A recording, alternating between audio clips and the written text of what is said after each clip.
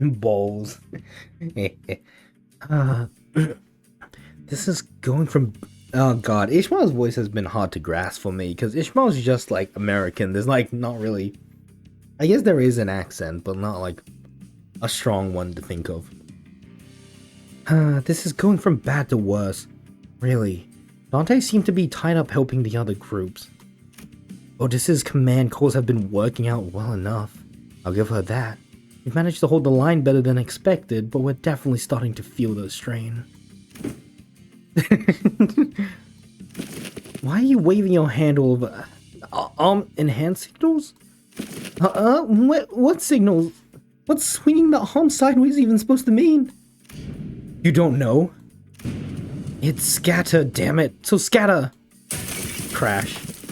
That was close. We almost got flattened. Damn it, even rookies with nothing but the most rudimentary of military training would have been recognized a hand signal that basic.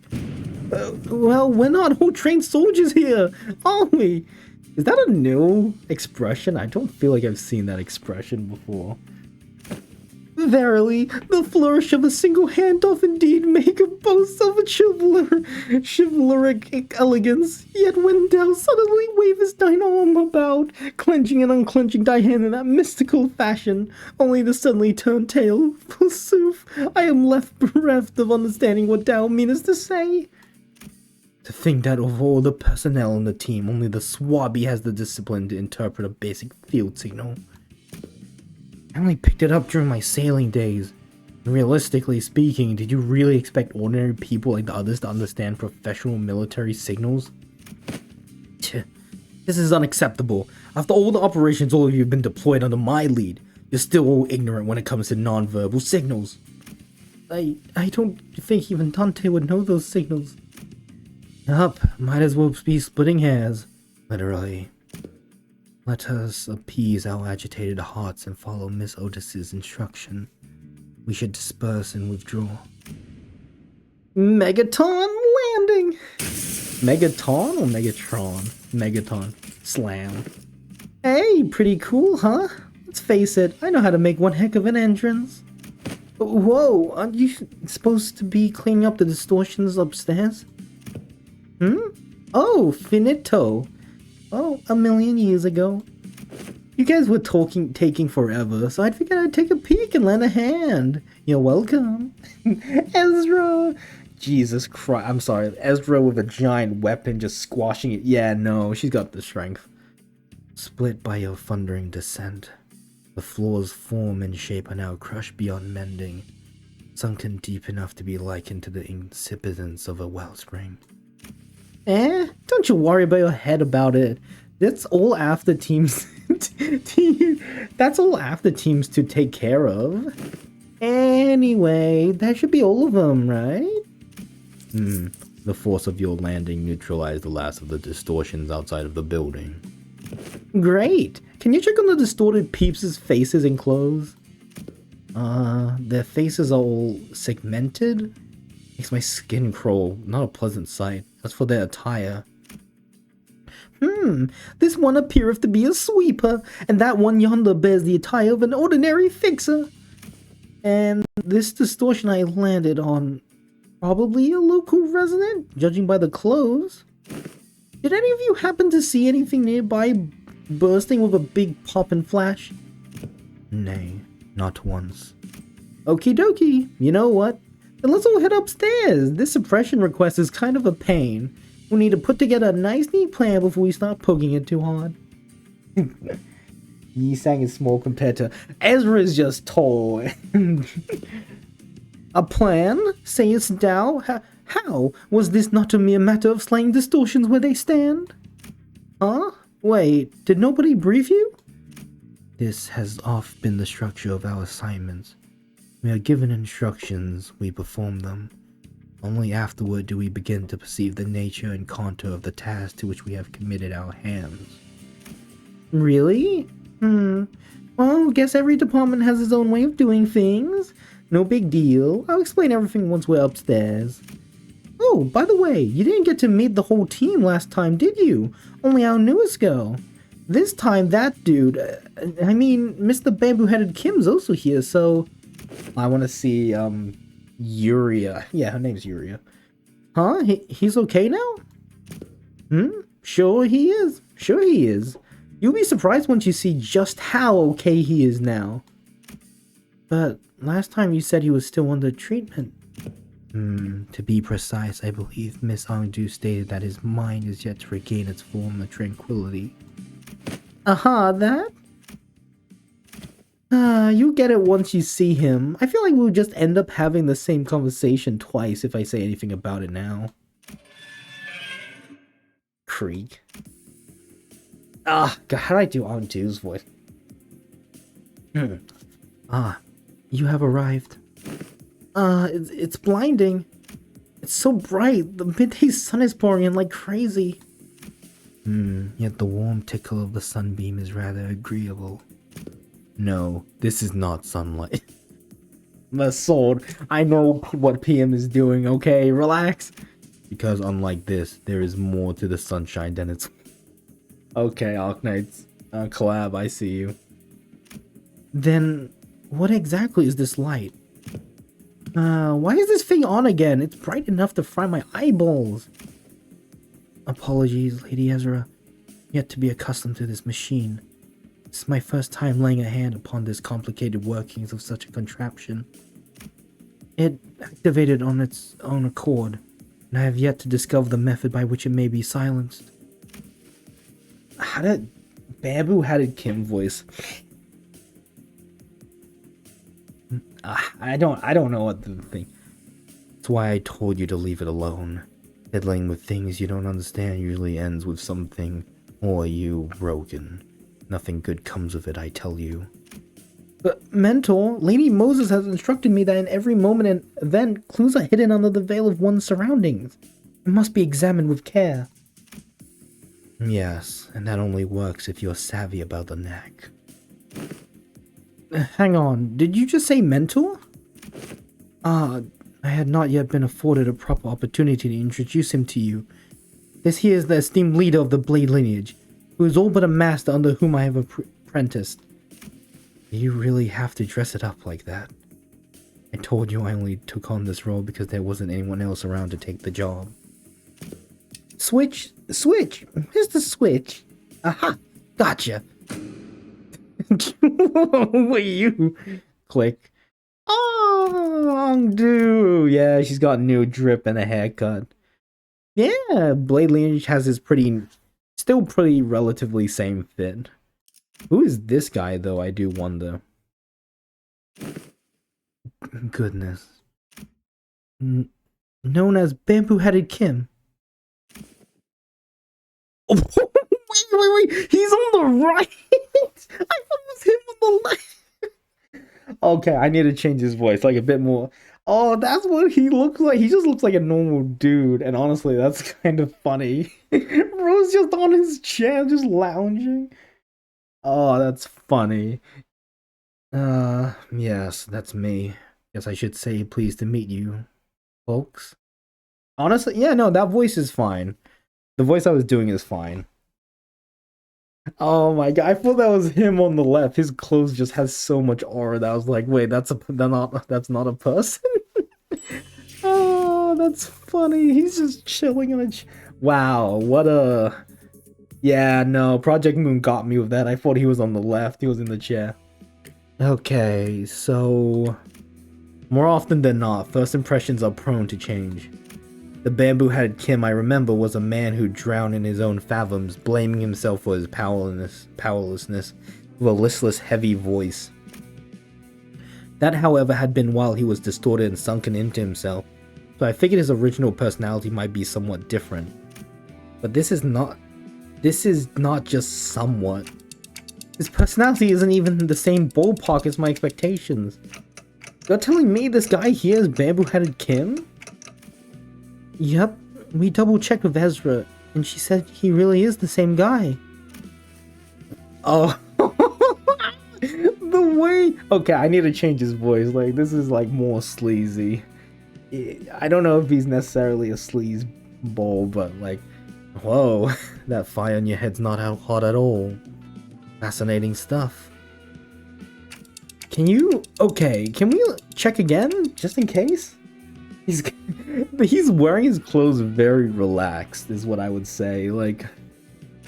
I don't know, maybe it's because Bamboo Headed Kim is just like in tatters, so that gives you a way more intense impression.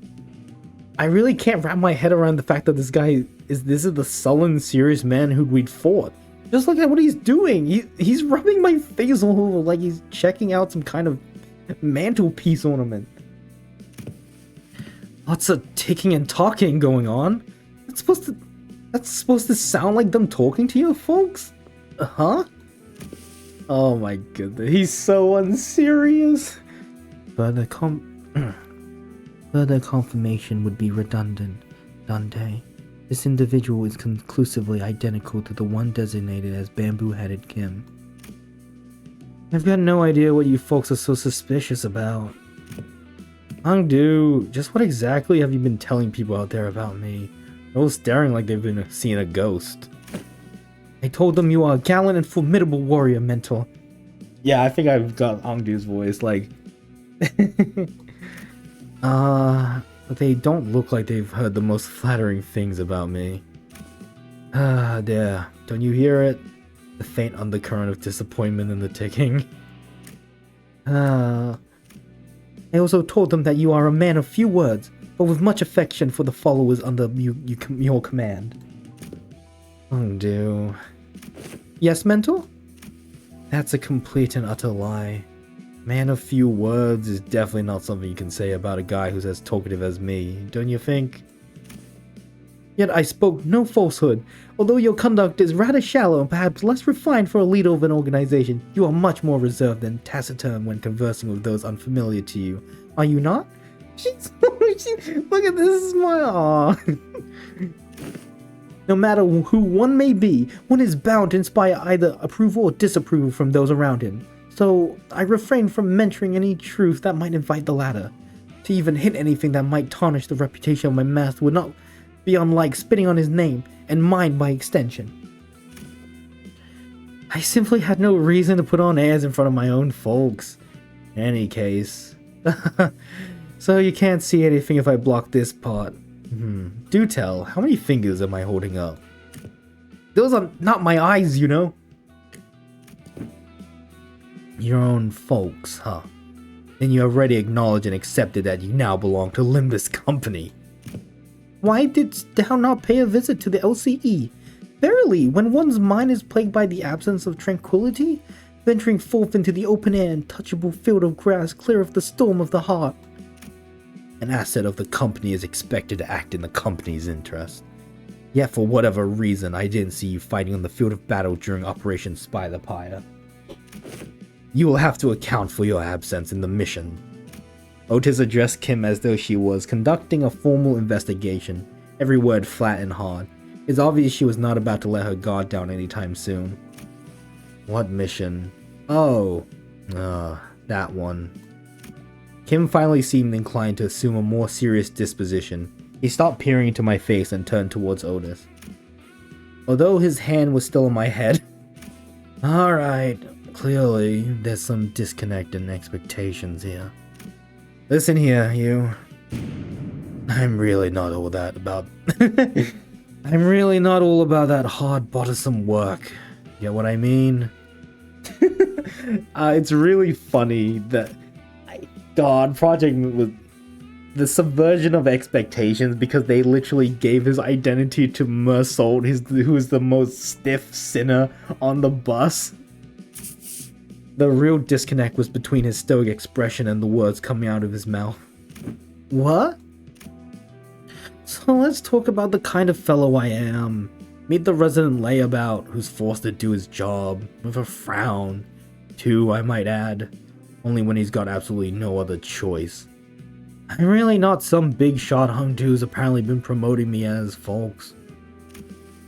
I'd very much like to stop getting roped into stuff that keeps putting my life on the line. Holy. Fine, then why did you join the LCD in the first place if you'd rather be unemployed? No, never mind. They probably forced you to stay. You catch on quick. First they spout this nonsense about distortions and all, and then force hired me, calling me a company-owned resource or whatever. And the other day, they were on about what's it name? Jordan Bow? Yeah, they invited me on a tour to another department, listen in on some important presentation. And I accepted. I thought it would be a fine opportunity to broaden my perspective. Dude, dear. There are times when your commitment to duty shines brighter than the sun. I find that attitude so dazzling that I have to squint when I'm looking at you. Yeah, there's gonna be a lot of sun mentions just for Muscle. Who knows? Maybe that's why I'm wearing this bamboo hat, to shade my eyes from your utter brilliance. Do you mean to say that you are in need of a shield to protect your eyes? Great expression. I don't know. The way the eye shift made me laugh. Lady Ezra, might I submit a request for a pair of sunglasses for my mentor? Only if it's not too much of an imposition on the budget, that is. That right there. That's what I keep telling you not to do. You can't just say yes to every silly thing he says and turn it into a supply request. More expenses add up to a lot, you know. You gotta save up everything you can in the piggy bank while you can, or you end up broke. Is there truly no room for reconsideration? No means no. Then pray make the purchase for me. I shall cover the cost myself. No can... Wait, what? My poor mentor is in a state of great discomfort, yet I possess neither the wisdom nor the knowledge to navigate the silver tongue of merchants in the maze of stores to locate the very best item, so I must beg this favor of you. You're giving me a frickin' headache, girl. I am aware that you and yours are no strangers to such dealings. There's no one else I can trust to complete such a procurement with the swiftness of the wind. Bamboo-headed Kim's just been changing expressions in the background. You know what? Never mind what I said. I'll just get you what you want. You heard the gentle lady, mentor. Your suffering shall soon be alleviated. Right. My apologies for interrupting you amid conversation. Pray, continue. You had reached the part where they invited you to tour another department. Yeah, this is a funny dynamic. This is a fun dynamic. No sooner Ongdu's words left her lips, her eyes glinted with something I couldn't really put my finger on. But it was a strange intensity that sent a chill down my spine. Yeah. So that day, I was just gonna relax here and watch some TV. Well, good on you for showing up to work today, I guess. Let's say there's a debt to be repaid. At least you understand that we are indeed indebted to the company. Yeah, I suppose I do. Kim's gaze lingered on Ongdu's prosthetic arms as he answered, "Aw, yeah. Oh, Miss Ongdu, your arms." Only after following Kim's gaze did Sinclair seem to notice Ongdu's brand new prosthetic arm. Oh, I think Kim feels a little bit guilty because Ongdu got injured. Yeah. Well, I say injured. She lost her bloody arms. The last time we saw her, Ongdu had lost both her arms, and I remember Ezra asking her to sit tight and choose what type of prosthetic she wanted. Prosthesis. Those arms are probably it. It's not just the arms, even her clothes are different now. That sword... I had these arms fitted anew as soon as the operation was concluded. The gracious host in one of the LCD's teams had prepared them in advance. With evident satisfaction, Ongdu held up her dark metallic wrists as if to showcase them. The components fixed along her arms clicked and rattled, unfolding for a moment before neatly folding into place. Oh, such graceful smoothness wed to machine articulation. 'Tis as though I am beholding the marvelous prosthesis of the illustrious Siegfried himself. Yup, the showcase would have gone lackluster without that trademark reaction. Oh, hello, Vanna. But it's dark. Welcome in, Vanna. Don't mind to ignore me if you don't want to see spoilers. Weh. Thank you. I always just saying hi is more than enough for me. It's so good to see you. I was able to see a lot of people today. I'm very happy. Those are strikingly similar to Schwarz Industries N7 lineup, but I thought that model was discontinued.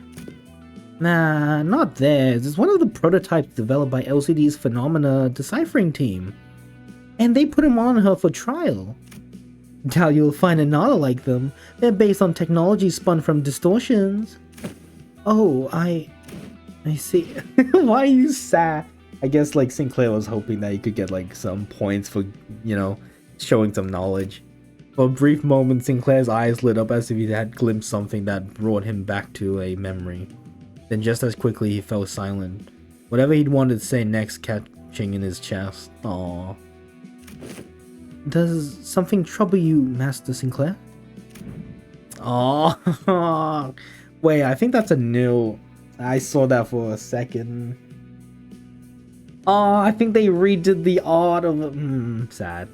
It wasn't hard to understand what struck the tender memory for Sinclair and why it cast a shadow over his face. But. Sorry, just reminded me of something from a long time ago. My dad used to work with prosthetics before he passed away. I thought this was the exact same model I saw back then. Is that a new sprite? I don't think that's a new sprite, but god damn, that is a blush and a little bit of sweat. It appears I lack tact. These arms have stirred a painful memory within you. For that I apologize. It's alright, I'm fine now. Sinclair's voice still carried a faint tremor, but beneath it there was a firmness that had not been there before. Also tremor? He really had grown a great deal. You can thank yours truly for picking the sword. I was there with her. Bruh, there's no better person to go like workshop weapon hunting with. Ezra's the best. I did inform Lady Ezra that any blade could serve as a weapon would suffice, but she insisted on browsing the goods. I dare say I was given the opportunity to lay my eyes on every type of sword I could ever hope to see in this life, walking through the workshop street that day. Oh please, girl, we walked for just 4 hours. That's not 4 hours. I mean, when you're shopping, yeah, you can drag on. While everyone was distracted taking in Angdu's new outfit and equipment, Kim had quietly slipped away from the crowd and crouched down in a corner. He was rummaging through things scattered on the floor, picking them up. Is he pocketing them? Anyway, what is this place supposed to be? What are all these things? It's basically a wreck now, but there are strobes in that cloth black backdrop over there. Maybe it used to be a photo studio? Oh, that could explain why there are so many photos stuck around the place. Probably. This thing definitely looks like a camera at least. Sinclair picked up a small cylindrical object and turned it over in his hands, studying it with curiosity. What do you suppose this is? A battery, maybe? Ah, there's some kind of strip inside. Let me just pull it out. No, that's... Otis shouted a sharp warning at Sinclair as if she had realized something. But Masault's hand shot out before she could even finish, clasping over Sinclair's wrist before the strip could be pulled out. Oh? Masault doing something without being commanded? Or maybe this is like one of Dante's like previous commands. Hey, like if something happens, protect. What did I do? Exposure to sunlight damages these objects. Oh. But is it okay? I'm just throwing a guess in the dark. I feel like it might be like an experience thing. I already pulled a little bit out though. It can be rewound. Carefully rotate the It can be rewound. Carefully rotate the rigid sections on the cylinder. I am currently blocking the sunlight from reaching the exposed section. Damage is of no concern. Yeah, he's just a brick wall. Of course you can block the sunlight, Missile. Could just wedge you into that window. just Oh, okay. You mean this one, right? This is the part that rotates? Yeah, it went back in. With a quiet nod, Massault took the object from Sinclair's hand. I should probably not fear. Oh, welcome in, Mezzy. I should probably not theorize here, but I find it very interesting that Otis and Massault were the ones to care about a camera, about the role of a camera being damaged due to sunlight. For Otis, it's probably like, it's maybe like a memory thing. Maybe not memory, but like a, probably something like Otis's pocket watch, if I had to guess. But you're at 67, you want to be 69? Well, you know, without following, I tend to stream when Limbus gets an update. So if Limbus gets an update, I'll probably be here. With a quiet nod, Massault took the object from Sinclair's hand. Welcome in. I hope. Thank you for chatting. Always appreciate someone dropping by and saying hi. Oh, Gregor! Pablo. Is that a film roll? Sure looks like it. There's something written on the outside. Experiment.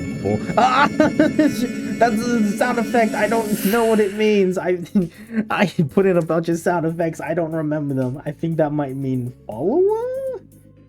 Mezzy, follow you this minute. Welcome in, Mezzy. Yippee. Thank you for letting me test this sound effect I put in. Yippee. Oh, I hope you have a good trip.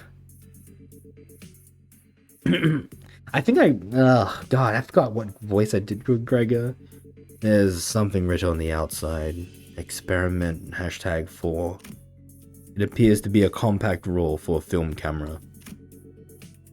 I've seen it a few times before. You, seem pretty used to handling it, Massault. Correct. Massault's answer came without any further explanation, but the way he adjusted the camera on the table certainly didn't look like that of a first-timer. Massault has experience with cameras. Interesting. Oh, thank you so much. I have it in my About section of credits. But it's by a wonderful artist called Kathy. Kathy? God, I can't completely remember, but it is in my About section. I do have a very long credits list of artists. Excellent, amazing artists I've been able to work with. Duh. Yeah, I think they're called Kathy. Funnily enough. They're called Kaffia. Okay. I once received a report containing photographs taken on film cameras during the war. Film rolls used by N-Corp are particularly difficult to falsify. They are often used to collect intelligence during secret operations. The film fixes light directly onto the medium, from what I've heard. Oh, Ezra? A peculiar expression flashed across Ezra's face as she regarded Otis. Perhaps it was the mention of war. Oh, because you used that war that caught her attention. Because, yeah, Ezra and Moses were in the smoke. Baby grill. Anyway, we managed to regroup in one piece. Let's come up with a plan to deal with these distortions, guys. Where should we begin? Then in the next breath, she returned to her usual bubbly self and steered the conversation away from the subject. Man. Both Ezra and I, we are both still trying to be free of this misconception we inflicted on ourselves. All her unfailing perky disposition, Ezra too may be carrying traumatic memories every bit as devastating as Gregor's. Does there yet remain aught deserving illumination? Huh? Yeah, wait, you're right. Haven't we cleaned up the distortion already? I couldn't feel any more traces of distortions nearby, and it didn't seem like any of the other Sinner teams elsewhere were actively engaged in battle at the moment either.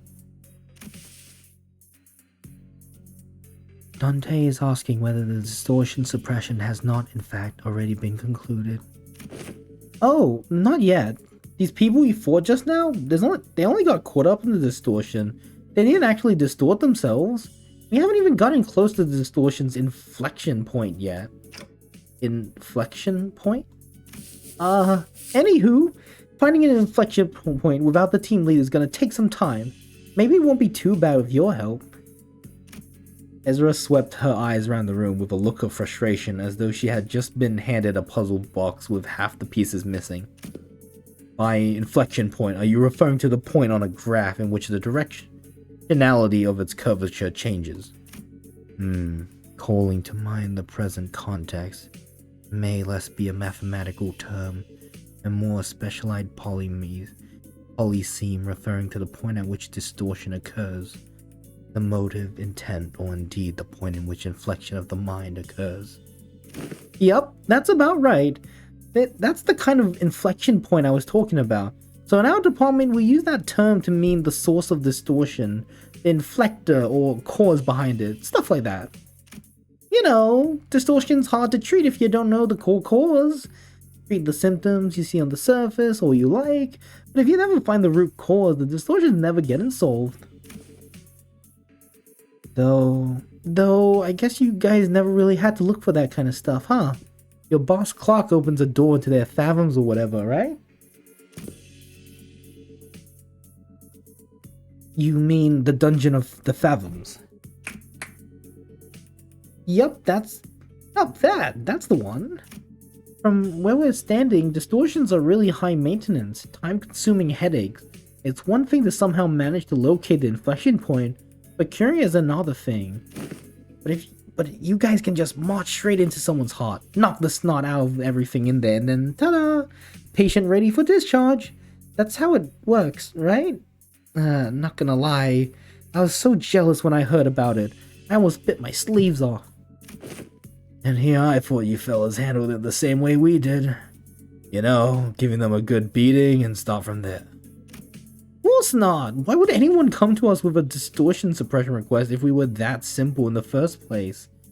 It makes sense.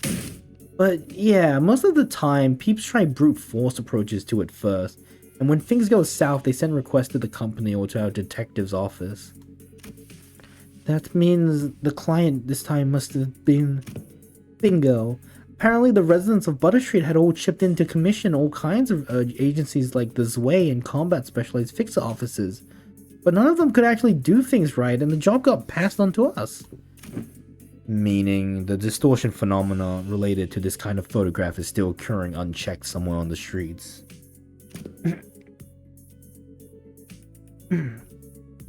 Exactly! That's why we gotta find something! Anything that might count as a clue! Ezra gazed down at the people lying on the floor with a complicated expression. Neat ash gray suits and the logo on the collar of their uniform and briefcases. Hey, isn't that N-Corp's logo? Come to think of it, wasn't Massault... I was once employed by N-Corp. What? He used to work with those people? Yeah, he did mention that he used to work at N-Corp. Maybe he can offer us some insight. Do you know who these guys are, Massault? Yes, manager. These are N-Corp Class 2 staff members. Given the camera briefcases in their possession, they are likely members of the pin frame team of services Disclue. Massault recited the information as though he were pulling it from a file he had already sorted and placed in the back of the shelf in his mind. Okay, pin frame team. Huh. Anything you can tell us about them? Yes. It is one of N-Corp's many field departments related to information gathering and processing. Their primary duties include handling of N-Corp's internal information, analysis, N-Corp's internal intelligence, sorting and arranging N-Corp's internal information, and intersector. That'd be enough. Whoa, is he a talking encyclopedia or something? Yeah, another thing to be jealous of. You think it'd be okay if we borrow him sometimes? Might be an issue for us if you just went and borrowed our team's encyclopedia. It looks like everyone agrees that he's an encyclopedia. Anyway, your encyclopedia is right. They're from N-Corp's pinframe team. Seen them a few times before in N-Corp's nest. But why would people already busy enough dealing with the nest affairs come all the way out to a shabby backstreet like this? Got any guesses? I am unable to determine that. Huh. Nothing to say about it, just interested that Masol took a pause. Eh? The possible range of connection between the two pieces of information is exceedingly broad. Listing every relevant reason as to why they may have come here would require a considerable amount of time. Therefore, I will not present a determinative answer to that question. Ezra staring holes into me with an unspoken, is this dude always like this? Wouldn't pull any answers from me, you know? Because aside from the combat situations, I've still got no way to figure out what's going on in his head. Okay then, Masol. Maybe this will be easy to answer. From an objective point of view, and that was when I noticed something I'd never imagined would happen. Masolt's eyes widened, his gaze fixing me with such a force that I could almost feel the faint tremor in it. A leveling stare that came with, there is no such thing as an objective point of view. Is he? Wait. That expression almost seems like Masolt's kind of pissed off. Like, that's kind of intense. Like, you see the mouth and the eyes. Interesting. Manager. Is that the first time he closes his eyes? A clipped tone and a look almost bordering on rebuke. A given judgment may seem infinitely close to objectivity, but ultimately, all things are subjective, without exception. I fell silent for a moment, lost in thought. Part of it was because Masolt's reaction had caught me off guard, but I also wondered whether this response might be connected to why he would always refuse to make judgments for himself. And if this has something to do with his turn, which I know is just around the corner. Got it. Then tell me 3 subjective reasons why you think are the most likely for why these people had to come all the way into the back streets. I need to understand who he actually is as much as I can, because I'll never know when I'll get not a chance to really get to know him. I brushed this off with a simple, oh I see, my bad, as usual. Yes, manager. I would presume that their mission was one or all of the following. Retrieval of a video recording or recordings in violation of N-Corp's taboo. Prompt elimination of the violator. Contact with an informant in the backstreets collaborating with N-Corp's nest. Or identification and arrest of a wanted individuals designated by the nest. Taboo? You mean these people could be taboo hunters? Nah, no way. They don't send out taboo hunters for every single violation, you know? Like, we usually leave minor taboo violation to be handled by subcontracted fixer officers or employees of the department in charge. I'd say these guys here are N-Corp staff. Miss Andu, what are you looking for in their pockets? I am looking through their belongings for enlightening clues, yet be hidden in the sleeve or the fold of their garments. Lady Moses has been gifted with the art of discerning the truth from what lies before her with but a single glance. Yet my eyes are foreign to such a feat. Let me take a look too. Is this an employee card? And okay, this one's a wallet, so let's put that back. We don't want to be robbers. Aha, this might be it. It's an order missive. Ezra pulled a sheet of paper out from an N-Corp staff's coat and read its contents aloud. Work details. Elimination of the individual of a Category 3 taboo violation. Address Butter Street. This is the place. Bleh. Which means all of this might be pointing to something. Whoever used to work this studio and the distortion phenomena might be connected. Yeah, now that you mention it, when that whole pop and change thing happened, it did kind of feel like a camera flash. Alright, let's start by combing through this place. Let me know if you find anything suspicious. Oh, at long last, have the hour arrived for my debut as a detective, forsooth. Don Quixote must have been miffed for not getting to play detective back in T-Corp.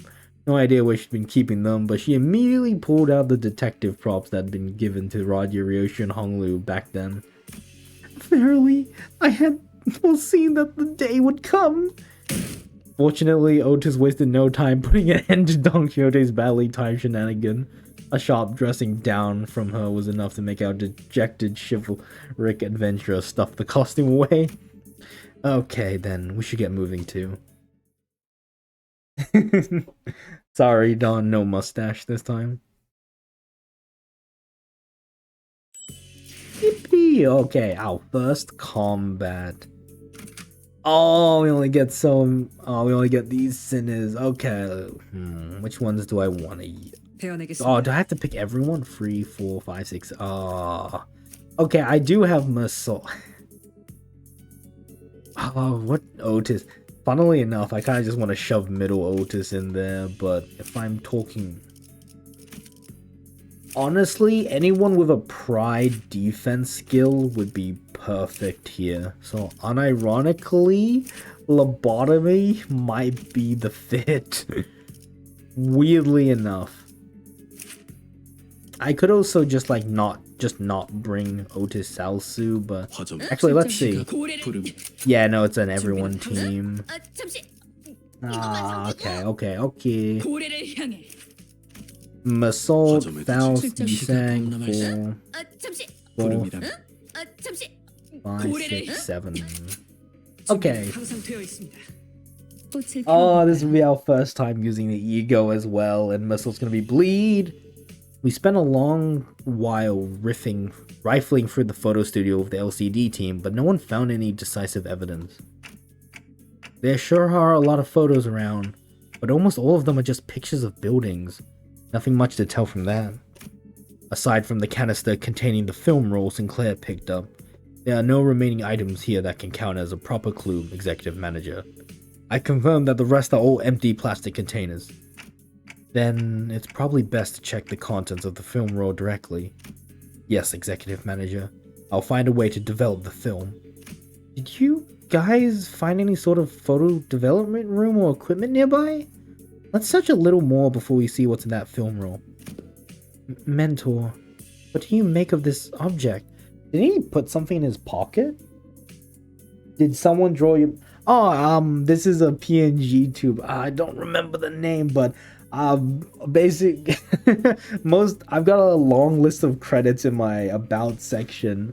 Like I said, I've been able to meet a lot of talented artists. I've got this commissioned on VGen.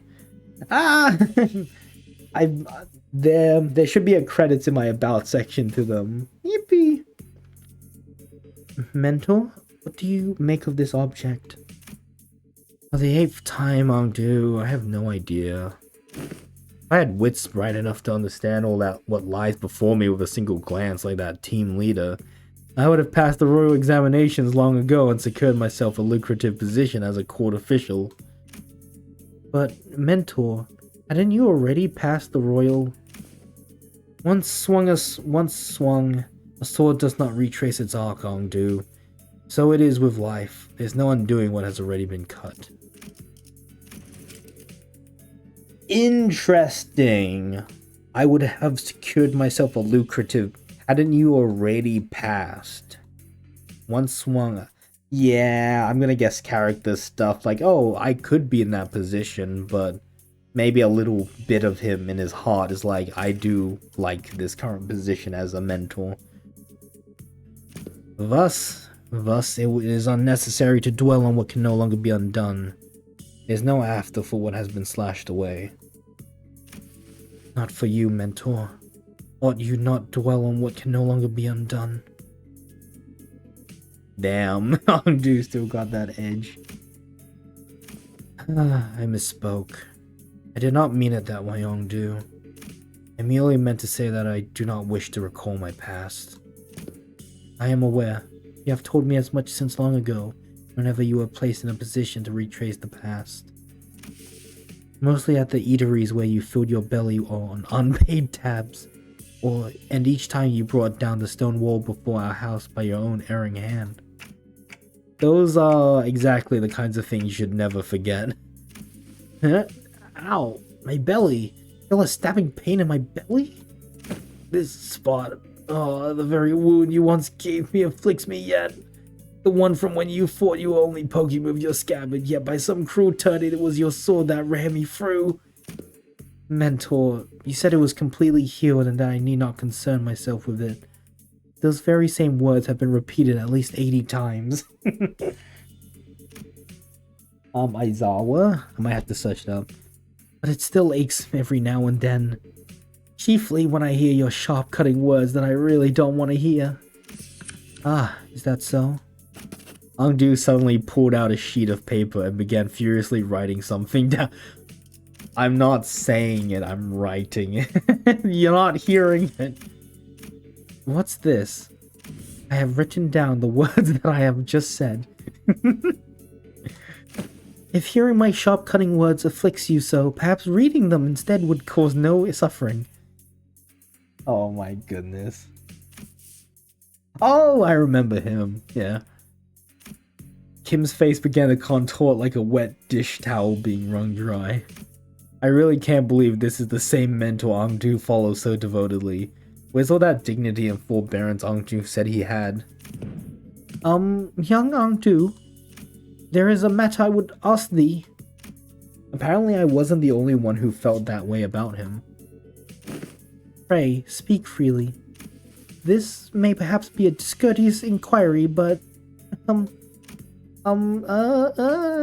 I too, when speaking to the others of those whom I serve, often ornament my words with a laudation of an acceptable degree, and yet... Ah, I understand your concern, Lady Don Quixote. I suppose this is your first time seeing Mentor with his shoulders so unbraced and his bearing so loose. In truth, when I first beheld him, I also wondered whether such a man could truly be a leader worth placing my faith in. Damn. However, upon my honor, I assure you that I have never once uttered a falsehood when I spoke of him to you. My respect towards the blades of my own and foes alike, my determination to safeguard what must be protected, even should my arms be torn apart. All of these are undoubtedly the teachings that my mentor had imparted unto me. Truly? Why? If fortune should grant opportunity, you may witness Mentor's true self yourselves someday. That is to say, if we let ourselves be carried by the currents of the river to arrive at such a chance.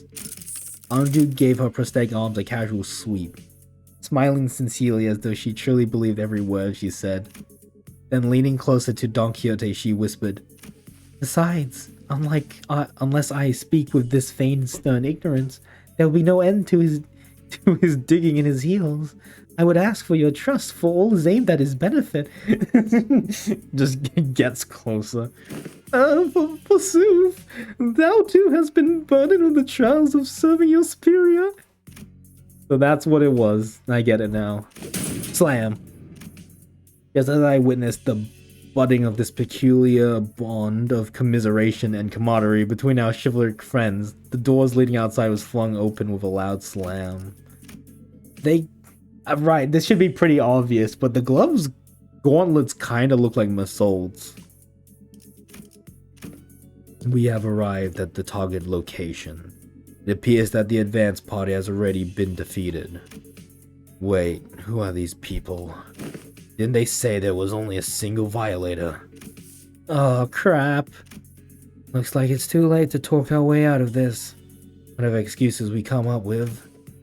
Oh boy, this is not gonna go well. Same thing happened last time when I saw the N-Corp employees. Haven't we had the wrong intel? And all of a sudden... Pop. A sudden flash blinded my vision white, as though I had stared straight into a burst of searing light so intense and bright that it made my head swim. Yeah, there was the same pop and... With my vision blinded, and the only thing I could make sense out was Ezra's soft murmur, until even that came to a stop as her breathing hushed. Oh.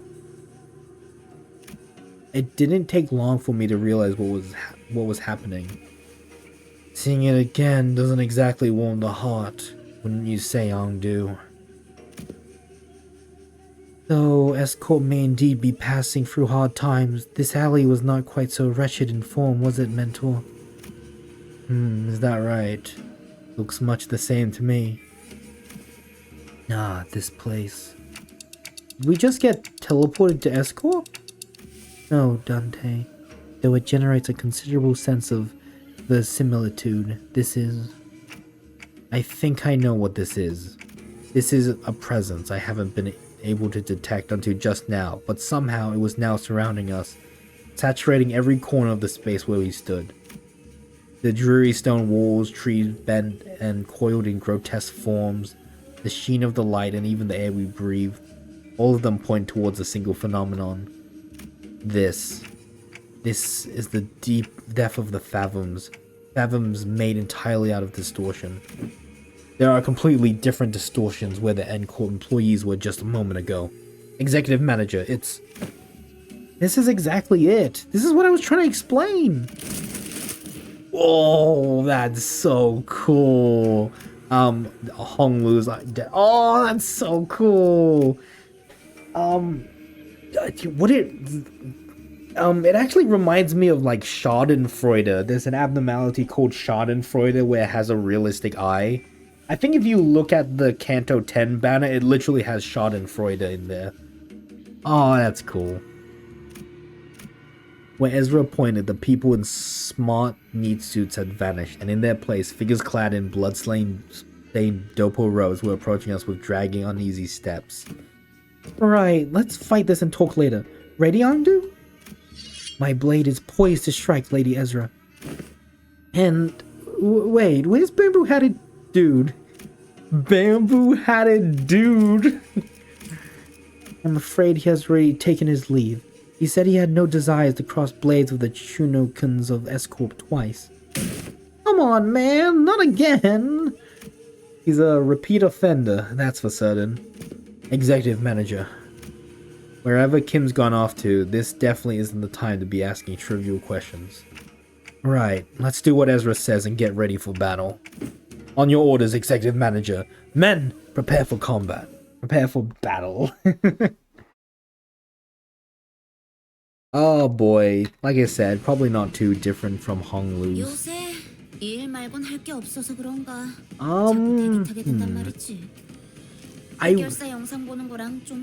Are we? Oh, that's cool. There's like squares that like don't fit. I wonder if S-Corp also has like pictures like this, or if, oh, it's fixed. Doing Ezra. I don't think this is any different as far as I can tell. I think they actually got rid of some of the description because it's not really important here. Yep. That's undo. Rending art. Acupuncture. Reclaim their bones. Absolute pride resonance. Yippee. Lucent rippling flame. Yeah, and you got Mook Workshop. Oh! Wait. Maybe I'll look in passives. Oh, Ezra's got a little bit of... Okay. Hell yeah. Ezra's got a little bit of information we can read. You like that model? Ooh, new girl's got an eye for quality. Excuse me, can we try this model? Oh, come on, relax. I know the deal. You break it, you buy it. Thanks. Hehe. See? Told you I'm a regular here. Okay, so the sword and the scabbard comes as a set. So grab them both and feel the weight. How's that? Not as heavy as they look, huh? Oh-ho. So there's this particle powder thingy in that scabbard under patent by the Mook Workshop. Every time you sheath and unsheath the sword for a brief moment, its blade comes out way sharper and lighter. And that model you're holding happens to focus on the sharpness. So it's like, ding, and voila, you get a nice buff on your weapons. I think it's one of the Yay series models, that Mook Workshop classic lineup, by the way. Check out the finish here, it's what the heck? Hey, this is the Type 2 model! They went out of production! You know what, this stuff really isn't easy to come by. We're lucky we found one here. It's such a rarity. Lady Ezra, perhaps you ought to wield it instead. No, it's fine. Well, I can see it's literally made for you. It'll work real nice with those boosters on your prosthetic arms. We'll need some getting used to, but you'll be one heck of a fighter once you get the hang of it. Anyway, consider it a gift from yours truly. You're officially one of us now. Officially our new girl. No more temp ID. This is a long one, but it's cute. And I shall accept with gratitude. By the way, remember that classic liner putt? It's super durable, but there are delicate parts that you should watch out not to break. Okay, you know what? Let them break. If it really comes to that, just don't die on us. I shall take your words to heart. I'm gonna guess this is a Roland, reference to Roland and Angelica that he broke the weapon. Dokkaebi arms. Take -20. Dokkaebi arms? Do you perhaps speak of Dokkaebis that often speaks in tales of old, I can scarcely believe it, yet after all I have witnessed while relying on the hospitality of Limbus Company, the existence of Dokkaebis from folklore may well be within reason. Come to think of it, I do recall the hearing of a name called Dokkaebi Unit. Dokkaebi Unit? I would love to see it. Assist defense. On the outside, it looks no different from prosthesis you might find in other nests or backstreets, but apparently this particular prosthesis limb has been created using technology unique to Limbus Company. Technology unique to Limbus Company. Since the development... Oh, because it's based on distortions! I remember them telling us earlier. Since the development of this prototype was led by the LCD department, I'd assume it has to do something with the power of distortion! Oh, and that's not to say that I have any certainty regarding the matter. I was only in charge of transporting it, you see? It's just simple speculation, really. In any case, I doubt this is your average prosthetic limb meant for body enhancement. Yeah, Mook Workshop, you want to get 15... It's where I must return. Okay. How much price? I think I only need like 3. Yippee!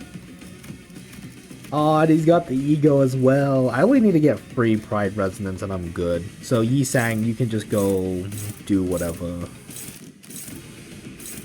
Like that. Struggling. Boom, boom. We'll ignore this guy. There we go. To claim your without ripping our hands off. Yippee! I mean, yeah. I do wonder what the arms are like, what distortion it's based off. Let me get some water.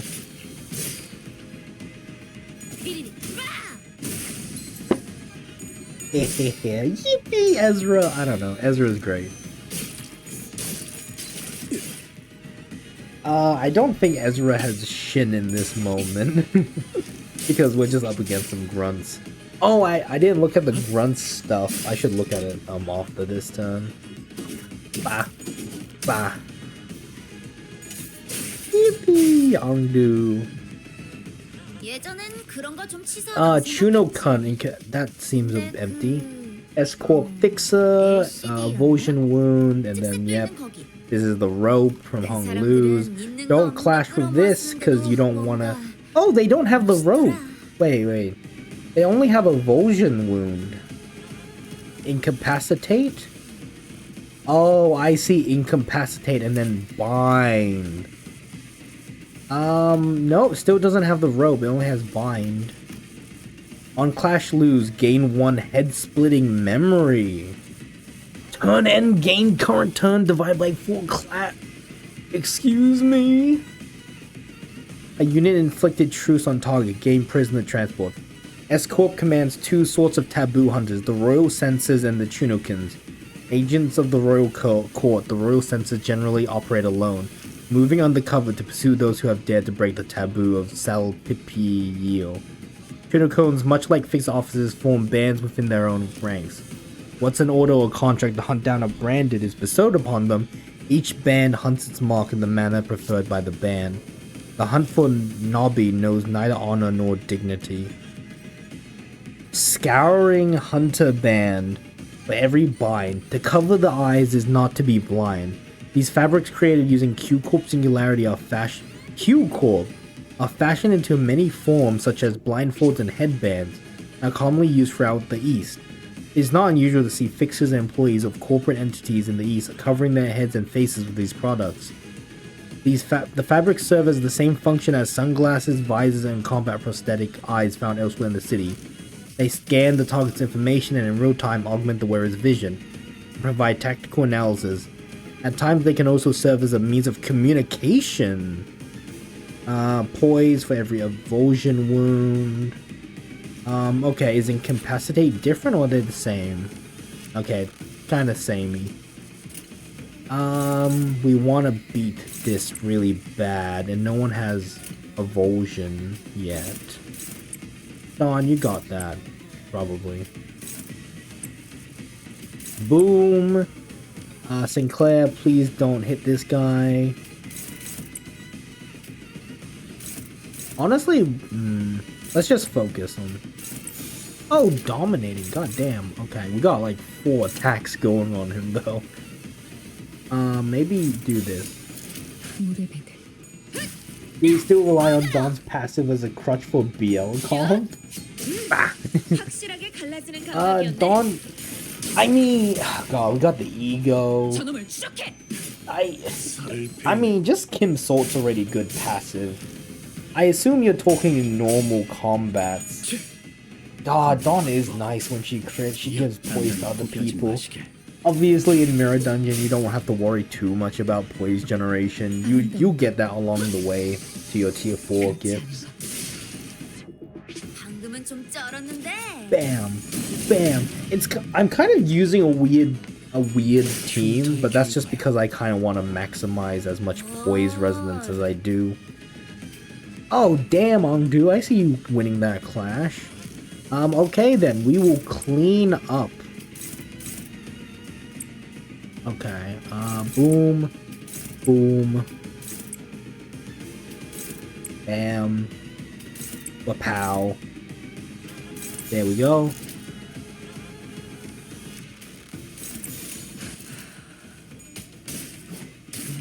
Oh, come on, Ishmael. Hey, listen, Ishmael, you failed that roll. You could have gotten that kill. You didn't get it. That's on you. I don't know. Getting 2 Ong dudes pretty fun. Oh, come on, Sinclair. Oh, well. 1, 2, 3. Baba.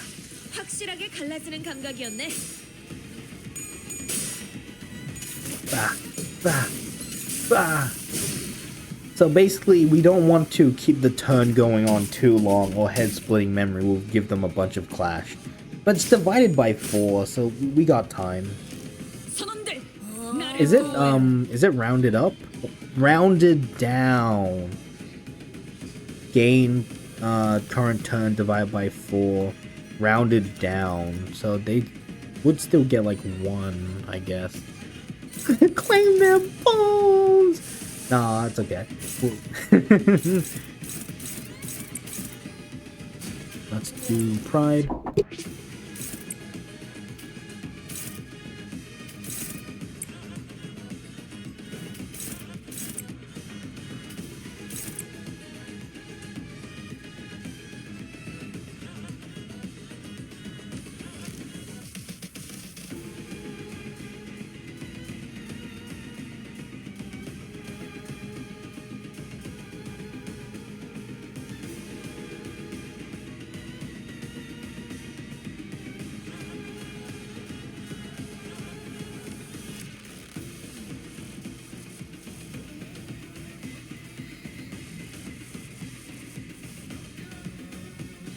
Okay, I'm back. God, I'm just trying to pride out wars. I honestly don't need this much pride resonance, if I'm being honest, because you only need... How much resonance you need? You only need like 4 pride resonance, so this is kind of overkill. But hey, might as well. There we go. Get jump scared. Oh, go ahead, Ongdu. Fuck his shit up. Bah. Bang. Oh, beautiful AoE. I should have focused more on that one guy. Bah, bah, bah, bah, bah, bah, bah, bah, bah.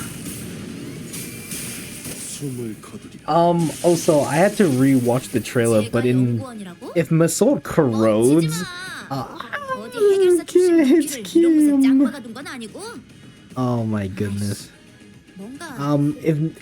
If you corrode with Masol's ego, he doesn't laugh. You go up and beyond. I don't want to clash with him, but in all honesty, maybe we should just murder them all. At this point, I don't really care too much. Ishmael's gonna corrode, but hey, it's fine. Yippee! Bah, bah. Oh, Ongdu's kicking ass. Hell yeah. Bah, bah. Ishmael, this is your chance to get a kill. If you don't get a kill, that's on you.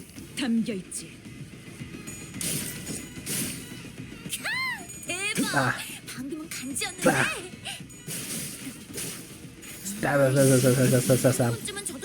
Yeah, Pinky Sinclair's good. Oh, come on, let Masol get a turn in. Oh, Ongdu's just gonna murder, because Ongdu's fast. Damn, my Masol didn't even get a turn. I'm gonna have to use the ego earlier. That should be all of them. Surveying the area with measured alert, Ongdu cast the blood from her sword with a few sharp flicks before sliding it back into its sheath. Huh? They're not changing back. Doesn't look like beating up the distorted ones revert them immediately this time around. Perhaps a fortunate turn of events. In a way, let us search for clues while time allows us. Right. You take that side, Ongdu. I'll search here. Ezra and Ongdu moved about as though they were used to this kind of situation, without even taking a moment to catch their breath. After the battle, they began searching the space. Privy! Don Quixote was the first one to voice her doubt in the surreal, unfamiliar situation we found ourselves in. We battled distortions upon our arrival hither, yet never before have I beheld our surroundings change with so sudden a flash. I do see like some red eyes here. Privy, I cannot make sense of this situation.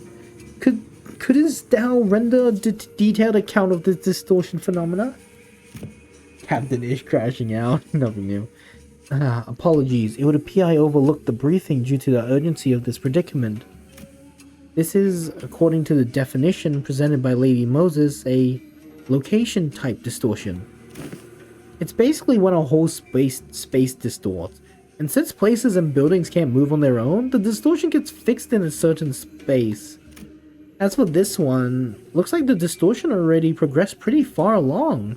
Middle stage, probably? They don't usually get this big, but this one's here's covering almost an entire street. Then those people. They entered this space and got caught up in it. Our job right now is to get to the bottom of the phenomenon. What exactly gets people caught up, and what happens to them once they're in? Of course, we can't really rule out the possibility of a powerful distortion that's encroaching upon its environment. Oh, and by the way, by that I mean when a distortion bleeds into the space around it, and warps it. Oh man, I'm actually talking like our team leader. Rubbed off on me, I guess. Hehe. Ezra continued with a sheepish giggle. In any case, we won't be able to suppress or cure this distortion even if we whoop these guys' asses 100 times. We need more clues to help us locate the inflection point. Maybe we should examine those people over here too? With a call, Ezra directed our attention to rows of collapsed people all around, all of them clad in dopo robes. And these are... The glyph emblazoned upon their headbands, Chu, bespeaks propulsion and pursuit. It marks them as Chunokins, functionaries charged with scouring and hunting runaway nobis. You hail from the homeland as we do. I am unsurprised that you know of them. I could hardly fail to know, for I too was once enumerated among their quarry. Scientists and technicians were daily being dispossessed of their stations in S-Corp after all. So it was no idle tale. Scientists who ply their craft without fattening S-Corp's coffers are seized forthwith and made nobbies of the corporation. Indeed, I count myself fortunate to have absconded with my friends afore the brand of Nobi could be impressed upon us. Otherwise, Nobi, the wretched appellation conferred upon the people for the convenience of those in power, vile practice and excuse for their power-mongering, nothing more. The so-called taboo hunters of S-Corp operate much by the same anatomy. Does the breaching of taboos summon the hunter, or does the hunter first seize his prey, to thereafter frame the captured with invented transgression?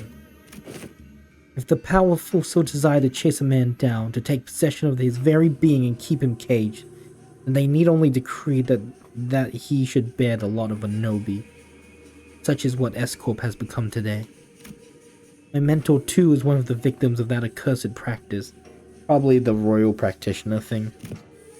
Then, could these people have been sent out to capture your mentor or Yi Sang? Or me? Perhaps, or none of us. You mean to state that they may be conceptual formants or chunokins generated by distortion? That is a plausible conjecture. We are getting nowhere with this clue hunting. With a heavy sigh, Otis pressed her fingers against her brow as if her head were starting to pound in frustration. To delve further into the matter, it is necessary to determine why the S-Corp and its Shunokins have appeared as the motif of this phenomenon. Considering the course of events we have seen so far, would it not stand to reason that the distortion stains all nearby things with memories most foul? The presence of Chunokin suggests a possible correspondence to Yi Sang's memories. Conversely, however, the absence of T-Corp's time collectors weakens that hypothesis. In which case, the most plausible theory is that this particular distortion could have stemmed from Bamboo-Hatted Kim or Ongdu's memories. Ongdu furrowed her brow and fell into thought as though she couldn't grasp the full picture of the problem. I've seen a few distortions that show trauma or affect their surroundings, but this one, I'm not getting that pop of inspiration. Can't even guess what this distortion wants either. Pop. The white flash of light suddenly drowned my vision again, as Ezra clutched her head and cried out with annoyance. If only Team Leader was here. Great expression. Cracking this would have been a piece of cake. And we're back. And we're back. This is why you kept asking whether we'd seen any bursting with a pop. The N-Corp employees must have had it rough too, getting dragged into the distortion like this. I mean, what else were we supposed to do? It was self-defense. They were about to attack us. I suppose finding the root cause and taking care of it would be the fastest way forward. Let's just do what we can for now. Okay, first we need to develop the film we found here. We'll head to the nearest darkroom and... Nah, actually, let's first drag that slippery hat-wearing colt back here and get him talking about the Chunokins. That's probably our best bet. Every time we take a job, that slacker just slips off without telling anyone. As one part of me watched Ezra stamp her feet in frustration, I was also carefully following Heathcliff's team through the other part of my vision. Oh, I think I can help with that. Have you located him? Huh? What? Boss Clock found something? Yep, I found where Bamboo-Hatted Kim is right now. Get the team back together! Damn, it's been 2 hours and a half, and I don't feel like we're even halfway through this Intervallo. Oh, we finished one part. Okay. Oh boy, we got the full team now. If I had to get a full team, one. Yeah, but it's Pride. Heathcliff is also Pride. It's perfect. 2, 3, 4. I could go 5, 6. 7, 8, 9, 10. 작전 시작이군. 그러니 Gregor as a support passive isn't really that good. It would probably be better to switch Greg out with someone else, I'm being honest. This passive doesn't really help. Honestly...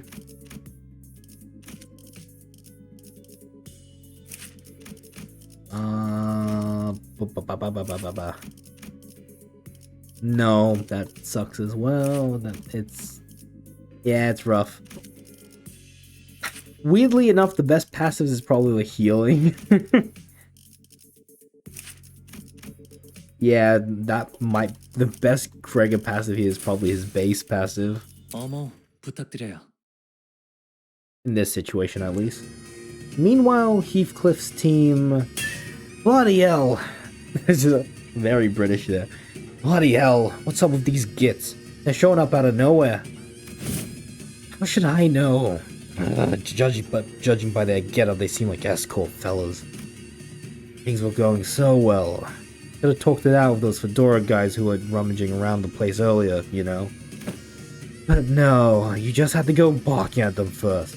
Would have saved us a whole lot of trouble if you hadn't, right? Oh, so it's my fault. Those bastards look like they were nicking stuff. This is our contract area, ain't it? If they walked off with something important, we'd be the ones catching hell. Oh, listen, bud, not everyone's itching to swipe hair coupons into their pockets the second they get the chance. Oh, for how many bloody months are you lot gonna milk that? Excuse me? What, you got a problem too, mate? No, not at all. Just wondering whether that gentleman over there is also one of our enemies. Is that the end of your troupe performance? Shame, I was really enjoying watching you folks dance. Might have mistaken this place for the Peach Blossom Land of Legends had there been a cup of fine Macchioli. I can't say it, rice wine. I'm just gonna say the top. I butchered that to go with it. Yeah, that's an enemy, alright. It has a name tag, though. I think it says, OCD. OCD or whatever, who gives a toss? Am I supposed to put up with every bastard having a dig at me? Oh dear. Such bold swings. Didn't know there was an encore to that performance. You slippery little rat. Well, I do find this amusing enough, but if you intend to play with me, you ought to be more aware of your surroundings. Hey, behind you, there's... Wow, he took out all those doppel-wearing people with just a single strike. I'd say that about covers the price of admittance for your troupe circus, wouldn't you? Well then, I leave the rest to you folks. Wandering blades and worm tails never linger on the stage. Wait. Never linger on the stage for long after all? Oi! Where the hell you think you're going? Damn it! It's Bamboo Hatless Kim. When Ezra said Bamboo Hatted Dude, that also gave me a slight chuckle. It's Bamboo Hatted Dude. We just need to evade with Dawn and we're good, honestly. Boom.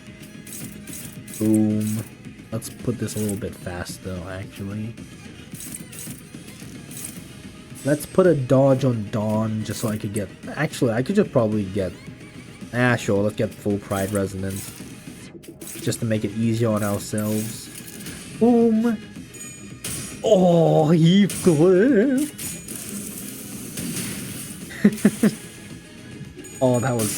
that felt too close. Oh, they're pretty weak to pierce. Or are they elements because they're distortion? Well, we'll see. Yippee! Yeah, get him. Sinclair isn't on the field, so I can evade with Ryoshu. I won't accidentally just kill one of my own units. Actually, it might be a good idea to kill my units, because if you activate Bamboo Hatted Kim, and then you kill a unit, you get more. Oh boy. It's good. It's good. It's really good. Oh, I have to get rid of Faust's evade. Oh no, even then I can't. Let's save this for now then. Bah.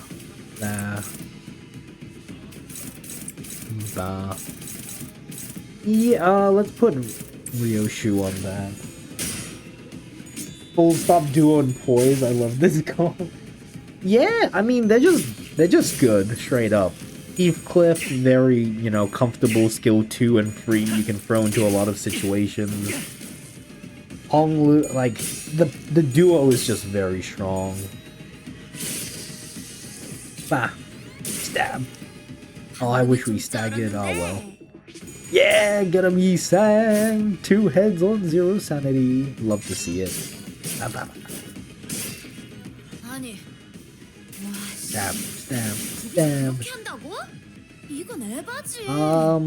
They are weak to slash. Oh wow, it's just one time. Pride and Wrath. We could. Let's do. Wow, you are not doing well on anyone. That's normal, but honestly, boom. I could even have them dodge, but really, it's fine. Oh god, I want to get Pride Resonance, but honestly, it's fine. It's fine. It's all good. Let's hope this kills before. 1, 2, 3. Nice little follow-up attack. Well, it's not follow-up. It's just, you get what I mean. 1, 2, 3. Yeah, get him, Isang. You got this. That's my goat. 1, 2, 3. Oh, no stagger, sadly. Oh, that's interesting that Heath went first. 1, 2. Oh, excuse me? Oh, that's cool. And we're in the development room. Icy Encore Class 2 staff, pinning nails and tremor. And bleed. Wait. Inflict pinning nail. Gain 1 offense level down for every 2 bind. For every 2 bind, gain bleed equal to stack. Gain bind equal to stack next turn. Max it, then lose 1 stack. How interesting. Intelligence gathering. When using a skill identical rank to the skill photographed. Identical rank? Identical rank? I wonder what rank means. Like maybe skill 1, 2, and 3? Defense skill and ego skills are counted separately. What does rank mean? Oh, I forgot to look at sanity. If this unit inflicted intelligence enemy on an enemy, heal 10 SP on triggering tremor burst raised by pinning nail. How interesting. I guess we'll just have to play along. Are they weak? What are they weak to? I don't know. Heathcliff will... He will not kill. Maybe I could stagger though. I might be able to do this. How much damage is that? 13? Yeah, this feels like an appropriate time to ego. You know, just for the fun of it. Who's Ongdu attacking? Oh, and Ongdu is in here. Sad.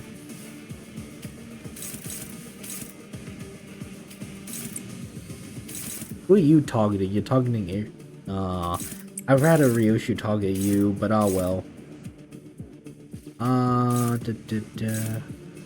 Let's target you as well. 1, 2, 3. Yippee. 1, 2. Oh, I thought I would kill. Oh well. 1, 2, 3. Yeah, get him. Get him, Hongla. Oh, that's a big AoE. 흐릿한 등화, 곱게 접은 Dragon. 종이에 던졌으니 Oh, that's a lot of damage. 용되어 Oh, 빈도에 남았구나. 제가 연구원이라고? damn, we didn't even get to activate Bamboo-Headed Kim. 어디 해결사 Oh, 출신 7 느낌을 이런 곳에 enemies. 짱 박아둔 건 Okay, I 아니고? gotta speed this up real quick. 뭔가 Let's kill. 아깝네. Okay. Bah, bah. Let's do 1, 2, 3. These two are dead.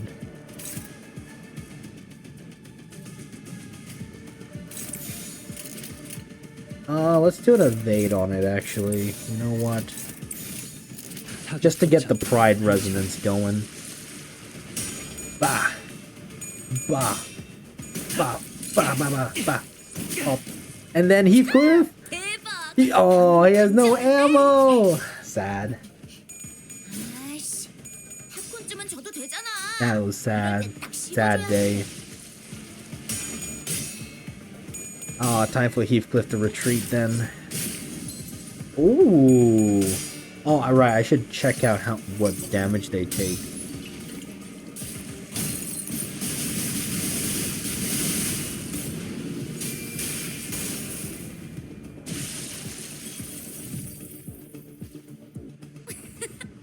너희 너무 얕잡아 보인 거 아니야? Looks like I might have to end stream, so I'm gonna end stream after this battle. Sadly.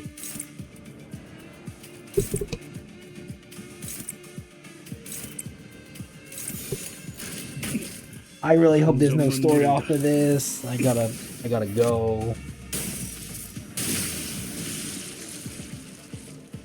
I'll try to come back later today and stream, but we'll see.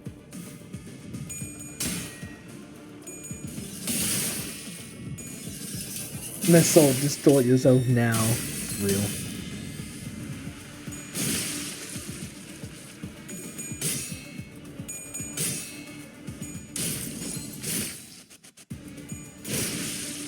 Oh, the juicy damage. Okay, we're swapping back. Okay, last one. 먼 치킨, 압도적인 전력. I wonder, is it like every free turn? 재밌었다. 자,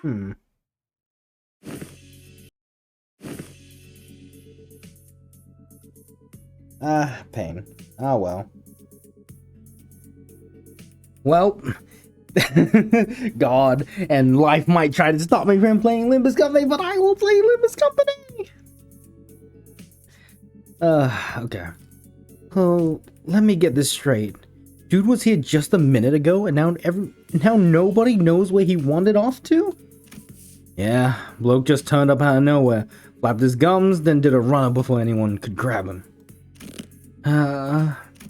Ezra let out a long, listless sigh, as though she was getting sick and tired of even complaining about Kim. Nah, I see you. Tiny grabs you. Lady Ezra, I cannot say your frustration is misplaced. Yet I trust you also are aware, more often than not, Mentor's actions have carried a profound design. Yeah, I'm back. I'm probably gonna have to stitch the VODs together. It's easier for me to post them separately, but I'll stitch them together. What else? Oh yeah, I actually feel a little bit better, a little bit worse. It's interesting. He has never left his post without purpose so far. No, I get it, okay, but come on, would it kill him to give us a heads up before he goes zooming off on his own again? I got something to drink and I got a cinnamon donut. Yippee! It's not like we'd stop him. What are we gonna do? Tie him up? Lock him up in a closet? We don't do that in our team, right? Remember, last time we all thought he was being a good patient, sleeping it off in the recovery ward. But nope, when the LCE got infiltrated, he snuck out without telling anyone and came back like nothing happened. And then the team leader didn't even chew him out for that. Yeah, your team leader probably knows his deeper image. Lady Ezra, that's... Oopsie, wasn't supposed to mention that, was I? Then the reason he failed to participate in the operation was... Simply because the LCD was lax in supervising its personnel? Is that what you're suggesting? He snuck out and came back like nothing ever happened. Lady Moses bade us hold our tongues for this very reason. She knew full well Mentor's intentions would be misunderstood in precisely such a manner. What part of this have I misunderstood? Did you not just disclose that man deserted his post without authorization? Well, he very clearly isn't a militaristic like you, Otis. You know, he follows his own way. That's the thing, he wasn't just wandering around, he was outside, all alone, taking down the ring auto mannequins, who had locked down the elevator that leads into the LTE department. Yeah, it's not like he was dealing with the strongest enemy out there, but the recovery ward didn't have an emergency alarm. And nobody from the department was there to warn him either. He somehow just caught on and did the job himself. Huh. But it's all thanks to him that the facilities team managed to get the comms back up and contact that LCE chief dude way faster. And that helped the LCA to actually deploy. It would have been delayed for another hour or two if he hadn't stepped in, apparently. And he went fighting even though he wasn't fully recovered. So he came back looking like he'd been processed from a meat grinder. So yeah, he did end up staying in bed like a good patient. In a lot of pain. Then the soldier's not entirely deserving of reproach. Nope, he's a less talking, more doing type, I guess. Anyway, we were all stuck inside the building back then during the incident, so fine. I suppose there was no helping it. Today though, never mind. It's always like this with him. He always slips away and pops back in saying it's done. My point is, what happens if one day one of those solo missions doesn't go his way and he just drops dead in the street somewhere? How are we supposed to help him then? Actually, how does he even know what's supposed to be done in the first place when nobody gave him any instructions? Bloke's got to be relying on his gut feeling, innit? Gut feeling?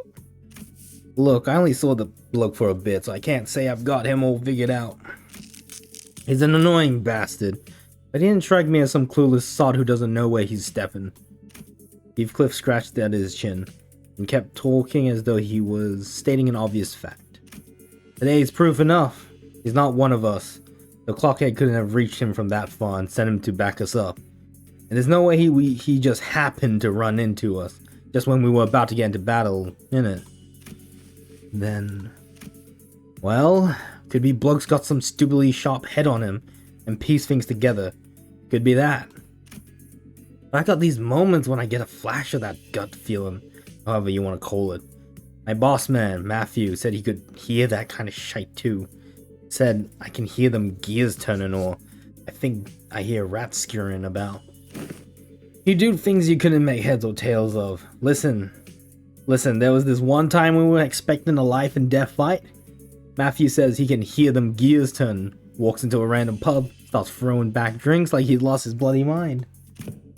That does sound like someone who's lost his bloody mind. Back when I was on the ship, some sailors used to drink the barrel dry before battling whales to blunt their fear, only to stumble around on deck and fall overboard. And boss man could knock it back like a whale. Still, the point is, getting blasted right before a turf war is not what most sane people would call a good idea. Had us all crossed, so we went stomping after him. And guess what? Turns out that pub was the secret hideout where the opposing syndicate was holed up. They were crowding around the gaffer, running their mouths about how they'd kill him and put an end to the dead rabbits. That's when we came stomping in and had them surrounded instead. Not a single one of them got away. We beat them bloody, every last bastard. And boss knew it'd play out that way. Sorry, but this really sounds like a boss duel bragging to me. Sure that wasn't just a coincidence? I should think it was no mere chance. If you're saying as much, then surely this was but one among many such coincidences. Is that not so? Yeah, every time Matthew pulled one of them stunts, our lot ended up growing bigger. Wouldn't have kept working so neatly if it was just a coincidence. It is likely what is often referred to as, indeed, an instinctive sense, or an experience-based precognition. More accurately, an unconscious process by which information accumulated in the subconscious is sorted and converted into sensible conclusions. There have been some extremely rare cases in which Heathcliff has demonstrated the ability to arrive at coherent conclusions that surprise even Faust. On further analysis, it would appear that he was employing a mechanism similar to sixth sense, as some people call it. I do know there's a theory about Heathcliff potentially hopping dimensions, like in his canto of Earl King. Is that a compliment, or are you taking the piss out of me? Though my mentor does not see fit to explain each step he takes. When all has passed, I often find that no footfall of his was taken in vain. I would ask of you, grant him but a little time and wait. Keep waiting, and the shape of his intent may yet become clear. Though I confess I have also been concerned about him of late, his recent silence is far heavier than what I have noticed in the past. To wait. Don Quixote began, hesitated, then stopped herself from saying more. She only gave a quiet nod. Yeah, okay. I suppose our team leader has her own reasons for letting him be. That said, doesn't mean I'm happy about it. Let us return to the task at hand and do what we can for now. Fine. As the other sinners quieted down, I finally had room to notice the place we found ourselves in. There wasn't a single ray of light, just a deep red hue pressing in from every side. Can't believe we've been chatting away in the dark this whole time. Fellas, the red lights ain't helping at all, especially with my aging eyes. Oh, are you looking for the light switch? It's right here. And right then, don't turn on the light. Yeah, flick of the picture.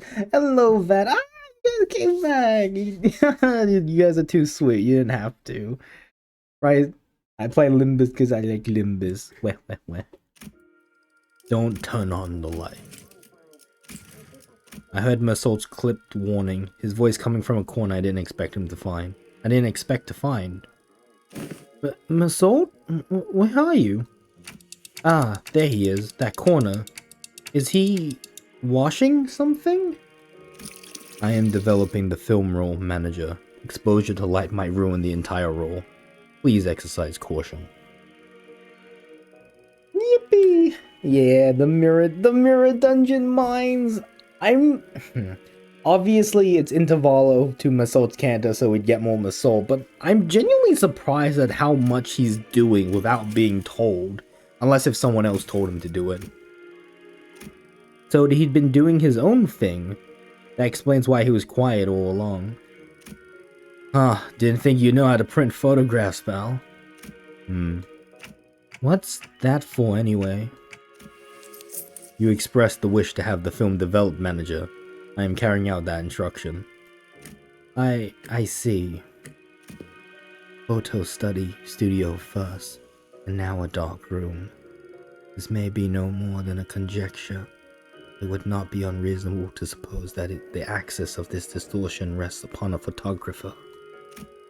The film serial numbers either match those found in the photo studio or deviate by only a single digit.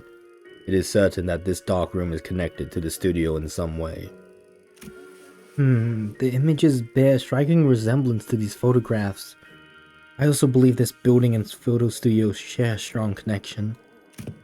Oh? Where did you get these photos? I brought some from the photo studio. I cannot name the locations in the pictures with certainty, yet they all appear to have been taken at various places in N-Corp's district. Buildings, mostly. Hey, wait, I know what these are! People take pictures like these when supplying stuff to that department store. Correct. The photos must have been taken by a docugrapher. Mersault chimed in, holding up an odd cylindrical container in his hand this time. He gave the container a shake every now and then with a measured rhythm. Whatever he was doing, he seemed to be part of the process of developing the film. Film rolls are hardly affordable for the average resident in N-Corp. In most cases, taking photographs is done as part of professional duties. There are approximately 21 occupations in District 14. that utilize photography. However, only a single profession involves routinely photographing specific buildings, adhering to fixing standards that can be observed in these pictures. And these docugraphers you mentioned, are the people entrusted with that job? Yes, they photograph the information to be poured into canned experience. Oh, NCorp speciality! Docugrapher? How could a person of such decently lucrative profession fall into a distortion? They photograph the information to be poured into canned experience. Decent job, maybe? But how do we know if they're a decent person? Ezra replied with a clear-cut answer after only a brief pause. What makes you say that? The photo studio we were at didn't have any dark rooms, right? No, it didn't. My team leader said there are other ways of processing film rolls, but in NCorp you have to go to a darkroom to develop and print them. Correct. Film rolls are usually immersed in developer solution to be processed. Which is why photo studios have these darkrooms equipped with red safe lights right next to them. Papa can for the But this place, it's pretty far from that photo studio. Ah, yeah, now that you mention it. Check out these windows. They're only covered by newspapers, all messy-like, if you consider how sensitive film rolls are to light. It's really super suspicious that this darkroom doesn't have any proper blackout panels. And you know films can cost a fortune in some places in the city, right? Who in their right mind would print photos in a dark room patched up with yesterday's newspaper? Oh, you think it's maybe like an illegal den? This probably isn't even a legit darkroom. Someone just hauled in the bare minimum tools needed to develop film and threw them together in a hurry. Someone who didn't want to be seen printing photos, and people don't usually avoid scrutiny unless they're doing something not so decent. If that's the case, then I can see why they might have distorted. Right? Manager. Masoud came to my side quietly, still giving the strange cylinder the occasional shake. I have a request regarding your instruction to develop this film roll. Masoud has a request? Like Monster or something? I mean, canned experience, right? The idea, at least what it sounds like. Right, there's only one proven type of experience that is NCorp speciality. But I imagine there's like a range of different experiences. What is it? Please ensure that the light in this room is not turned on until development is complete. Aren't we already doing that? Yes. However, engaging in battle opens the door to uncontrollable variables. That is why I have judged it necessary to make a separate request. Battle? There is no need for concern. I am capable of participating in combat while maintaining the development process. But wait, can you slow down? A battle, you say? Surely there must be a cause for you to believe so. At the photo studio, reinforcements arrived exactly 11 minutes and 34 seconds after NCorp's pinframe team staff were defeated. Deduction based on the events thus far make it clear that the photo studio and this darkroom share some kind of connection. Furthermore, Sinner Heathcliff, Sinner Honglu, and Sinner Gregor have battled NCorp's pinframe team in this very location. I heard footsteps rushing up the staircase, approaching closer and closer. I have a feeling I know what Masoud is getting at, but I ask anyway. Meaning, the initial rinse is finished. The process is now halfway to the completion of the second agitation. This indicates that 11 minutes and 30 seconds have elapsed since the start of the development. A battle is imminent. Please withdraw to a safe position. Manager. Masoud, you... trash. You should have warned us way earlier. Understood, Manager. I will follow that instruction going forward. So the picture hasn't faded in technically yet. They're halfway through developing the photo. I don't know. Masoud is so fun. I don't know. You don't get enough Masoud, but I feel... I really do enjoy Masoud's character, though. I wish I could enjoy it more by reading the book, because I know a lot of moments from the book which, oh, they hit. Something sits ill with me. Amid the distortion sprawl of Escort's back streets, Angdu had her gaze fixed somewhere high overhead. At the end of her gaze, are those photographs? A long line stretched across the open air, photographs hanging from it like laundry clipped to a clothesline. I mistook it for a warding rope at first and gave it little attention. Yet upon closer look I saw those pictures hanging from the line.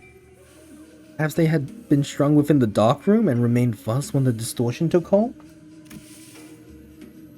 It's just a lot of photos. We have a lot of photos. Bizarre. Observation of unaffected elements in this space occupied by a location-type distortion is most irregular. Indeed, the items we bought from the studio have already changed into images of various sites of S-Corp, yet these alone remain as they were. Let's take them down and check them ourselves. Guess I was wondering if the line was perhaps too high for me to reach. Massault stepped forward and plucked a few photos off it, and the instant he brought them to me, we heard another pop, and again a bright white light blinded my vision for a moment. Good grief, this distortion likes to change its mind, huh? It keeps switching between S-Corp and N-Corp. This feels like getting caught in a flashbang detonation.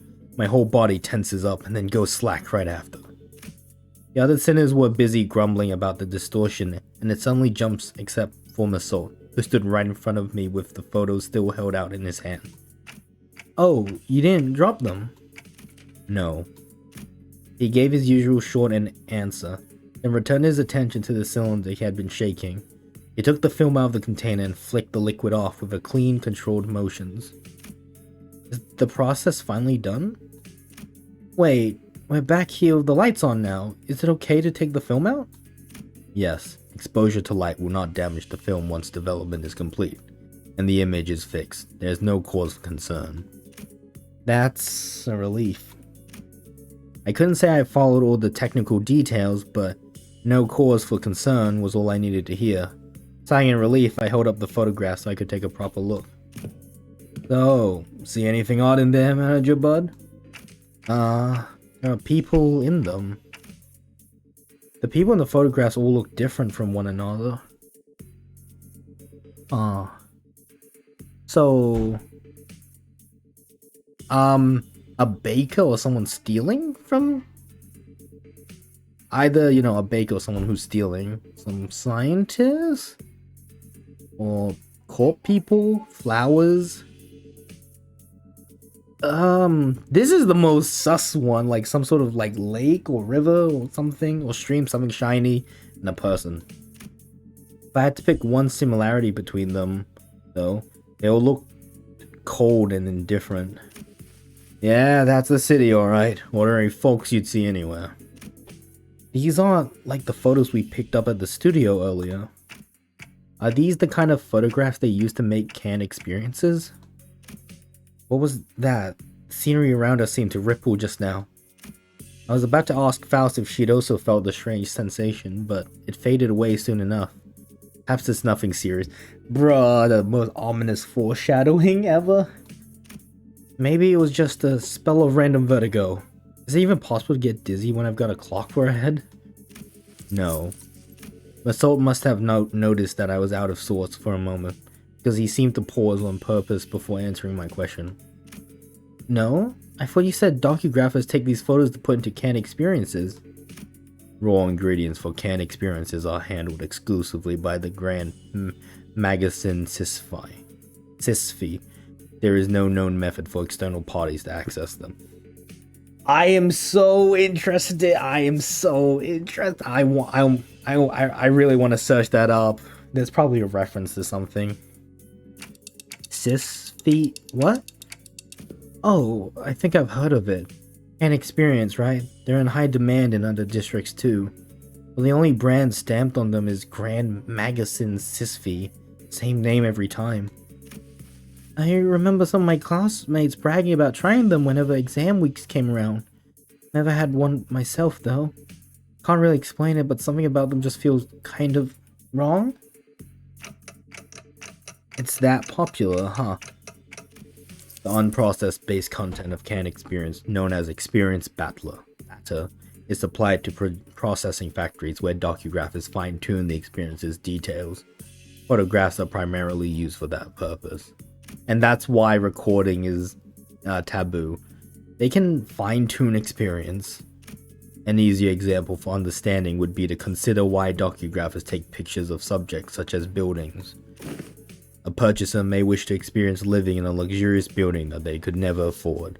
Another may wish to vent out impulses of violence by experiencing the burning of an expensive property.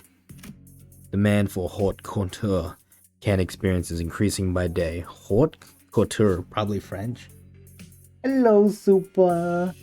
No worries, I always appreciate the hello. I hope you're having a good day. You'd be all night. So that's why the photos from earlier were all fancy buildings. Okay, I hope work isn't too tiring. Pat, pat, pat, pat, pat. Beep. You too.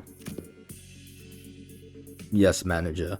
Conversely, information concerning ordinary experience that can be easily encountered in reality is in low demand.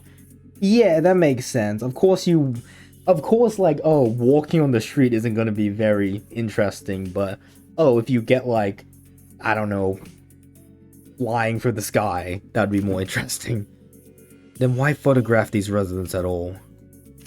Perhaps these were not images harvested for their commodity value, but pure photography in and of itself. Maybe they have been captured for a desire to seize a vanishing instant through a lens. There are people who take photographs knowing that it would cost an exorbitant sum. I've seen some before. Staggering amount of money just to take a single photo.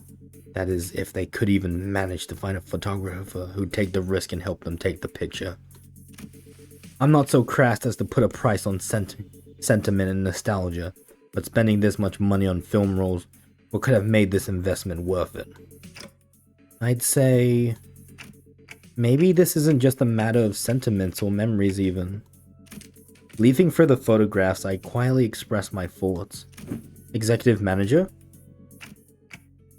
I'm not exactly an authority on distortions, but I know they manifest through desires or emotions that become warped in bizarre ways.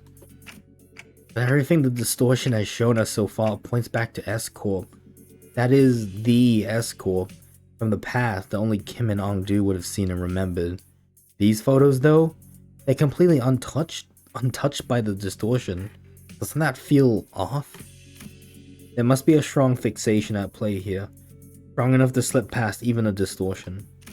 And if that obsession is something that refuses to let these memories be influenced, I think our next step should be to look for the people in these photos. These photographs are the only undistorted, unaltered clues we have. Dante says it would be advisable to locate the people shown in these photographs. Oh, good idea. Team leader did say that we should accept input from the LCB with open arms. Hey, Ong-Do, can you get me the office catalog? We'll probably need to commission an office affiliated with 7 Association. Let's look for one that can take the request right away. Can someone tell Ezra we're fine? I think I know where to find those people. Dante says one of the people shown in the photos has already been found. What? When? How? Well, guess I'm just having a lucky day. Dante could definitely sense it. I pulled the radio from my waist and switched it on without answering Ezra's question. DWRC. I think she said Dewey Regroup Clock? That one was especially hard to understand, Ryoshu. That's funny. Raji's with you, right? Can you put her on? Okay. Okay. Raja, you there? Eh? What? Dante? Wants to talk? One sec. I kinda went overboard with the bread and pastries. My hands are completely full over here. Pastries? What kind? Bruh, connection. Just one of everything. Can you grab an extra brioche and baguettes for me too? Love the ones from that street. They're so good. Hold on, I gotta readjust the pile if I wanna... Just throw them on TF, their package. Ryoshu, you can't treat food like that, Kay. Bread has... I mean, bakers have feeling too. You know, how do you think the baker would feel if they knew someone was treating their precious babies like trash? Just on the floor. Yeah, Ryoshu definitely said the floor. This scabbard is rattling again for no reason. I think Araya agreed. Oh, now that man, that just made me sad when I read babies. And anyways, Dante, can you give me a sec if you need me to fight? Just need to cram these into my pockets real quick. No, it's not a fight. Huh? And what's this about? I took a closer look at the words written on the wicker basket in the first photograph Masord had brought me. Bread. Where's that bakery you're at? Oh, bread is now canon in Limbus Company. Baguettes are canon. Brioche, it's canon. Cans. Like I said, I got a cinnamon donut and drink. Oh, you're alive! You might not be alive for soon. Bread Queen! I know who you're looking for. I don't know why immediately I want to make them like Scottish or Irish, but that's just the vibe I get. Maybe it's the hair. I know who you're looking for. The owner of the bakery was a woman holding the same wicker basket as the one in the photograph. She took one glance at the picture I held up for her and gave a quick nod. This man, he works in Cannery 17 right next. He's a regular. He used to drop by every morning to buy sandwiches to share with his co-workers. Haven't seen him around lately though. And those co-workers, I assume, they were wearing the same uniforms. Asking the question on my behalf, Otis showed the baker another photograph. I think the reason I thought the hair is that it's more brown than orange, I think, but I'm thinking of Brave the movie. I think it's called Brave. Probably. He was always wearing one, too. I guess it's the cannery uniform. This confirms our lead executive manager. Few inquiries at that cannery should bring us to the information we need. Yeah, you're right, but... it's just that she doesn't seem very concerned at all. She's one of the people in the photos that wasn't affected by the distortion, right? Thought she'd be a close acquaintance. Allow me to verify, executive manager. Do you know the name of this regular you spoke of? His name? His name? Am I supposed to know that? I feel like this might be a bit offensive to people who have Irish or Scottish accents. The fact that I don't know the difference. Well, I need to do my research. Though I wasn't expecting her to actually know his name, the apathy evident in her voice gave me pause. He took a photo of you. Wouldn't it be reasonable to assume that you're well acquainted with him? Oh, that seems a little bit sus. The baker's demeanor changed when Otis pressed the point. She gave a strange, unsettling smile before pulling something from her apron pocket. A thin and round can-like object. He said he'd give me 5 of these con experiences for free if I let him take my picture. Even said he'd throw in the docograph of the building of my choice. He docugraphs buildings, right? I hear he even takes work trips to the nest every now and then. So I asked him to get me a docograph of this lovely mansion I saw by the nest suburbs. I know I'll never get to afford a beautiful place like that, but this way I could at least experience what it's like. And gosh, it was everything I'd ever hoped for. I couldn't quite put my finger on it, but there was a distinct eeriness to that dreary, blissful smile on the baker's face that sent a chill down my spine. Young Massault? Oh my god, Dawn and Massault Dawn and Massault doesn't have a lot of, they don't get a lot of interaction, so this is a treat. Are these canned experiences truly possessed of such marvels? To pluck all semblance of reason from one's countenance. They maintain high demand across the city. District 14 is only one of several markets. Dost thou mean that those who indulge in canned experiences may experience venturing on an expedition to the Great Lake and bungee jumping off the summit of that skyscraper yonder as they remain seated where they are? I think I was a bit too Irish on the early one. I got T Corp that. Oh, pat. Dodge.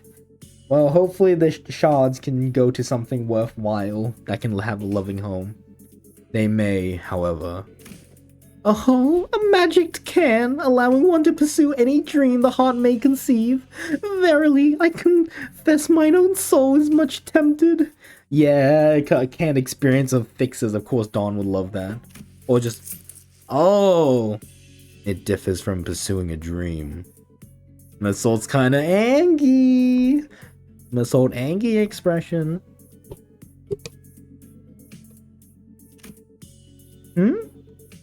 Mass-produced canned experiences are made from base experience.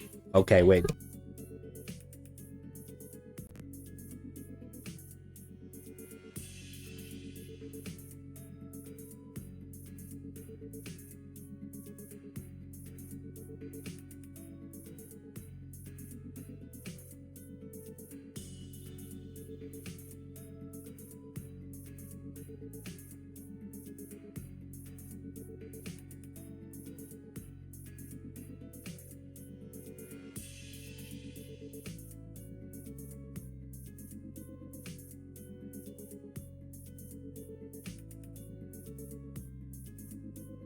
Excuse me, some guests were being quite rowdy.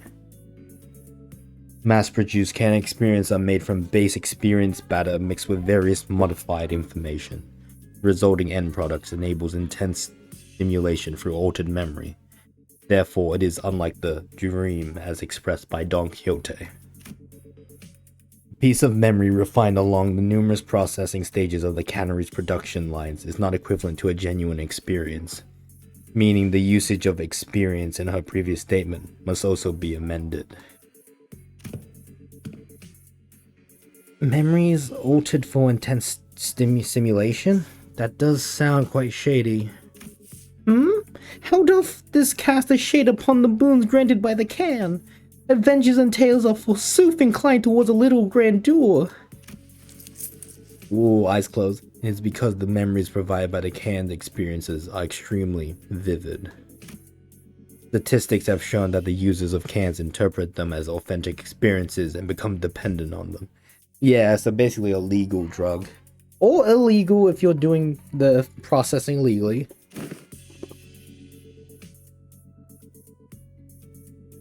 The possible cause of the formation of dependence patterns is that canned experience allow one to feel as if one has achieved a dream that is, in reality, impossible. Art thou implying that the users are made content with devouring forged dreams stored in instant use cans? Worse still, the user may no longer strive to chase dreams in the waking world. The sweeter and more splendidly a dream is embellished, the more impossible it will appear to be grasped with one's own hand. To become a cause for surrender instead of inciting one to march forth? Verily, doth it not annul the significance of dreaming itself, if the resultant dream rouseth not the spirit to gallop forward it? Whether that annuls its significance, I cannot know. But they sell well. I wonder if Masault used to be a can experience junkie, because he did say in, I think Ishmael's Canto, he was looking a man who would chase experiences. But it sounds like Masault does not have a positive impression of them. Masault knows the reality that they sell well, but... I wonder... there's so many theories. Right, obviously, as we see, Masault's very good at processing images. Maybe Masault used to be someone who worked like that. Occupation. Or maybe he was someone that was reliant on it. Okay. So, how much you willing to buy? Oh, how much will you be buying? Buy what? You came barging in with all these questions, and now I was patient enough to answer them politely. Wasn't I? Don't you think you owe me a sale or two? You're not about to leave without buying a single loaf after crowding up my bakery and scaring off my customers, are you? Yeah, I mean, I feel like Roger would have already bought stuff from you, but okay. Her case was on point, actually. With our whole group gathered around, the passersby gave us a wide berth and hurried on, whispering among themselves. Nobody was about to come in and buy bread like that. Come on, lady, I practically cleared your shelf already, didn't I? Yeah, I'm sorry, but there's no way Roger didn't just buy everything. You did? Where the hell are you keeping all that then? You even gotta ask? Of course I had some already, and the rest is safely tucked in my coat pockets. So you already ate some. Let's buy a little more. It's true we scared off the other customers. Understood. Given that the expense is made to facilitate this operation, the lack of prior budgeting should not pose a problem. Oh, nice! Sesame rice bun for me, please. Huh?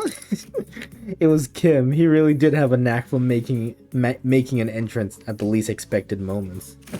Hey, mister! Where have you been this whole time? Wait. Be cross with me all you like. But just give me a moment. Ezra paused, waiting in puzzled anticipation. Only for Kim to take a sesame rice bun from the baker's hands and chomp into it. Alright, I'm ready. Freaking waste of bread! That's the most angry Ezra has been. Ezra angry fist drove straight into Kim's solar plexus, folding him to the ground like a crumpled sack of potatoes as he rolled away. And then he disappeared. At this rate, the owner might start charging us for the whole bakery next. Roof and all. Best get away from here. Manager. Kim just got knocked out. Oh, that's funny. Syndicate leader, by the way. Yeah, I mean... You know, the Blade lineage, that's technically a syndicate. I don't know what... Because a syndicate is basically just a group that's under the management of a finger. I don't think Blade lineage is under the management of a finger. I could be getting my definition wrong. Syndicate might also just mean a gang of people, and if that's what it means as well, fair enough. Manager. Masoda approached me as we walked down the street, with Ezra and Kim still squabbling behind. I just like I just like Ezra saying, freaking waste of bread, as she punches. She's like, she doesn't want to waste the bread, but like, I gotta deck this person. He was holding a roll of something brown and tightly coiled. I have completed development of the film per your instruction. Oh, so this is the film in that canister you were shaking. Do I just unroll it? Hold it up against the sun or other sources of light, as it is a reversal film. The images should be visible as they were photographed. I had no idea what a reversal film meant, but I did as he said and unrolled the film. Okay, I can see it. Huh, that's pretty cool. Oh, is it showing? Can I see too? Aw, that's cute. Move it over a bit. Let me take a look too. It was hard to make out the details because the images were too small, but I could still tell the strip was packed with almost identical pictures. Is this the same person in every shot? In the same pose in all of them? You're right. No, wait a second. See the arm there? Here? The further along the strips you go, the lower it gets. Yeah, and the head looks like it's turning to the right. Uh-huh. We were all squinting up at the tiny frames on the film when Sinclair suddenly flinched and went stiff like he'd seen something he shouldn't have. A second later, all color drained out of his face. Sinclair? What's the matter? This reminds me of something I learned in school. You draw a picture in the corner of a stack of notes or a thick book in the exact same spot on every page. Yeah, one of those, like...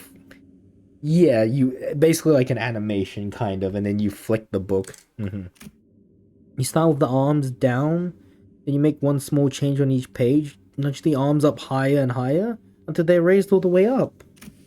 And when you flip the pages fast enough, the drawing stops looking like separate images. The little figure starts moving. That class was called Introduction to Motion Pictures.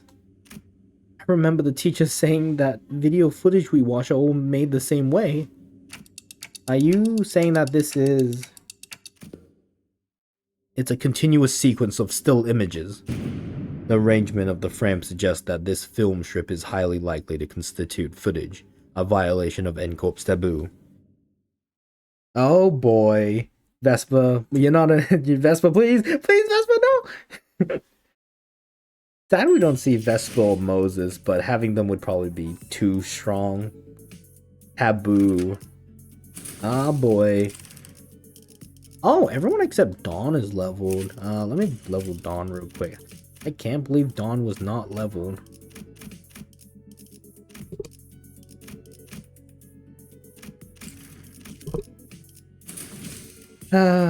Sometimes... Oh crap. As soon as I registered Massault's words, my hand reflexively threw the film to the ground. Are we gonna be okay? We might have just broken a taboo. My mind began to race, rapidly traveling back through our journey, specifically to the time when Don Quixote had smashed that window at K-Corp and caused the wing to wipe out our team multiple times over. I felt faint. At least we had Vigilius with us then, and it ended up being not that big of a deal at the end of the day, since I could revive the sinners, but... Some nest taboos can get us in serious trouble just for carrying anything that has to do with them, can't they? I hurriedly turned toward the sinner, many of whom looked every bit as troubled as I felt. Still, a few of them expressed a casual lack of concern, citing all the crazy things we've gone through so far. Miss Faust, what will happen to us if this gets the manager killed? Okay, so this is it, huh? Stop freaking out, guys. They're not dying. And we'll be fine. NCORP's not gonna kill you on the spot just for possessing a film roll. Really? Well, it might be a problem if the film roll does contain genuine recorded footage, but it's not like you guys had a hand in filming it, right? When NCORP dudes get here to pick it up, just comply with their commands, thank them for their service, and nicely hand it over to the authorities. Everything should be a-okay. There is a possibility that everything will not be a-okay. Eh? Because I have developed the contents of that film roll in that dark room. Oh. The court will take the lack of intentionality into consideration. However, it is very likely that my actions will be deemed as aiding the primary violator of the taboo. Really? But Team Leader said that NCORP has their own regulatory standards regarding image quality, which they use to determine the severity of taboo violation. If the footage image quality or frame rate is within regulations, NCORP won't be sicking their fixes on our butts right away, and they could buy us time or give companies some leverage to make a deal, however small it might be. Because what they're really sniffing around for is how close to reality the video is, or how close of an experience it provides to real life. So even if we're really, really unlucky and they actually come after us, it's going to be fine as long as the footage is low fidelity, probably.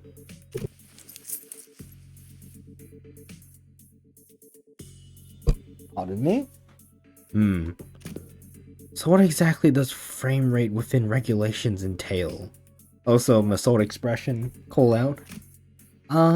It means that the interval between each frame shouldn't be like super brief. Think about photo slideshows, they only show you one image every few seconds, so it doesn't feel real or vivid, right? You can technically call them motion pictures, but there's no vividness required to violate their taboo. Then let us analyze this film roll and see how vivid it really is. Massault, I trust that you are knowledgeable in subjects concerning NCORP, yes? Cooperate. Could this film roll be considered a violation of the taboo? Otis picked up the film from the ground and showed it to Massault. That cannot be determined, unless each frame is thoroughly analyzed and compared with adjacent. Without waiting for Massault to finish, Otis unrolled the film roll and raised it against the sky. The rest of you, get over here. We must analyze these frames. The film canister was labeled experiment, so I assumed the culprit had created this as a test run of sorts. An experiment to see how close they could get to the violating a taboo, and testing the limits of the law. May even be a mere collection of similar photos that are pretending to be recorded footage. The sinners all gather around Otis and look towards the unrolled film in unison. Here, the flower pot moves between frames, doesn't it? The docugrapher couldn't possibly have moved the pot while also holding down the shutter button. I don't see any difference. See here. Expression risen on the subject's visage appears rather stiff. Maybe they're just gloomy sort. Perhaps, yet observe closer. The stiffness arises not from gloom, but from strain to maintain it. Ooh, if that's the case, maybe the subject really is trying to fake an actual footage by moving very, very slowly. That's a pretty convincing theory, but I'm not sure if that's enough to conclude that way in the clear just yet.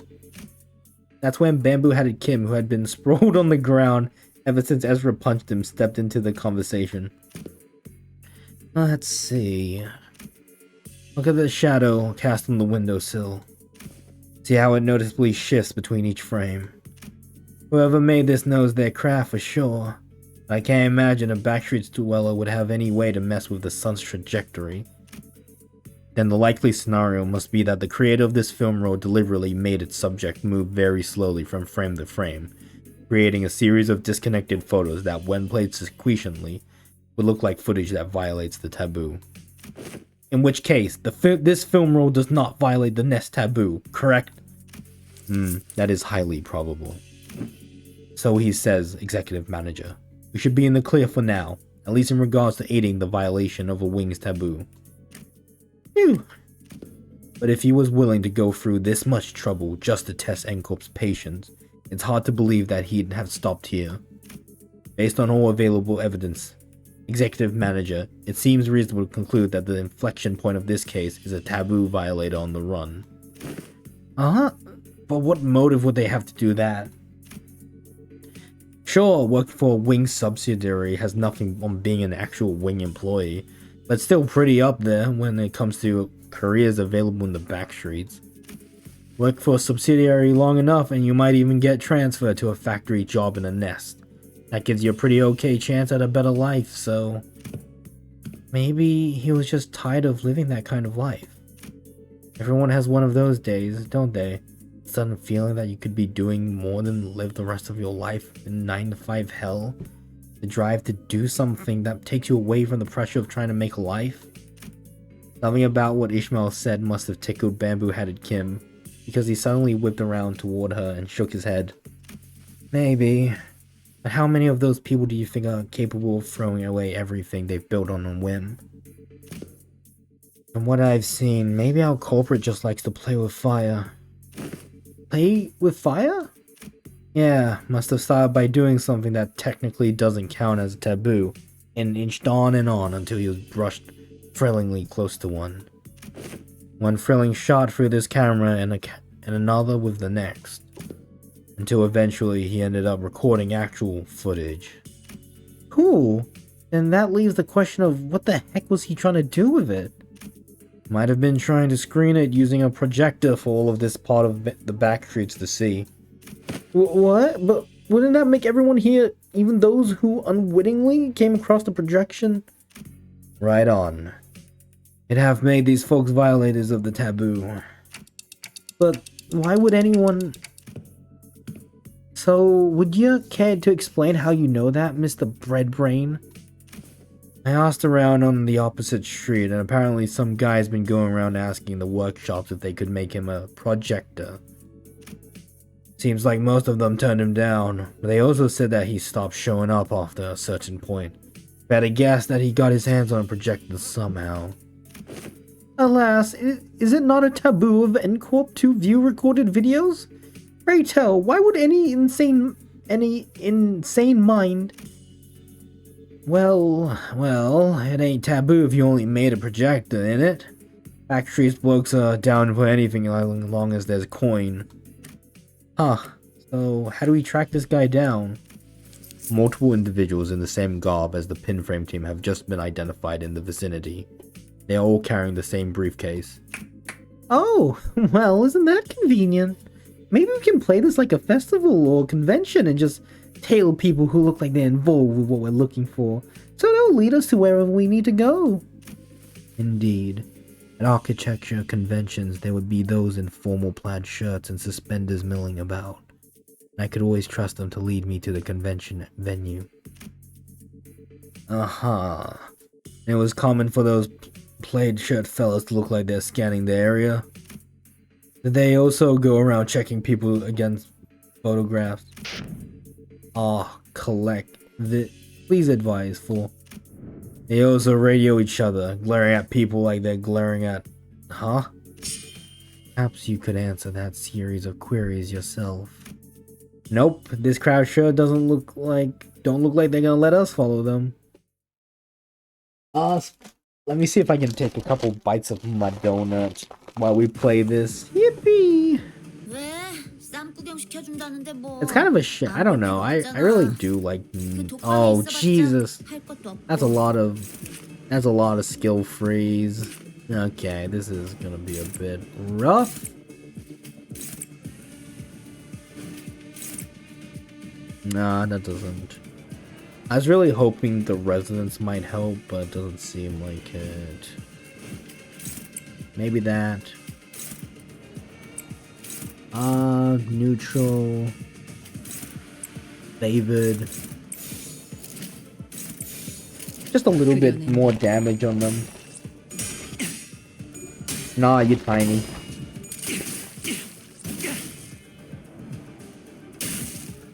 이러면 쏠 수 있죠? 공론 지원한다.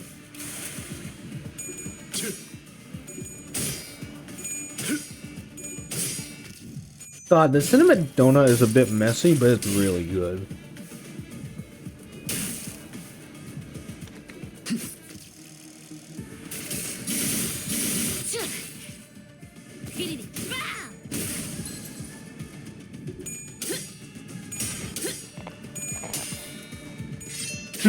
I don't know, Ezra's sound effects are really fun.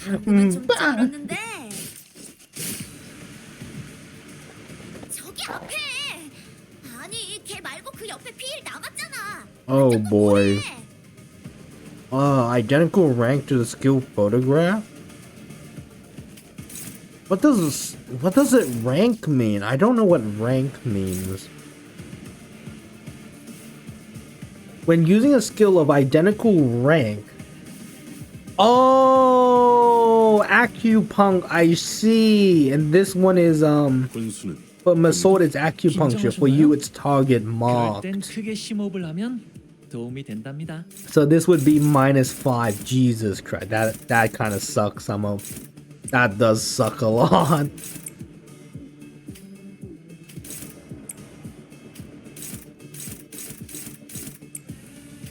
Oh boy, this is gonna be a bit neutral.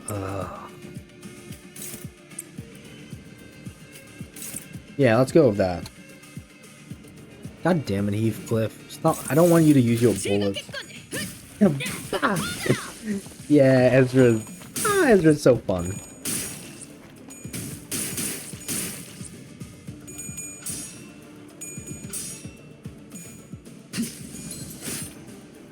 Yeah, get him, Yushan.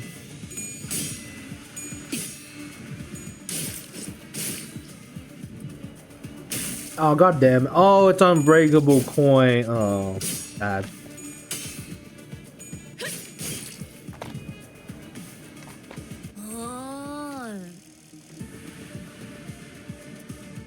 It doesn't work on ego, I don't think. Defense skills and ego are counted separate. Oh, it does work. It just counted separately. I see.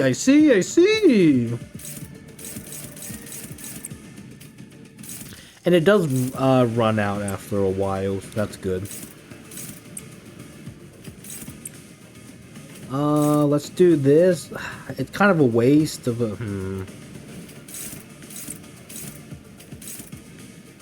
Let's try to kill this person.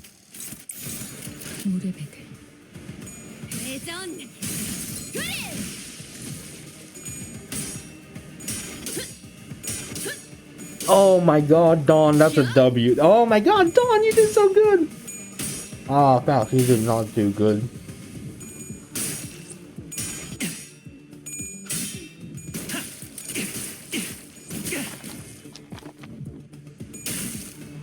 이러면 쏠 수 있죠? 공로 지원한다. Oh, on doozy as well. Yippee! Yeah, get him, Yusang. This is taking longer than I would like, so maybe we should pop an ego to help. Honestly, I'm kind of willing to use this. Where's my soul? My soul's here. We can do this. Oh, god damn it. There we go. Kind of sucks that I'm not using acupuncture, but it's all I can do. Dawn, target that one, please. Thank you. Ryoshu, go there. I mean, oh no, that's not pride. Oh well, that's gonna be the best I can do. 한 점만 노린다. Oh, you got hands! Yippee! 대박! 방금은 간지였는데? 아이씨, 팝콘쯤은 줘도 되잖아. 이럴 때 딱 씹어줘야 하는데.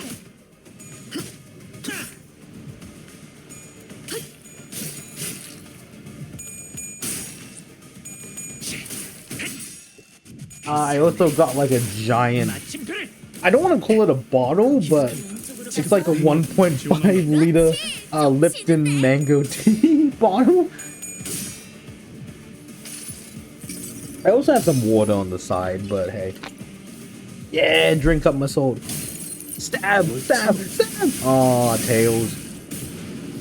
Heads. There we go. And that was a crit. Yippee. 그냥 5배! Aw, 5 times the weight. Okay. I was really hoping she would say bye. Okay, that should be everyone left. Why are you struggling, Miss Soul? 역시 늘 먹던 맛에서만 느껴지는 도파민이 있다니까. Yeah. 그림자 없는 햇살은 없으니 이 그늘 또한 기꺼이 받아내. Oh, he's struggling. Okay, Miss Soul, it's time to struggle. Come on, Miss Soul, fail the clash. Fail the clash for me. I believe you can fail the clash. Please fail the clash, Miss Soul. It would be so funny. Claim his bones. Claim his bones. No. Okay. Yeah, Miss Soul lost. Yippee.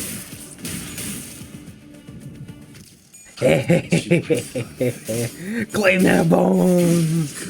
Oh, yippee. Oh, I'm so glad I was able to get that off this Intervallo. Oh no, she can't kill them all. Free. She probably says ball on the last coin. Bones claimed. Beautiful attack weight. 승부수가 먹혀들었군. 판세는 완벽히 우리에게 있어. How many? I only have 600 and we are 2/3. 이 기세를 잃지 않기를. Okay, we got looks like we're just going straight into battle. I don't think there's gonna be any story here. Yep, straight into battle, so I'm gonna uncap my drink and take a swig. There you go. I mean, honestly, I would like a dodge here, just so I can get my... that's kind of risky. Boom. Boom. Let's go for this guy, sure. 죄를 새겨주겠어.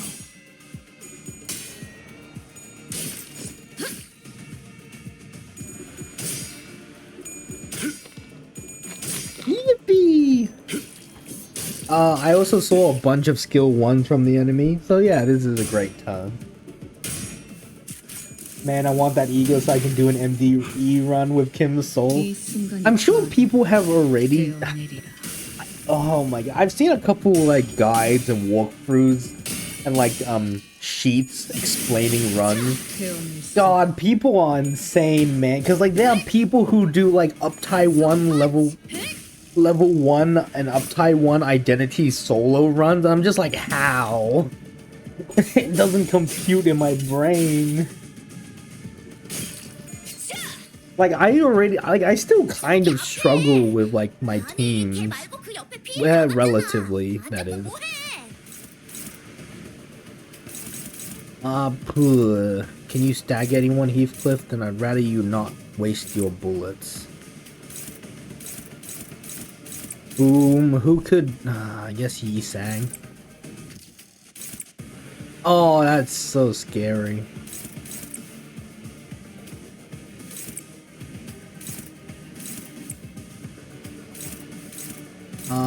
Might as well, and then try to end this guy. 그려낸 대로. Solo run once, and it wasn't even a true solo since I used House of Spiders. Yeah. Yeah. I'm trying to think if I've ever done a solo run. I think I do a little bit cheating around the start of the turn. I like to... yeah. Or maybe like I bring in like an extra identity just to take, tank hits for me. Right? 50 megabytes of Google spreadsheet. 아름다운 것. 그렇지 않은 것. I don't know if I've ever done like a true quote-unquote solo run, but I have done like a couple where it's like, oh, no Clash Assault? Sad. Bruh, I was thinking of something. Oh god, Yisang, don't do that. Screw it. Heathcliff, go ahead. I should probably save it for next turn. Yeah.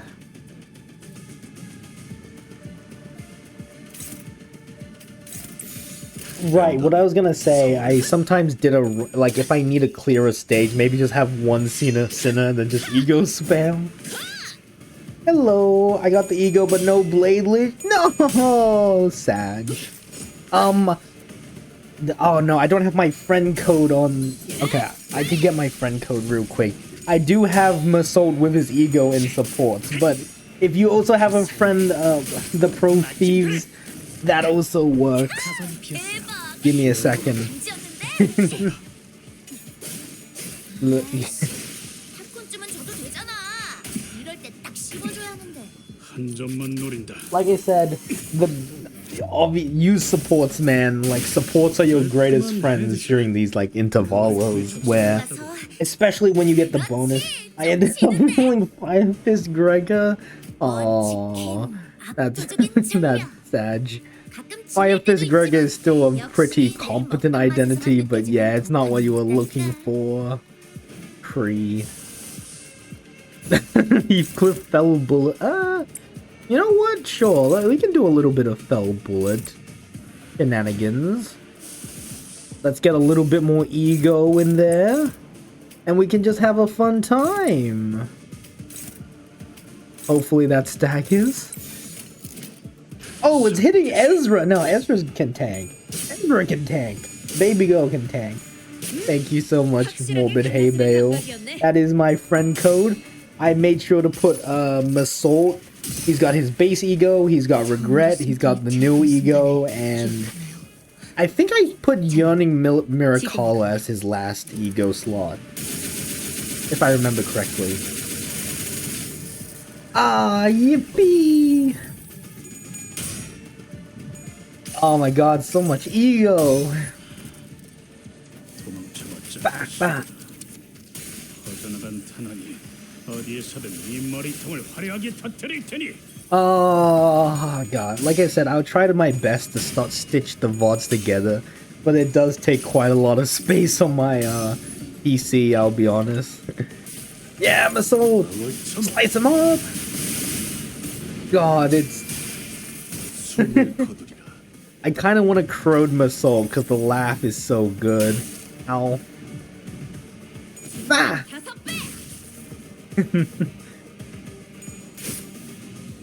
Ooh, undo assisting fans comes in clutch.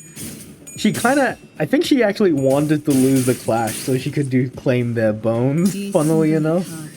I don't think she wanted to win that. Stab, stab, stab. Why does no one have ongdu Ishi? Sacrifice Honglu? Yeah, well, it is a new identity. Sadly, I don't have ongdu Ishi.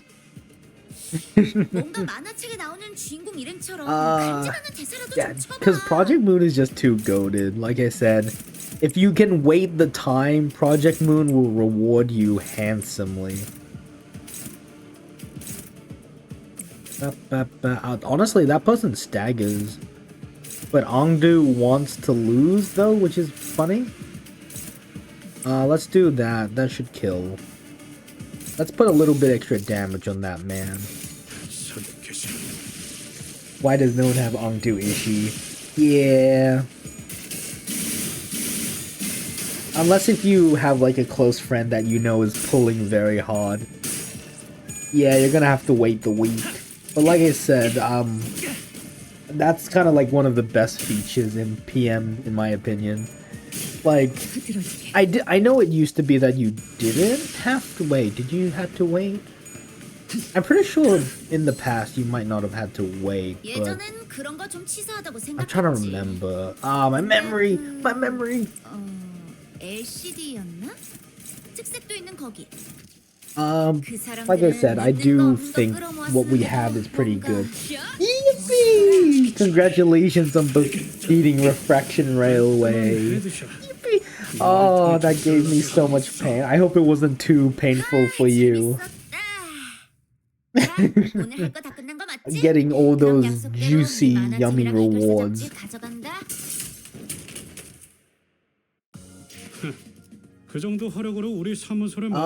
Hopefully we're getting to the end. 160. Ooh, looks like we got a new enemy, potentially. I hated every second of it. Aw, pat pat. Hardly a challenge. What a waste of time. Well, at least they're not much of a fighter one-on-one. Service Disc Plus is not combat specialized department. While they have all undergone basic combat training for exigent circumstances, they are not prepared for head-on conflicts such as this. My game crashed! Pat pat. That... Oh, was that on mobile or PC? I know that mobile is not having the greatest of times. Oof. Yeah, I noticed. They kept taking pictures of us with their briefcases. I'm guessing that's their primary job description. What are they snapping away for then? Whispering behind our backs like a load of creeps. Collecting photos to include in the report for their higher-ups, I'd wager. I can kind of see how they could think that we're involved in this somehow. Every time they followed a lead, they ended up encountering us. It's hardly a surprising rationale. Massault stood a footstep away from the rest of the sinners and watched in silence as they tried to come up with an explanation. What is he thinking? What is it that he wishes to say, or is he simply contemplating, observing without any preconceived notions in his mind? His silence shouldn't have been any different from his usual reticence, but as though by some chance or whim... Hey, Massault. I was struck by this sense of brief yet distinct strangeness and was compelled to speak with him. Yes, manager. Don't hesitate to let me know if there's something you want to say, but aren't sure if you're supposed to say it. Yes, manager. I will do as you ordered should one such circumstance occur. As always, his reply was as deflatingly concise and direct, as though he had some rule of his own that told him this was the specific response for situations like these. Okay. But I'm talking about right now, actually. Do you have anything to say right now? No, I do not. It did not appear to me that he was trying to hide anything or choosing his words in response to my question. His reply was simply that, an answer, nothing more. Yes, a prepared answer written down in lists of responses. That's what it felt like to me, as though this particular answer had always been the one he had available for situations like this. Clearly, prodding him for answers wasn't going to get me anywhere, so... With a curt, sure, if you say so, I turned away from him and took off to join the other sinners. As I did so, a few words lingered at the tip of my proverbial tongue, asking to be let out, so I did. Would have been nice to know what you were looking at. Oh, I don't know why it felt almost kind of sassy. Oh, of that. He spoke. I cannot form a judgment. What? That is because the precise definition and nature of the subject of my gaze are just as unknown to me as to you. Should you point to an object or an enemy, I can provide a verbal explanation based on my current knowledge if you require such information. Please rephrase your question accordingly. Had I asked him again then, had I tried to get to the bottom of that line of questioning, could I have found myself the smallest peek into Missol's psyche, which had remained entirely shrouded in mystery even after an entire year of traveling together? I do like that they confirm how much time has passed. I suppose that's not up for me to judge as well. Manager. Yeah. Another battle is imminent. As you have previously instructed, I have informed you of an imminent battle. Yo, Boss Clark, are you just gonna sit there all day while we do all the fighting? They're pouring out of that building over there. So they must have been on their way to that building. Our paths ahead seemed clear. Executive Manager, let us neutralize these foes and head up there. Gotcha. Be right there. The brief lull of battle came to a close. And battling enemies who arrived precisely at the time Misol had predicted, we made our way into the building. Bloody hell, them blokes we fought downstairs must have been the weaker ones of the bunch. Oh, that is disturbing. And it feels like these frames almost have blood on them. Why does N-Corp have so many guys on their payroll? There's no end to them. It is a wing after... It is a wing after all. Are these the taboo violators? I thought the culprit worked alone. No, I'm quite certain they're the ones from the subsequent reports. The N-Corp fixers appear just as confused as we were. It was clear to me that they were expecting to find a taboo violator here, not a big group of a dozen or so people.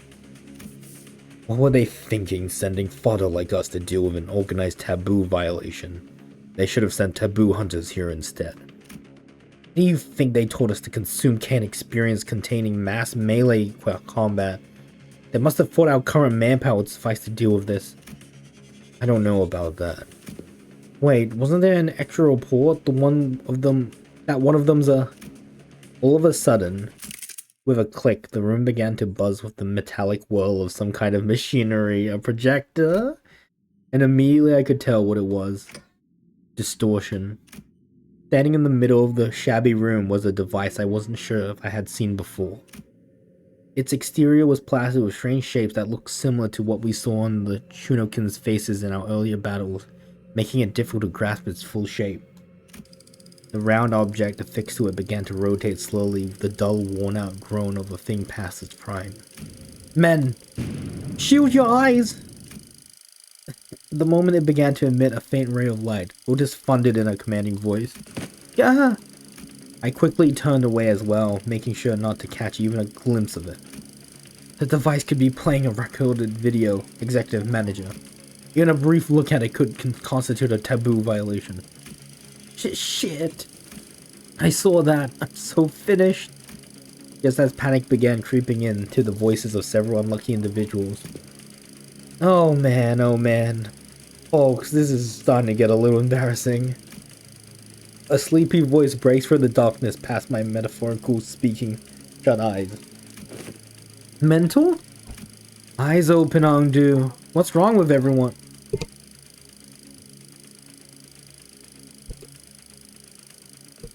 Sorry about that. Some rude guess. Oh, so hey Bale, it's bedtime for you. It's late. Eyes open, Ongdu. What's wrong with everyone? Is that dust in your eyes? What's wrong with you? Don't you know that anyone who watches even a split second of a recorded video in Ncorp gets... Of course I know, but I watched it anyway. Open your eyes, esteemed fellows. This motion picture isn't recorded. Hang on, he's right, that video is not a recording. Possibly emboldened by Kim's comment, or perhaps believing that he's seeing the video could be excused as incidental exposure incurred while subduing violators, the Ncorp employees also opened their eyes and began to mutter amongst themselves. Is that thing talking to us? I finally allowed myself a good look at the machine, which was firing a...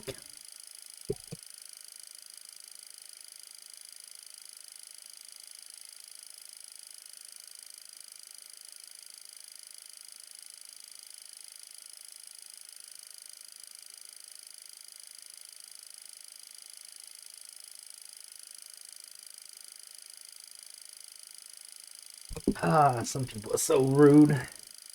I finally allowed myself a good look at the machine, which was firing a conical beam of light against the side of the wall.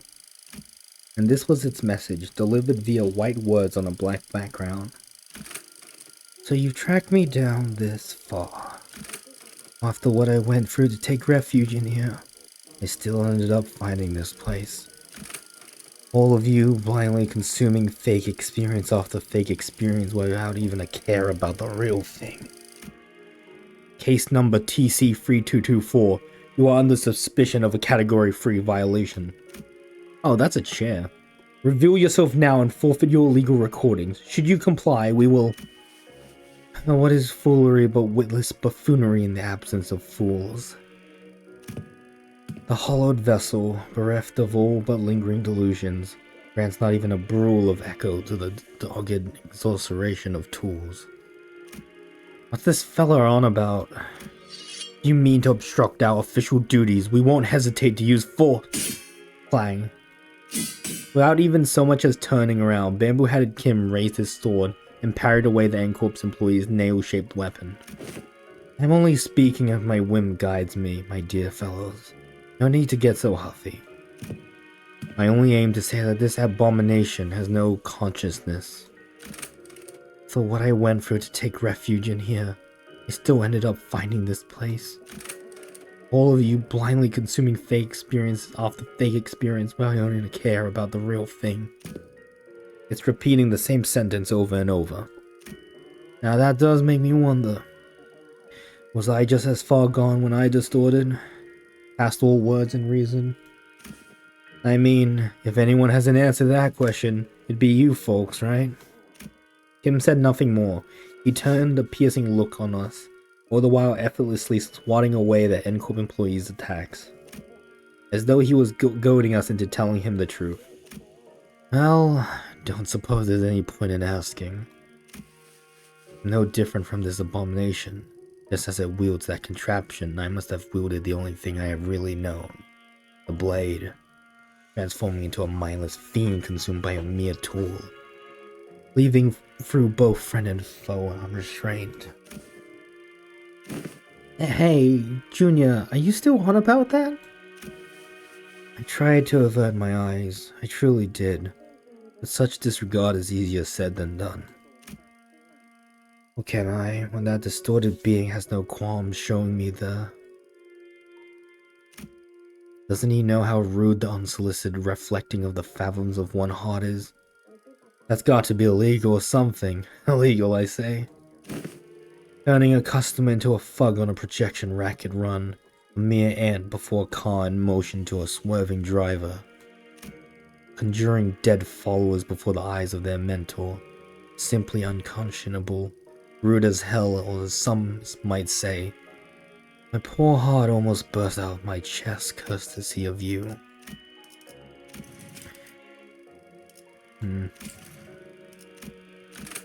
All of you blindly consuming fake experience after fake experience without even a care about the real thing. In that split second, I think I saw Masoud's eyebrows twitch. A battle is imminent, manager. Just as a natural response to sensing an immediate battle, perhaps? A blinding flash followed by an explosive bang. My vision immediately went white and decided to take its damn time coming back. And when it did, the first thing that came into view was a particularly unsettling landscape of escort, followed by bamboo-hatted Kim surrounded by a small army of Chunokin. Mentor! Keep that up and you'll shout me some death undue. Isn't it about time we both grew accustomed to such sights? Mentor, still do I wake from these dreams drenched in cold sweat, but they might bind and drag you away. This isn't so bad, is it? It's just these folks so far, unlike earlier when... Not a flash. But what was that? Everything went dark. I don't understand what's happening. But first things first, we have to neutralize everyone here and get our mission back on track. Adjusting projection.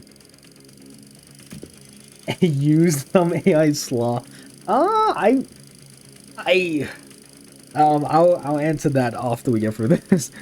I've been staying far and wandering all day for this exact reason, and so that was its mechanism. Faust? The words began to shift rapidly before I had the chance to ask Faust what she had meant. To the one who finds comfort settling in lies, I give you what you most deserved, your gaze. Bollocks, I'll be blind before today's over at this rate. It changed. It did? Unlike the earlier instance, one of the distortions is different from the others. As Masoud identified, there was something different about the group of Chunokin this time. They were accompanied by someone else. A warrior in impressive armor wielding a sword that was just as tall. Is this the Royal Khan thing? That armor and a great Huando of the Soul Circle. To be reunited in such a manner. Oh, look at that's so creepy. It's so good. The eyes and the mouths. It's so good.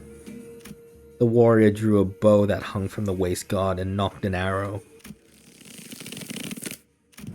Suppose this is how it would have gone down had you been the one to grab me.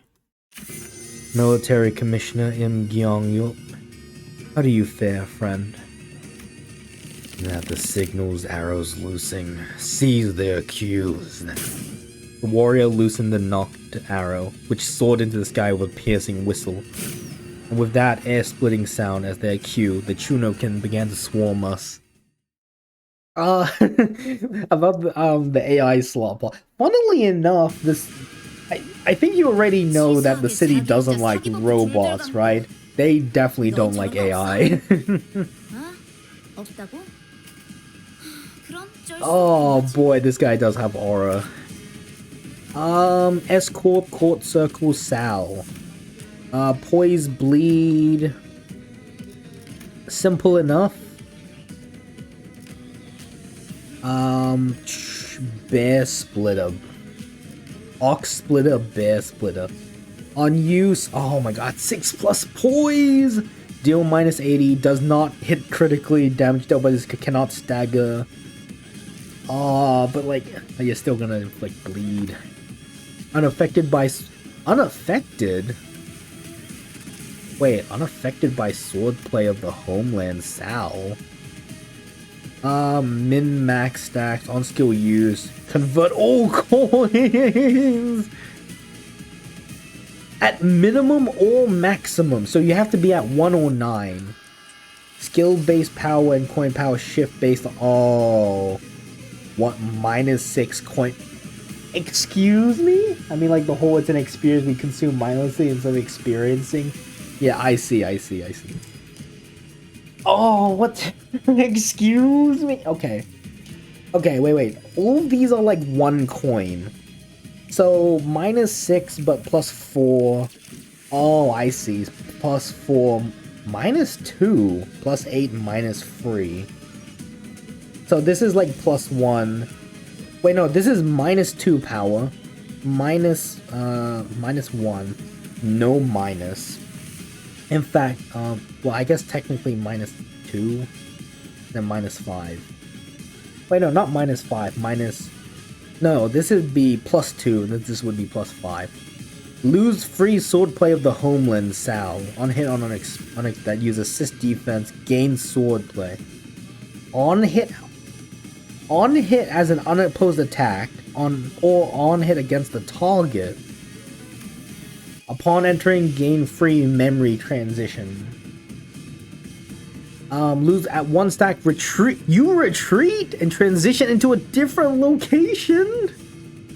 Gain or lose number of turns spent in retreat, swordplay of homeland stack. When in battle, form of homeland. Bear hunt. Excuse me? Bear hunt, tiger hunt. God, this sounds cool. At 0, you retreat. When returning to the field, based on the current battle form of the gain or lose. Oh, you use a pattern of... I see. So depending on which one is which is what stack you want to give him. Okay. And then this one uses multi-coin, so you don't want multiple... Oh, I see. Oh, that's that's a really interesting boss fight mechanic. I love that. I like that. In Gyeongyup gains advantage at higher swordplay. The mountains of S-Corp District 19 are home to all manner of beasts. Amongst them, the bear in particular boasts strength and force akin to boulders falling from the cliff in a landslide. Giving ground to the creature's charge is ill-advised. One must aim to hew it down with the first slash of the blade. And then this is... Okay, I'm glad Project Moon included this, so lowest or higher. Tigers are cunning and ferocious. One cannot hope to cut through a tiger's flesh with a single stroke. Only a relentless flurry of chain slashes can overwhelm the creature until it is felled at last. Fail to do so and the tiger will escape death, or best its opponent to one day grow into a Sangun, a lord of the mountain. Whether these beings will grant auspicious fortune or men or return malevolent calamity is impossible to tell. Take minus 30, gain the effect of Fixed Panic. Upon entering encounter, gain 5. When expires, end encounter. Okay, so we want to get rid of this effect. When gaining this effect, gain shield equal to 10%. Every stack. Lose 1 stack when taking shield damage equal to 10% of this unit's health. So we just need to get rid of its shield. Okay. I see. The Eastern Warstride armors are not so much equipped as they are plotted. S-Corp... They are not equipped as they are piloted. S-Corp's Jeojong Brigand Land is one such example of such armor. Much like R-Corp's powered armor suit and the full plate armor used by the Knights of the West. The Jeojong Brigand Land greatly augments the user's offensive and defensive combat capabilities. Yet these advantages do not mean that the Eastern Warstride armors are readily supplied for combat personnel. Each unit has its own unique controls and come with the limitation of requiring separate fuels. Interesting. With what remains certain, however, is that as with all the aforementioned armors, once a rider has familiarized himself with the Jeojong Brigand Land's extended reach and heightened power output, he becomes a machine of war that strides across the battlefield with the promise of slaughter. Yeah, you gain 5 of this. Assume a different, it gains higher advantage. Jesus Christ, there's a lot of stuff.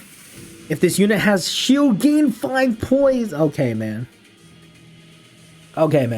When the following conditions are met, use a pattern that includes the Bow of the Homeland Arrow Loose skill. When this unit loses all clashes for 2 turns in a row... Oh, when this unit loses in the turn after the turn in which this unit spent in stagger. When in low morale or panic, the Sword of the Homeland, S-Corp's traditional art of swordsmanship, is also divided into 3 branches, Sal, P, and Pio. Within their teaching exists techniques to hew and cleave through creatures of colossal statures, such as Sanguns. To perform them in full, a swordsman must wield a great huando capable of bearing the strain of the techniques. Oh my god, you have so many passives! Gain the following effect. When in at less than 5, gain Oh, at more than you gain fragile. I see. I see. I see. I see. So currently we are in. What? Okay, what version are we in? We are in Bear Hunt, so we wanted to have less than 5. On Clash Win, gain +2 points count 2 times per turn. The target unit's skill has less than 5 bleed, inflict +1 bleed. There are those who persevere in training for lack of talent. Then there are those who bless with talent only to let it rust. All men say that the title of Apex Blade can be seized only by the gifted. It matters not. Until the day comes for this blade of mine to rise high enough to meet the clouds, I shall persevere in honing my prowess. On Clash Lose, gain 1 head-splitting memory. I see. Oh, you're gonna get Clash power up though. Pain. Okay. So 2 of them are guarding. I don't want to use Heathcliff just yet. It's dominating, so maybe unclashable. It's only an 8, so. Oh, it's struggling.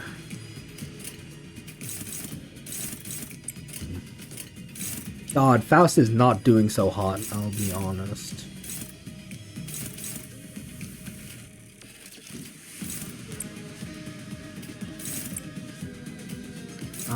What does defense skill do?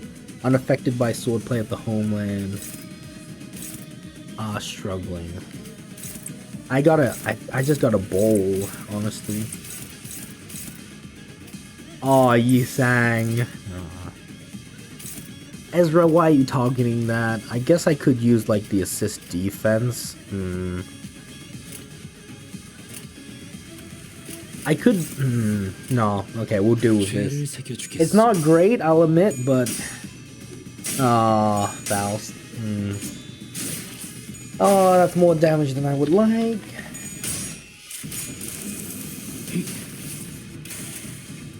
이 순간이 닿아도록 되어내리라. Not bad. Not bad. Oh god, that's not good. Okay, we won. We won the clash though.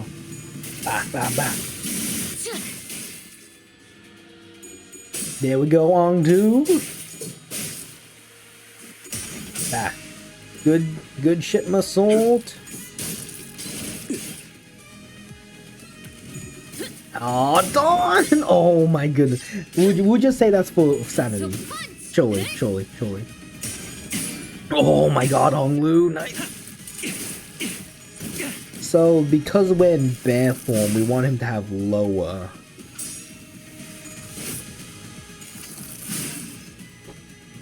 So, how much sword... How do we make him lose it, though? Okay, so he only has 2. How do we make you lose it, though, as far as I can tell? That gain home play... You want him to have low amount, which is good. You should be getting fragile. Yeah, free fragile. How do you gain it or lose it? Is it just end of turn you lose it?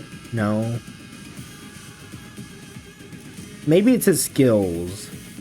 At 7+ convert. Okay, that doesn't tell me how. Lose free. On hit, gain 2. Okay, so you on hit as an unopposed attack or on hit against a skill that uses assist defense. So let that skill go through. I understand. Okay. Basically. Oh, I don't want to make Heathcliff use it this early. Okay. Yeah, that's all I can do.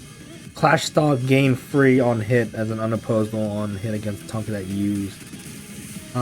Clash start. Lose to... Oh, wait, it's actually on... If you lose it... I see. I see. This is on hit. You will gain it. Clash start, lose free. Clash start. So don't clash this. Let that go through. Clash start, gain free. I understand. I see. I don't want to use a skill free on these, but maybe that is good to try to get rid of them. Honestly, I kind of want to use this immediately. This is a good opportunity too. No, I see that. He gone you. Nah, you go bed.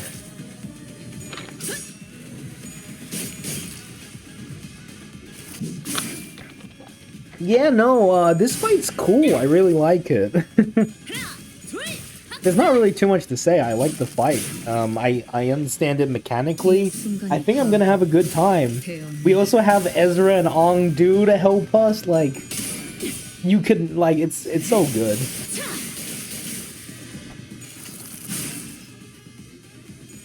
Aw, Yisang! Not good! Not good, Yisang!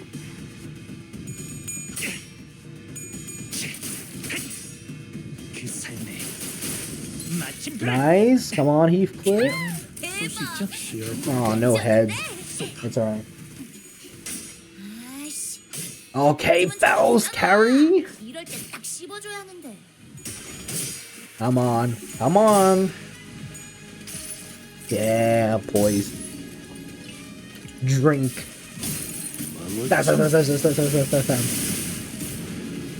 Oh, no heads on the second one. Okay. 방금은 좀 쩔었는데. Ow. Oh, no assist defense? 멋지킨 압도적인 전략. Yeah, now he only has one unbreakable coins and 역시 늘 먹던 맛에서만 느껴지는 so he does only have one, so that means he will get unbreakable coins. Which is not great, but screw it. At 7 plus, honestly, oh god, you want to hit that one. Yeah. Please hit, oh god. Oh god. Should I let just Yisang? Boom. Boom. I could do that. Boom. Boom. Boom. And let that hit. Let's try to do some damage. Oh dear. Oh wait, no, it's Ezra! Ezra can tank that damage so easy. You're telling me Ezra can't tank that damage? Man, you're dreaming. I could either kill this guy or this guy. I can only kill one of these. I'll kill the one that has higher health. Opening fire. Oh man, your shield is tanky. It's not great, I don't like it. Yeah, 4 fragile. Take damage, man. Yeah, Ezra, hit him, hit him, hit him. Okay, Dawn. Okay, Dawn. I see you. I see you. I should have known your game. Ow. 사선이 비었어요. Oh god, Heathcliff is burning out. 이 순간이 다가오도록 Burning out? Bleeding out. Very nice, Ryoshu. Sam. There we go, Yisang. Oh, that's a more bleed than I would like. Ow. 네 상대는 Yeah, Ezra. Oh, time to swap forms. Okay, we want to give... Oh. 너희 너무 얕잡아 보인 거 아니야? Oh. Interesting. Ryoshi's gonna kill that, but might as well try to get a bit of AoE. Interesting, very interesting. I guess we'll have Heathcliff waste his bullets. These guys aren't weak to pierce, if I remember correctly. Oh god, Ezra's gonna murder you. That's fine. Ryoshi should be enough there. Yeah, I'm gonna need a skill free on that. 그려낸 대로 Let's try to murderize these people. Ah, Dawn, that's not great. But you did lose the bleed, so that's good. 1, 2, 3. 이 순간이 닿도록 베어내리라. Maybe a bit of a waste of a skill free, but yeah. Okay, yeah, we did get the AoE. Hell yeah.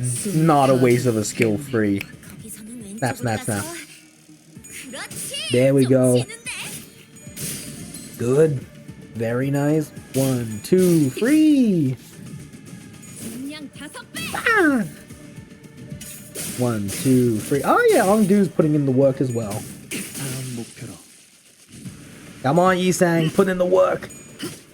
Ow, a lot of bleed on Yisang, but we will make it. 압도적인 전력.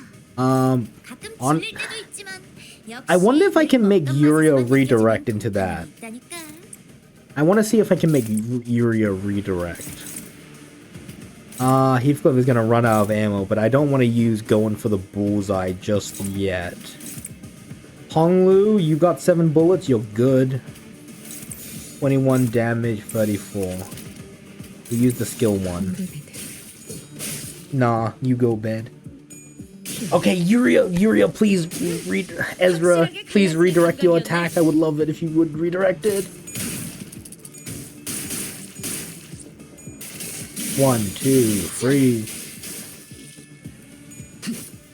Oh, Ezra didn't redirect. That's fine. We'll do more than enough damage here. Oh, that's a shame. That's kind of a shame. Huh, I never knew it was. I kind of want to use. We're gonna use drink to the. We're gonna lose it next turn, which kind of sucks. Actually, there. You know what? I want to keep it. I'm gonna evade with Honglu. No. Boom, boom. Boom. 타깃 포착. There we go. 방향. Just make sure to keep the stacks up on missile. Bah. 숨을 거두리라. Yeah, it seems like I need a double check, but I don't think it costs only free pride ego now. 그림자 없는 햇살은 Let's see. 잉크를 Yeah, yeah, it doesn't only cost 1 pride. Now it costs a bunch. We're back into the blue form, so honestly, you have 1 sword play, and you are in. Okay, what version of. You are using Tiger Hunt, and you want low. Yeah, I'm going to. And you don't even have any guys. Oh, buddy, Ezra's gonna mess you up. Buddy, Ezra's gonna mess you up. Oh, I could lose this if I wanted to. Clash start lose? Yeah, sure, buddy. Sure. Targets the... You're trying to fight Ezra? You're trying to fight Ezra? Okay, man. Okay, man. Alright, buddy. Alright, man. Listen, you can dream. You wanna fight Ezra? You are so cooked. Bro, Ezra's got that dog in her.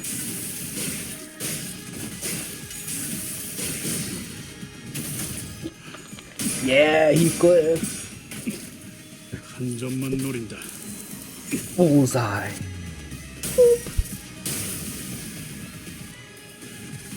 Bah, bah, bah. Nice nice free damage. Bruh, the bleeding was doing more damage. Oh my god, Ryoshu has 56 stacks of Dahui's blade, so she's gonna... Oh my goodness. Get out. And you've got 4 fragile... No, you only have 1... Okay. Okay, he cheated me out my fragile stacks. I'm saying that right now. I've been cheated. You should have 4 fragile, not 1. Anyway. Yeah, claim his bones! 2, 3, 4. Beautiful damage. Get that shield out of here. Bah, bah. Ow, that bleed hurts. Anyway, Ezra. Bang. Get absolutely. Bah. Oh. Ow. Actually, it's Ezra. Ezra can handle it. Jesus, Ezra's a tank. Bah, bah, bah, bah, bah. No bullet on Heathcliff, sadly. I'm gonna make Heathcliff leave at the end of the turn. Yep. Stab. 절박하게 갈망했으며 Oh my goodness. Get absolutely nay-nayed on.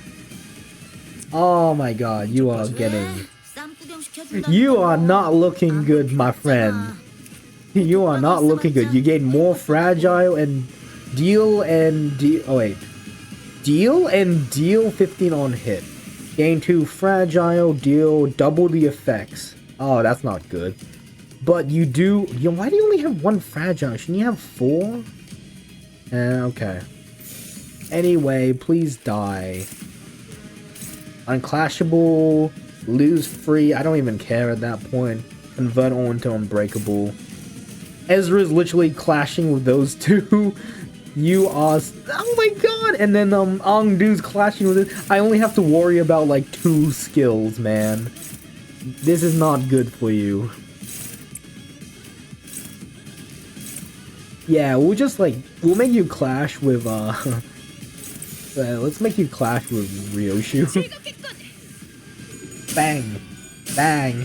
Yeah! Fuck your shit up, Ongdu! Oh boy. Nice 1 clash power, my man. Come on, show me what damage you can do. Not a lot. 7 damage. Congrats. Good job. Bah! Bah! Bah! Wow! Oh my god. Oh my god. Is Ezra not an announcer? I have to double check. Bruh, I would love an announcer of Ezra Moses. Yeah, throw Vespa in there too. Vespa's cool. Oh, Yulia! Yeah, fuck your shit up! Fuck your shit up, bro! Ryoshu! Amazing. Amazing. Yeah. Nice unbreakable coin. Bah. Oh, not a lot. Come on, Isang! Oh, finish it up for me. There we go. Oh, that's so crazy, so creepy. I shall set my form aright. Just a little more and I think we might be able to smash that dang thing to smithereens, but... Yeah, but it's really hard to focus on one thing without huge warriors zapping in and out of reality as soon as we make ourselves an opening. Good night, Morbid Hebeo. Well, it'd make our lives a whole lot easier if we could get rid of just one of them. The battle seemed to be taking a toll on the sinners, more so than usual. It wasn't that we were up against an insurmountable foe, not even close, not to mention how Ezra and Ongdu were here to help us out. But my sinners are bleeding, to be fair. But, shite, haven't they had enough? About time they gave up, innit? Oi, don't you go legging it again. That big sword-carrying fella sure is kicking our butts. But I don't know if they're the key to solving this distortion. We ain't exactly flush with options, are we? Our exit's blocked and it ain't like we can stop mid-fight to strategize. With the battlefield constantly shifting and flashing between N Corp and S Corp, we simply did not have the breathing room to focus on either the projector or Im Gyeong Yup, who was swinging that great blade with frightening force.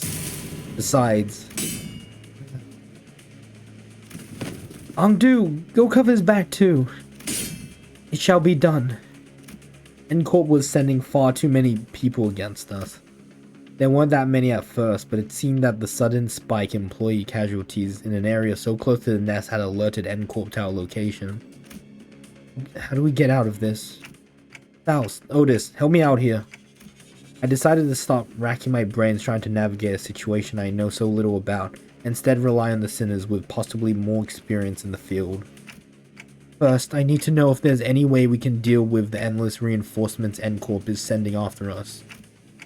And second, will defeating Im Gyeong Yup or destroying that projector bring an end to this distortion phenomenon? If I may speak freely, Executive Manager, it is unlikely that our present force will be sufficient to overcome the current rate of enemy reinforcements. Not only is this battlefield situated in close proximity to the enemy stronghold, But there is an unpredictable variable in that strange machine that makes neutralizing even a single wave of enemies difficult. I regret to be the bearer of bad news, but we are trapped in a battlefield with but a single exit, which the enemies have already blocked. Without reinforcements of our own, there's little hope of prevailing through this current predicament. Yeah, seems that way to me too. But maybe if we can neutralize the distortion phenomenon at the very least. Faust recommends entering the Dungeon of the Fathoms as our exit. Dungeon of the Fathoms? But how can I enter if we can't even talk to the distortion? Wait, maybe.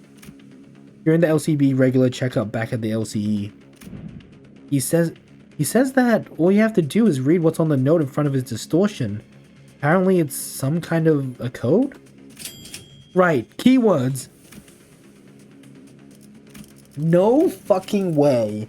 Are you about to fucking tell me even keywords in Limbus Company is about to be canon?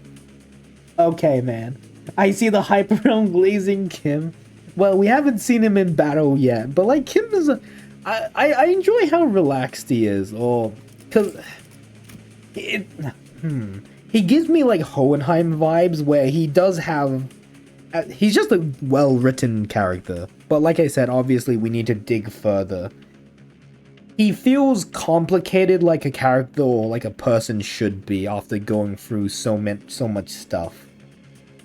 This one seems to be a location type distortion, which means that regardless of where the bright flash takes us and Corporal the twisted caricature of S-Corp, we're still within its range.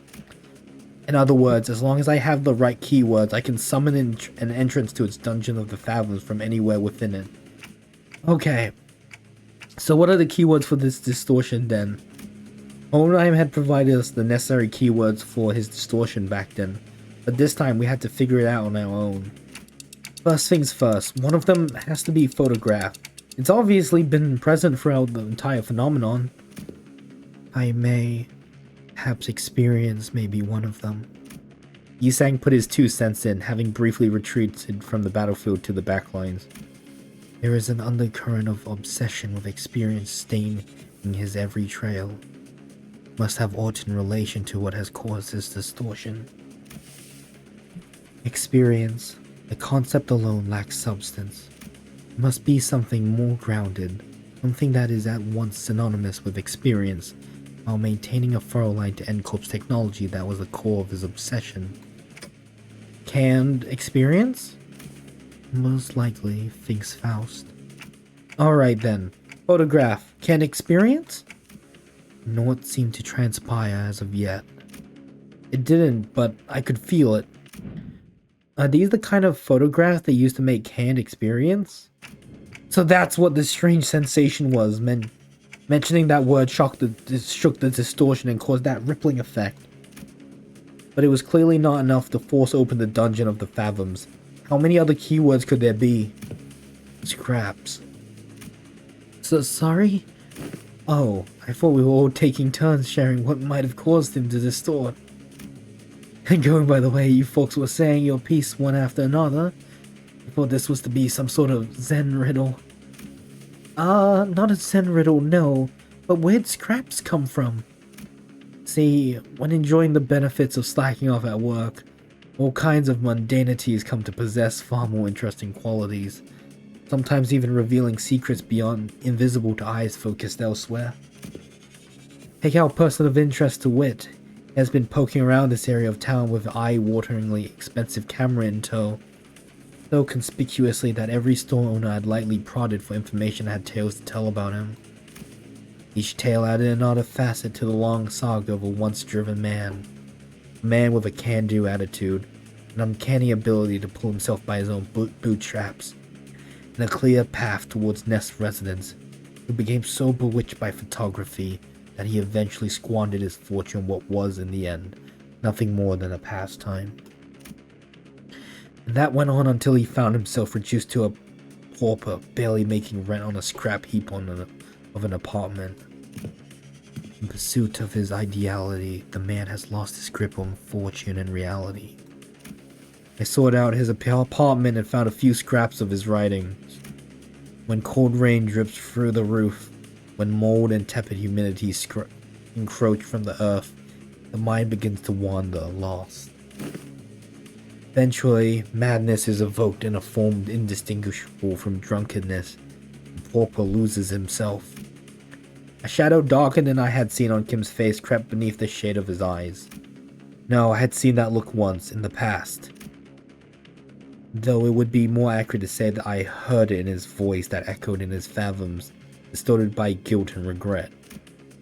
Perhaps I shouldn't be surprised by the fact that this distortion has, among the countless people here, taken a particular interest in bamboo-hatted Kim. Photograph, can experience, and scraps. Like inserting a final piece of the puzzle, the space before us momentarily warped and flashed, opening a pathway to the distortion's fathoms.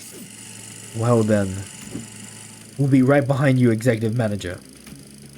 Miss Ezra, this is what I had seen then, the gateway to one's fathoms. Ah, this is it, huh? Neat stuff. But, before she could finish, Ezra had to redirect her focus from our discussion back to the battle. Most of the sinners were caught in the same predicament. Some managed to disengage from the battle and prepared to enter the dungeons of the fathoms, but Honglu, Greg, and several others were still busy holding off the N-Corp employees. They're gonna follow us right in there if we run now, right? Probably. Probably. Even those who aren't chained to Dante like we are can travel through the pathway once it's open, so... Yeah, let's not drive ourselves into an even narrower corner. I'll keep them at bay. Hearing that, bamboo-hatted Kim stepped up. My sword arm's not what it once was. There should be enough for this. Besides, I have little wish to set foot in some ill-omened place and be tangled in such a bizarre mess. Is that really what he thinks? There was something in his eyes that led me to believe this was about more than just staying behind to protect our rear. He was... WTF. Oh, that's funny. Come on, Sinclair. Translate. Eh? What a terrible front. At least try to pretend to be sincere and make it easy for us to believe you. You think that terrible excuse was going to fly? What are you trying to avoid, sword swinger? You're not some kid trying to get out of doing his homework. I remember hearing that entering a dungeon of the fathoms will bring one to the spiritual fathoms of the distortion it is gazing into. And what lies within it must be my very own, or what it was that abomination is gazing into. It's decided then, you're coming with us.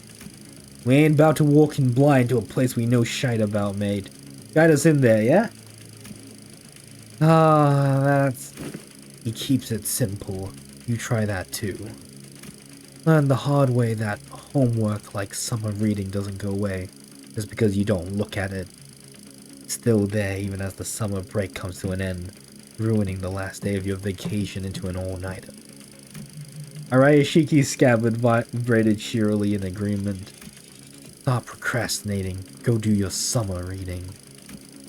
What was it you said? Face the homework, save the GPA? Bruh. Bruh. Face the sin, save the ego.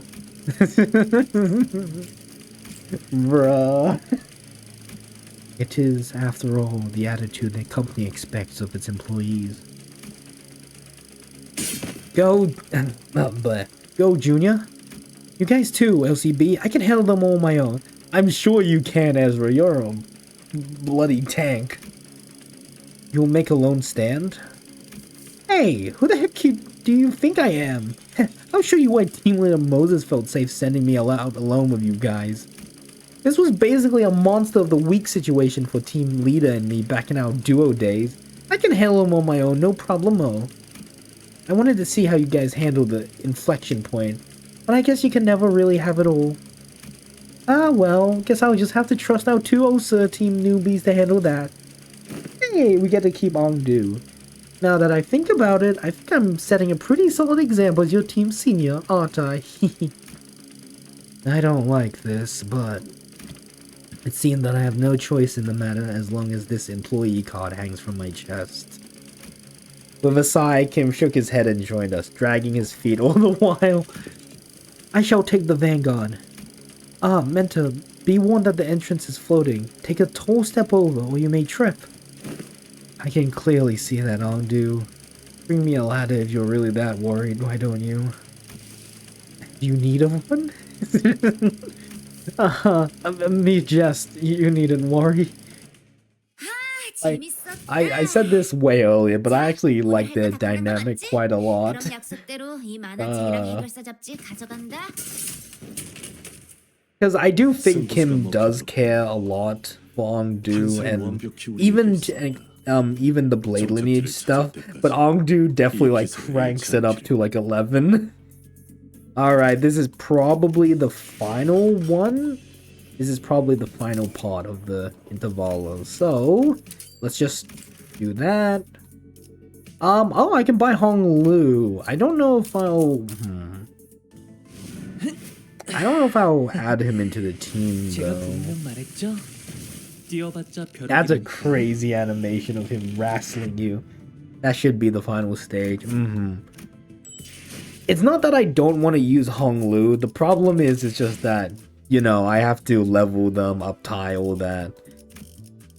I don't imagine his story is gonna be, uptie story is gonna be too crazy. The flip feels like you are being caught yourself. Yeah. Alright, let's go in with this team.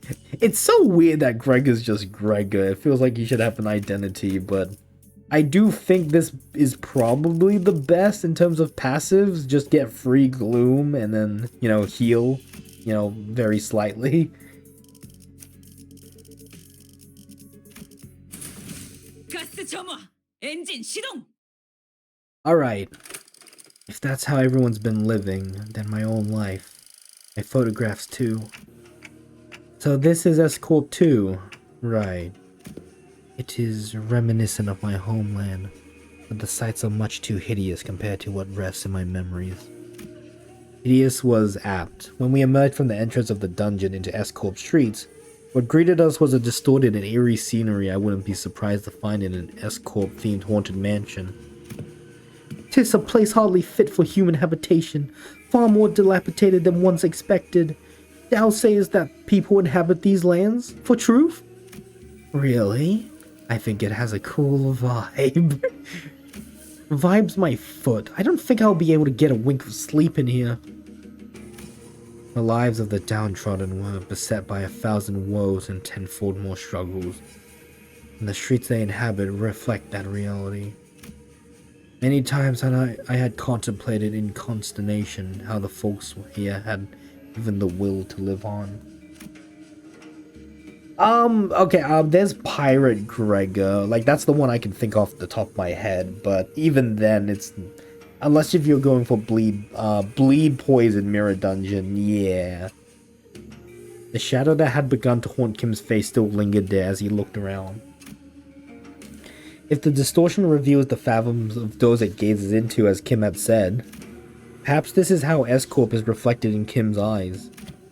On the days when the skies were spotless blue and without orders from the counselor, I would scale to the roof of that thatch-roofed house and feel it rustle beneath my back as I lay upon it.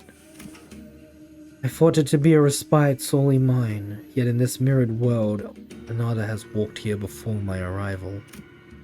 I join him in looking up at the thatched roof of the Choga.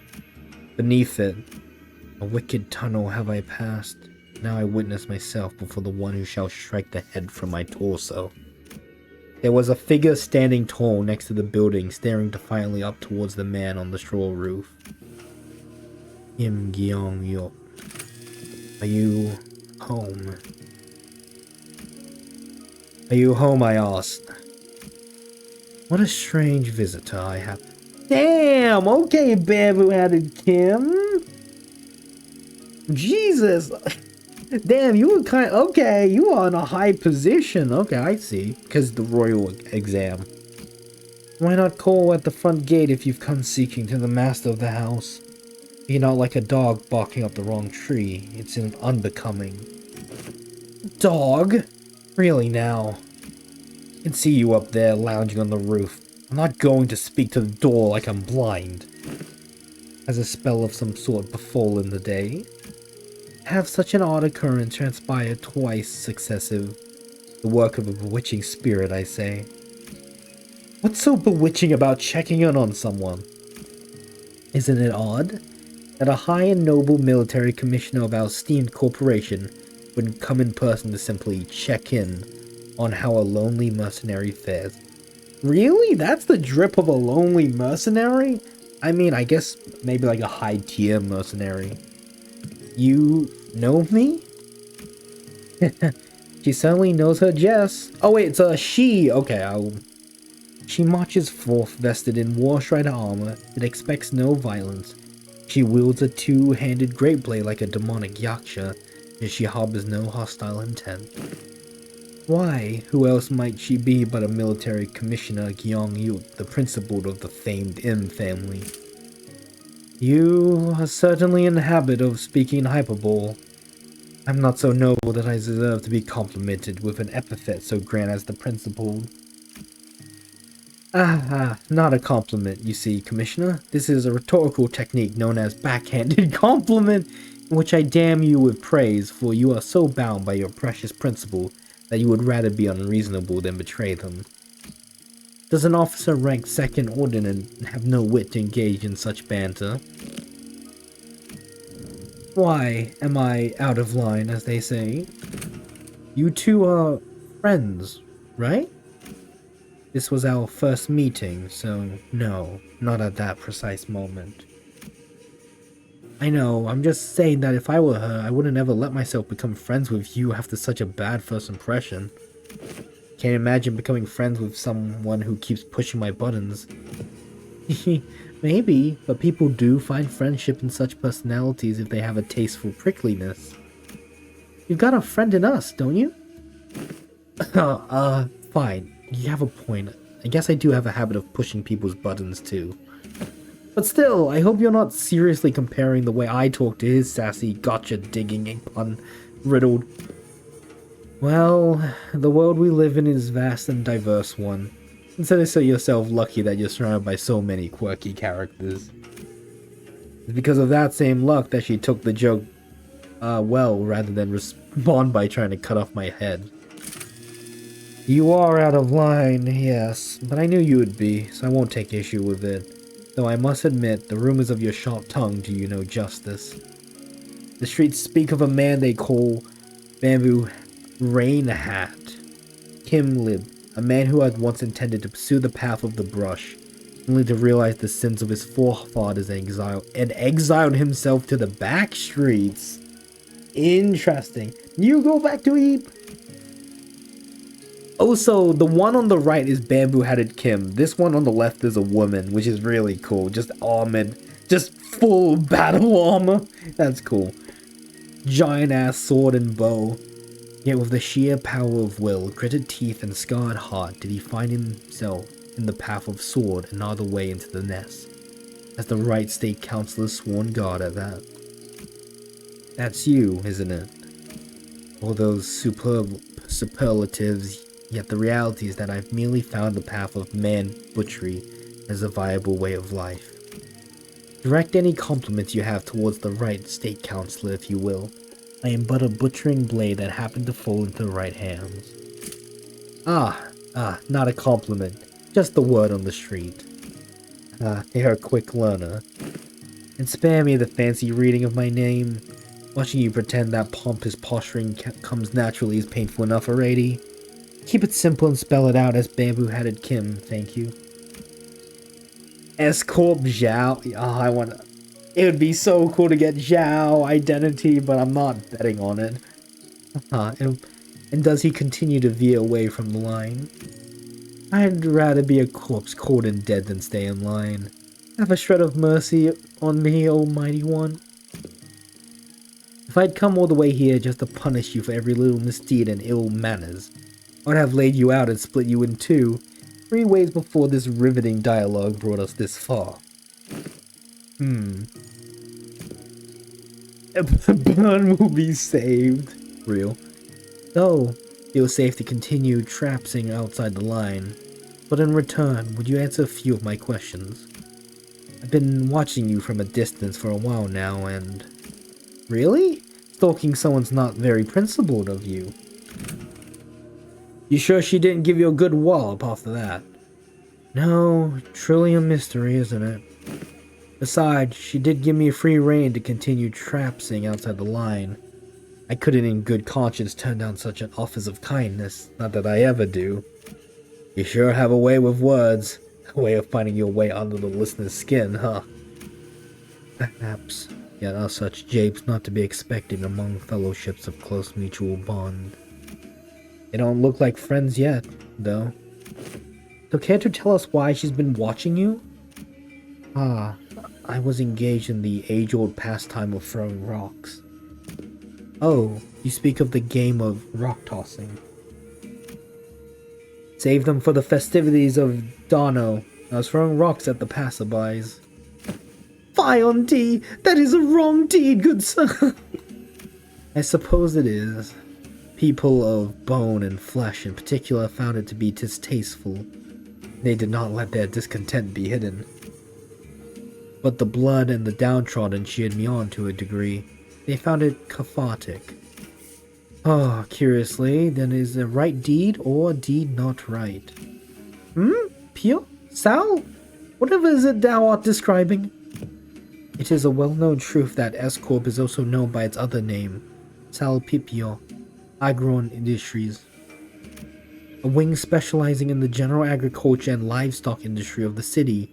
The vastness and the depths of its responsibilities have necessitated such divisions of labor. Plus, District 19 is split into 3 court circles responsible for different aspects of the industry. Sal, P, Pio. So, flesh, okay, each meaning flesh, blood, and bone, respectively. Bro's committing to the wishing con. Sal responsible for the cultivation of rice and other grains. Pio for the responsibility for meat and livestock. And P in charge of the technological aspects of both. As a scientist and a researcher who once toiled at S-Corp, you must have felt the persecution the P faced firsthand. Is it believed that the Trinity was designed for balance, that they would be provide assistance when requested, and keep one another in check when needed? It was once a promise of cultivating a fair and sustainable S-Corp. Alas, the noble intentions of yesteryear now lie sullied.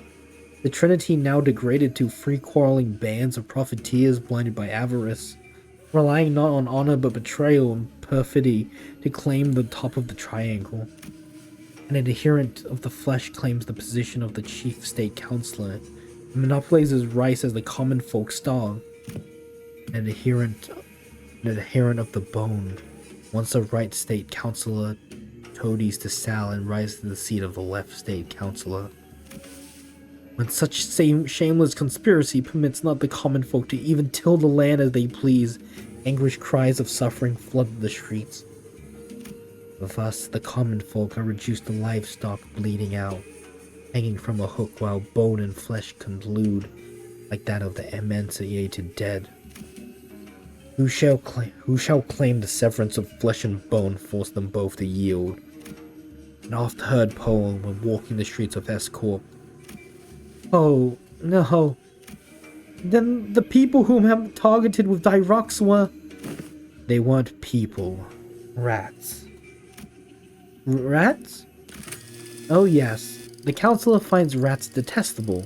Much better to stop them from a distance if you want to crush them.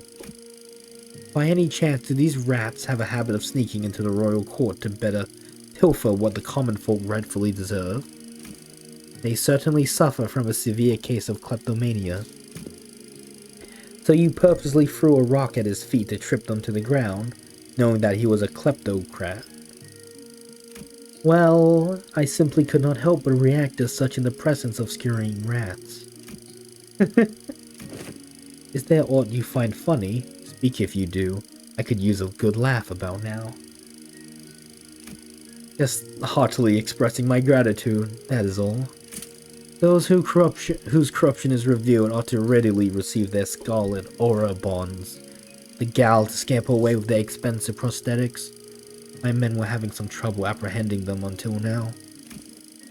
Well, if that is your intent, you're invited to leave a token of gratitude somewhere in the vicinity. Perhaps I'll happen to pick it up. Wouldn't want to get thrown in the dungeons teeming with real vermin.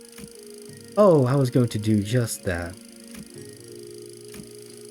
So, when you'll stop being a sword and be human again? What? When do you clock out? The way I see it, you're not the kind of person who ever let a drop of liquor get to his tongue while on duty for the right state counselor. Oh, wait, she's got a cute. It kind of reminds me of Nelly a little bit, but that might be because of the ponytail.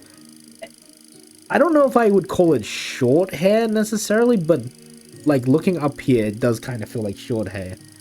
Return to this choga, and when you're human again, I'll buy you a drink as thanks. Ha! She's a funny one, Mentor, and this fellow you had often mentioned fondly was correct. Haven't I mentioned her a few times as a drinking fellow I had left behind in escort? I must say, I myself found that relationship most intriguing. That a military commissioner of the Sal faction would fraternize with a bodyguard of the right state counselor, who was of the P faction. Still, I knew not that the fellow was none other than the military commissioner of S-Corp.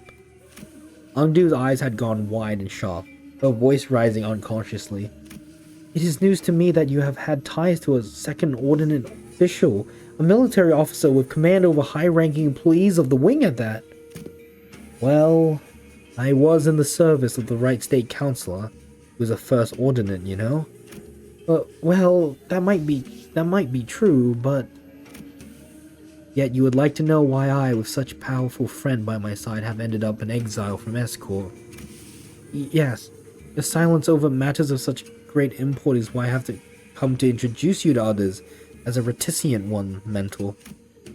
We had made the Blade lineage our home for Escort, but they owed no home to us but the lineage. But you, Mentor. I would rather show than tell. Let us proceed, shall we? This enchanted place seems intent on unearthing all my past. Both savory and unsavory, all shall be revealed in due time. Kim looked around, a twinge of loneliness in his eyes, before moving on. We followed without a word. Oh, I know we're getting a new Mirror Dungeon theme pack. It's probably going to be good for Ongdu and Honglu. We emerged into a dark, muggy cavern filled with air so stale it almost felt stifling. Up ahead, a thin ray of light shone through the darkness, seemingly guiding our path. Following the light might lead us to a four-way fork in the road. A constant, powerful gust through one of the paths, an otter filled with a metallic tang, the smell of blood. Then there was a path that was entirely silent, and the last one echoed with the harsh noise of a sword striking against sword. Oh boy.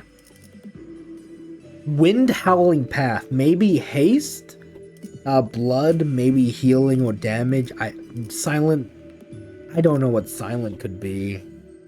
This one is probably Blade lineage? Just how many people are fighting up there? We must proceed with caution, Executive Manager. There may be a battle on the way. Orson looked disconcerted at the strident noise of metal against metal. It was an unmistakable sound of battle. We stood ready in troubled silence as the sounds of war only grew louder and louder, until they came to a sudden silent stop. A pedestal made of stacked stones appeared before us, though none of us knew how long it had been there. Atop it was a red accessory, the kind one would hang at the bottom of the hilt. Oh, I remember Red Tassel. I do wonder what the other gifts are, but... Okay, it looks like we got like 4. Let's go top one. 1, 2, 3, 4, 5, 6, 7, 8, 9, 10. Hopefully this is enough for this story dungeon. Ah boy. Hateful Blade lineage Salsu. Ah boy. Okay, nothing too crazy. When this unit is defeated, apply 5 poison plus 2 on all. Oh, yikes. Equip slash series. Bleh. The skill cannot tagger, clash, lose, base power minus 13. Oh, it's a negative coin. If Bamboo had a Kim is on the field, gain 1 slash damage up and +2 bleed count. A breath taken together. When gaining poise, apply 1 poise on an ally that does not have poise. Deal missing health. Bearing of a Salsu. Lose 10 health instead of losing. Oh, whoa. God, I want to get poise, man. Honestly, let's go there. Let's go purple. God, I would rather not use Heathcliff's. Okay, let's waste some bullets, I guess. Oh God, I can't even tell who's winning.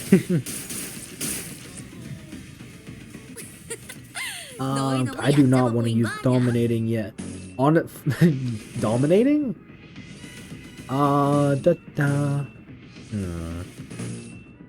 Let's do this. 타겟 포착 1시 방향. There we go. Win with yield my flesh. 방금은 좀 쩔었는데. There we go. Oh, okay. We did win the clash. Thank God. Oh, baby.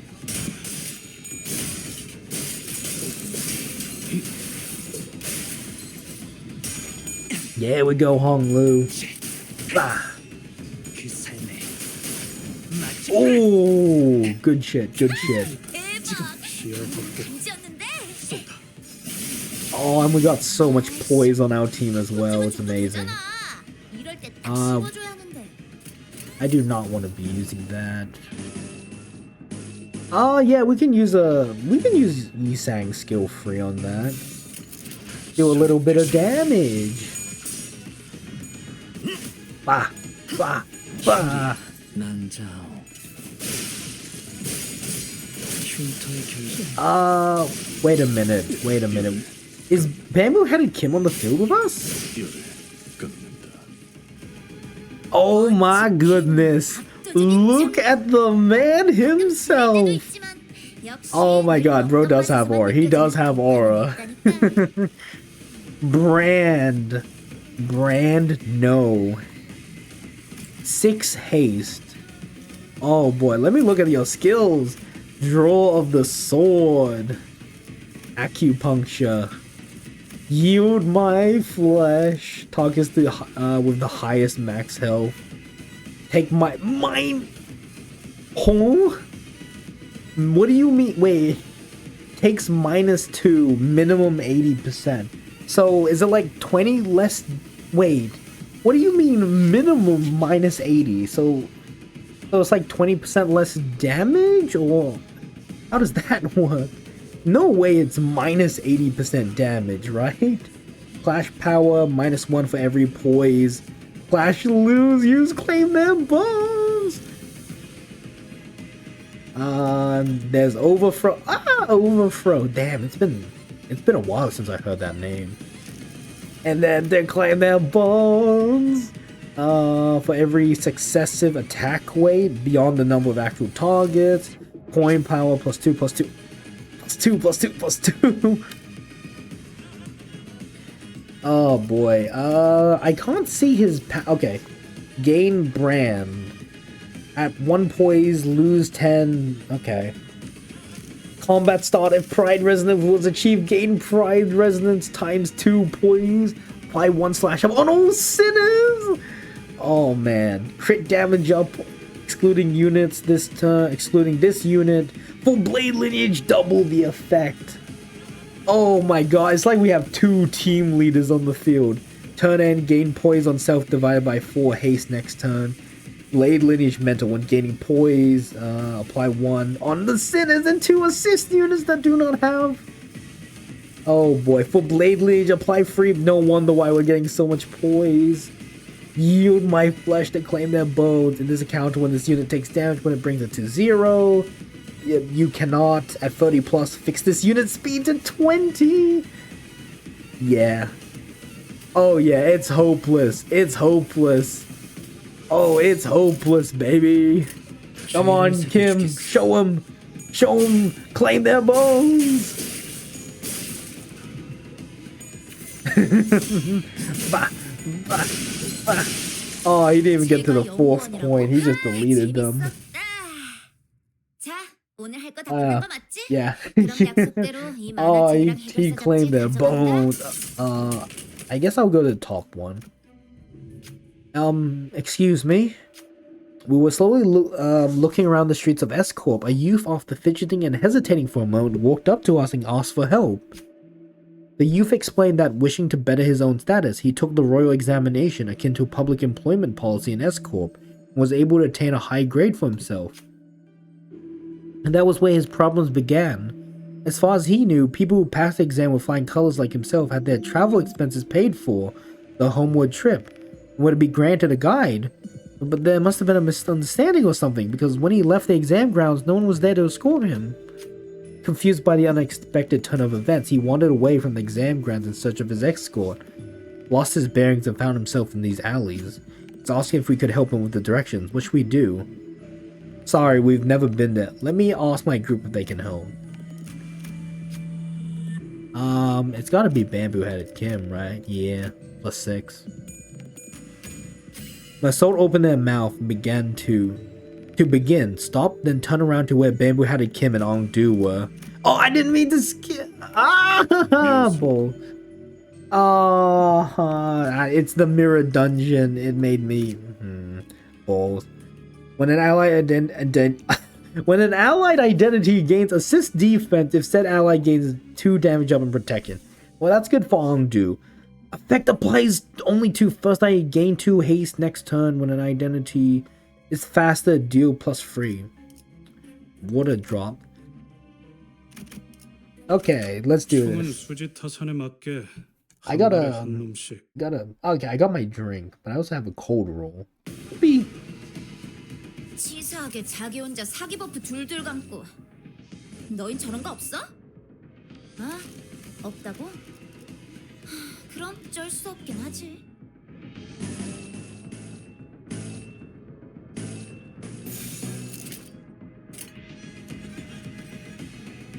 물의 배들 낮도 밤도 지나 숨이 닿도록 베어낼 뿐. 방금은 좀 쩔었는데. 대박. 방금은 감지였는데. Yippee. 아이씨, 팝콘쯤은 줘도 되잖아. 이럴 때 딱 씹어줘야 하는데. Oh, that's a counter. You're gonna get staggered.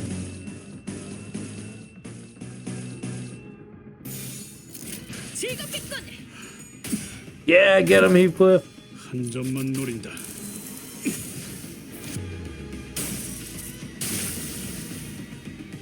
거기서는 왼쪽으로 가서. 그렇지. 좀 치는데. 남자 다음 목표로.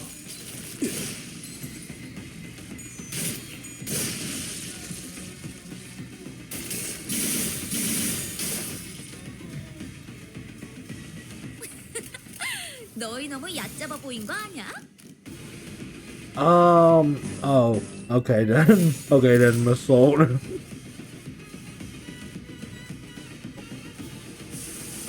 Honestly, it only costs 3 pride. Might as well let it loose, right? 물의 배들 흉터의 결과요.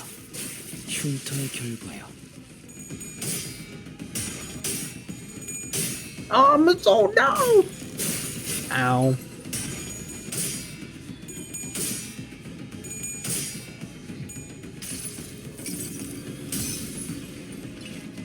There we go, missile. 망월 참음.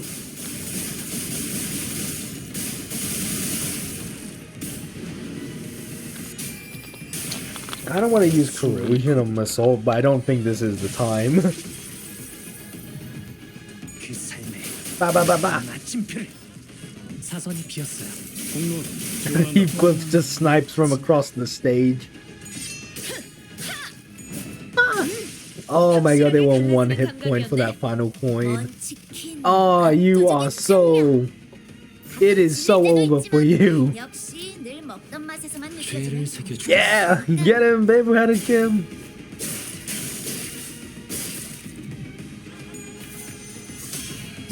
Bah, bah, bah. Ah, he's not even able to use his fourth coin. 멈추지 마. 어디 해결사 출신 루키를 이런 곳에 짱. 재밌었다. 자, 오늘 할 거 다 끝난 거 맞지? 그럼 약속대로 이 만화책이랑 Okay, let's see this 해결사 next 잡지 event. 가져간다. I catch a glimpse of a figure staring off into the darkness of the unlit prison. Vampire-headed Kim let out a sigh before he even fully exhales. Who goes there? A sharp cry cuts through the stagnant air. Someone must have noticed us. What should we do? Claim that we are prison guards, unsheath our weapons, stand ready for combat. I'm guessing if you had Hong Lu, you could probably pass this one. You're not the prison guards. The woman who called us stood there for a moment, nonchalantly trying to gauge us or gorge us even as we stood with our weapons drawn. Then she walked towards us in a gait that could not be called aggressive. But instead of chatting with us, she called upon the figure sitting inside the prison. Would you care to explain who are they and what happened? The one-sided exchange continued for a while as she tried various lines of questioning to chat up the figure inside the cell, but it was to no avail. Might as well be talking to a corpse long dead. She let out an exasperated sigh before turning to us. Are you not here to visit him as well? Might you be those who share his purpose? Say that you're not, say that you are, and explain the situation? I'm gonna say that we are. Yep, +8, damn! Visit that fool. Hearing that, Masood and Kim stepped forth to explain what had led to the incident at the Wright State Council's estate, with a particularly critical edge coming on when describing Kim's own actions, that is. So that is what has transpired. Hold on, how does that man know what happened? There's no time for idle chatter, you must leave S-Corp right this instant, and... By the time Kim's story ended, the prisoner's curiosity finally bubbled over the limit and threatened to spill over as questions. However, the woman who had just learned the truth of what had happened refused to engage at all and focused entirely on removing the Kang clasped around the prisoner's throat. You cannot stay here, there's still much to be done. As for my fellow conspirators, perhaps it would be best that you make yourself scarce as well, considering your precarious position in S-Corp. The side entrance, I use, should still be open and unguarded. Leave quickly. She continued to deftly work her hands to unclasp the can, even as she gave us directions so detailed and vivid that we would find our way out of the prison without a map. Meanwhile, Bamboo-Headed Kim had wandered off to a corner of the room and picked up a broken piece of wood, pocketing it. Crushed wooden manacle. On hit an enemy using slash skills, inflict 1 defense down next turn. 2 types per skill. If an ally is faster, the said ally deals +3 damage. If an enemy has bind, double the above. Yikes. Let's go middle. We are... Oh! No, it can't be. My life is... The experience, the memories I had recorded are different. Alas. Kim came to a stop with a grim look on his face. Again, I am returned to this day. His voice had dropped to the same morose pitch we had heard earlier. Mentor, I have been here before. Ah, have you? Had a peek into my memories when I had distorted, did you? I must say it's a bit embarrassing to have my deepest and darkest secrets revealed like that.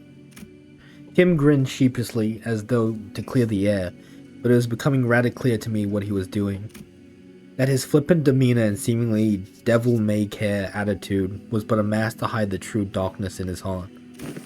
Then this must be, indeed, the Wright State Councilor's estate. Someone whom I had once protected, thought was worth protecting.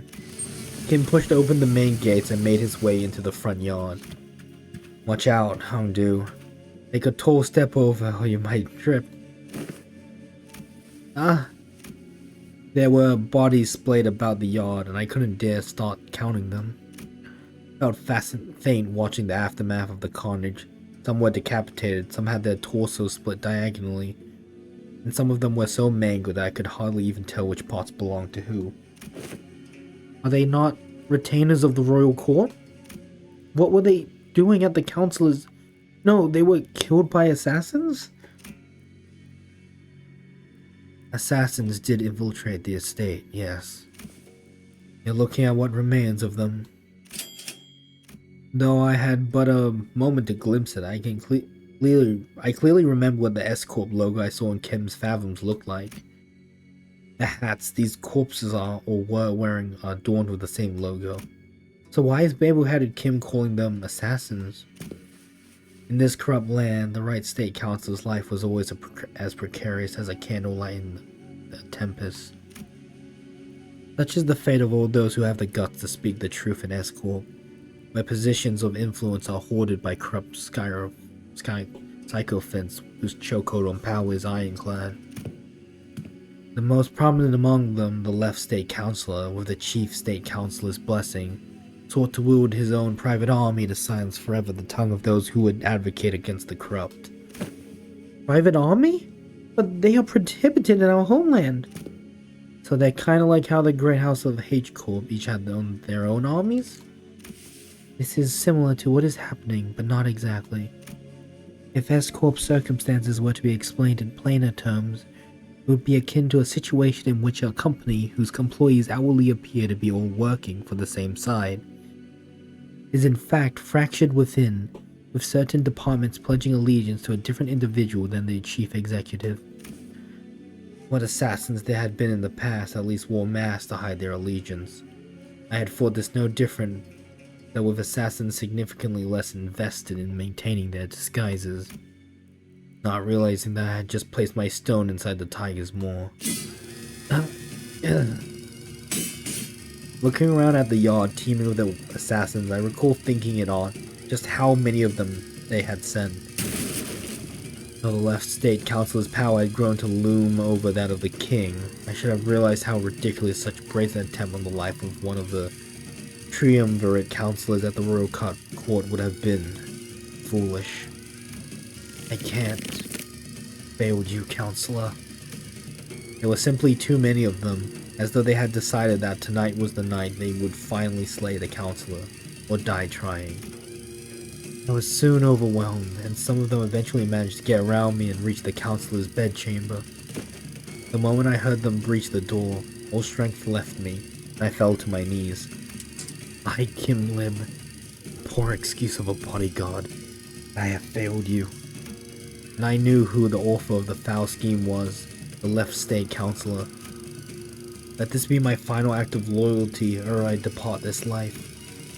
Though I am too meager a person to carry on your will, counselor, what I can do is plant the seeds of terror in the hearts of the unjust, if only to shackle their blackest heart from committing greater misdeeds.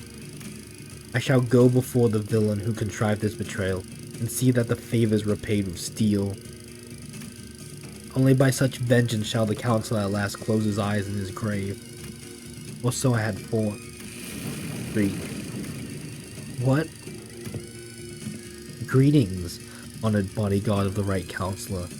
I see that you've been hard at work. Cursed parasite, I ought to flay you alive and reveal the wretched soul underneath. Some gal, you have to show your face here. Oh, here. You mean the home of the Honorable Right State Councilor who toils day and night in the service of the royal court. I know the assassins were sent by the left state councilor. Get out of my way. I shall collect your head once my task here is over.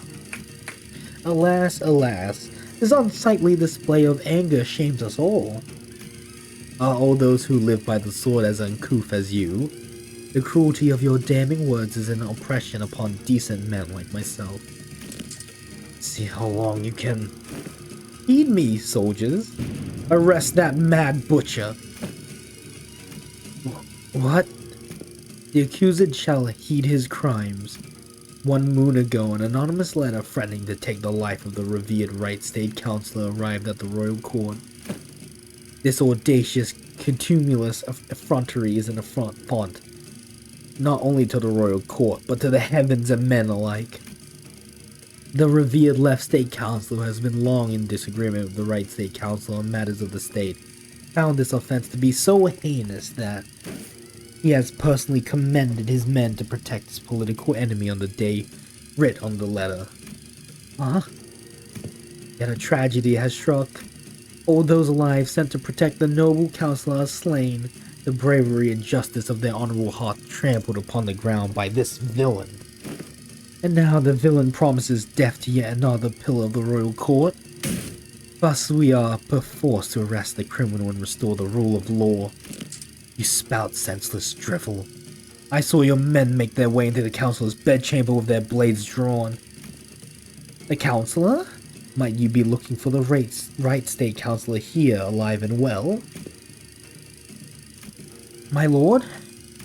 The vile wretch leaned down next to my ear and whispered, perhaps you should have known where not to stick your nose. Did you really think you could overcome the entire private army in the left state councilor's service? He sent so many of his men to their deaths, just to lure me into a trap. Why? Now don't take this as a compliment, as you're not even the apex blade of the homeland, nor are you the cloud blade. But you have been a rather egregious obstacle to the execution of my plans. Couldn't get through with the first thing in my plan with you constantly getting in my way. Let's keep you nicely locked up and out of trouble.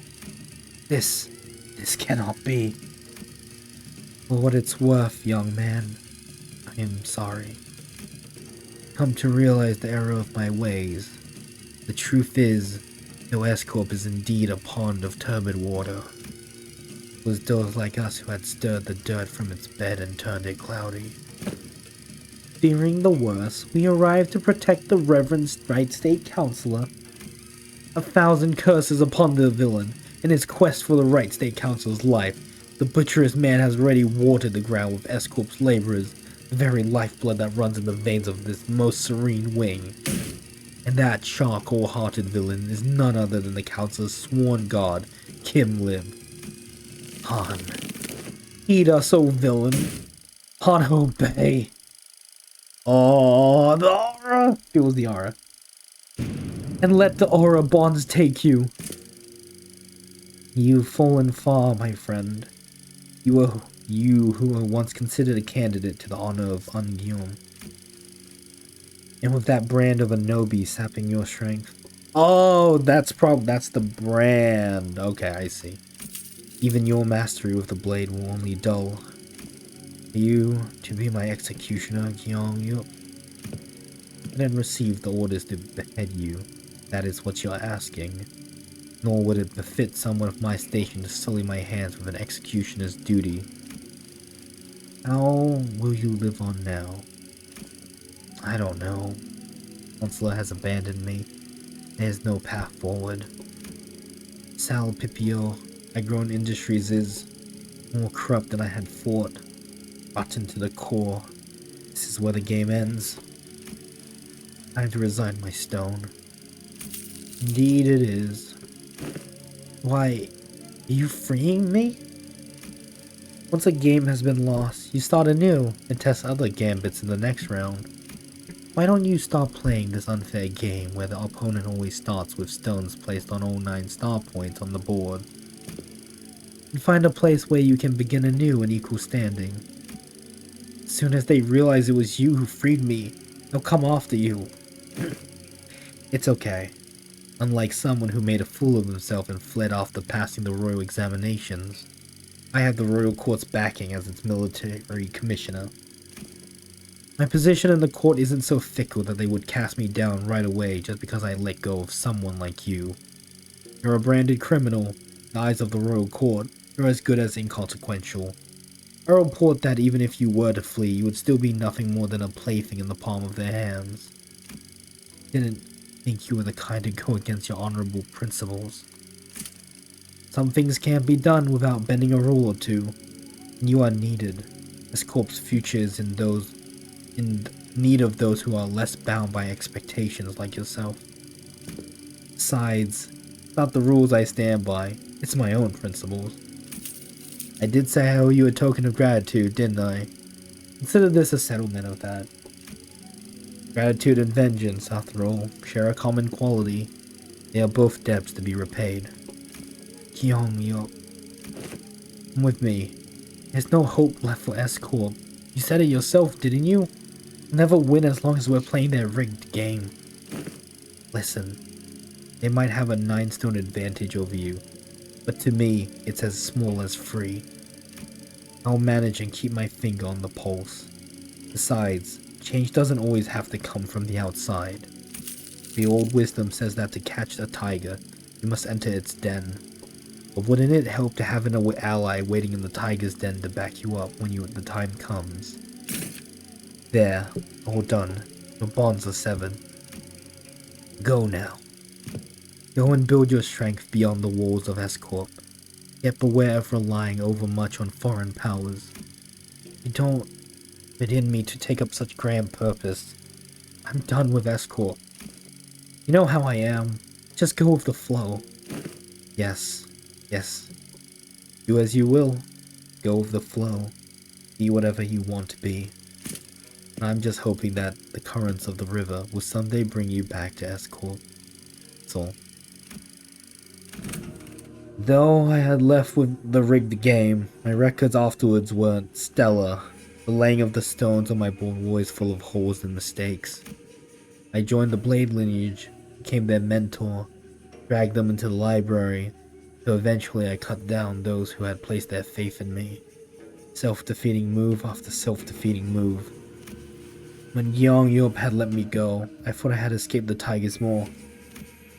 But as I let the game progress with the flow, I soon came to the realization that my life was an endless sequence of connect and dies.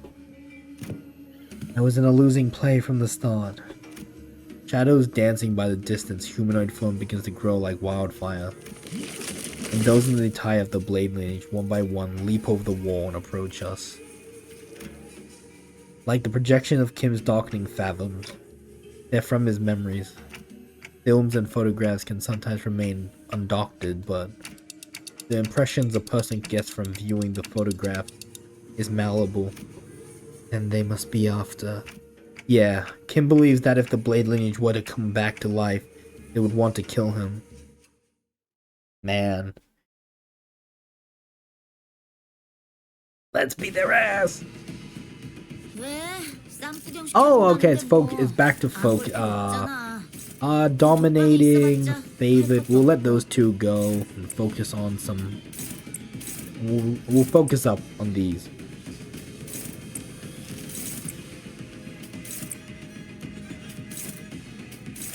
Let's not waste that. There we go. Ah.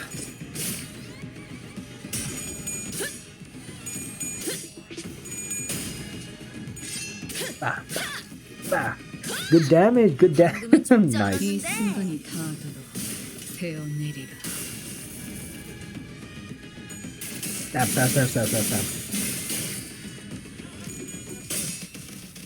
Yeah, get him, Ongdu. Wait, does Ongdu and I guess Ongdu and Bamboo Headed Kim don't keep their sanity because yeah, honestly that does kind of make sense now that I think about it. Because it's not like they count as units that are like retain their health. They're just kind of added on.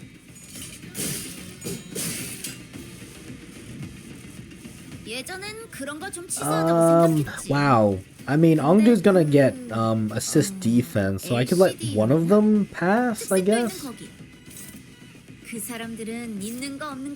Ryoshu can go here, but let's put someone else on there as well.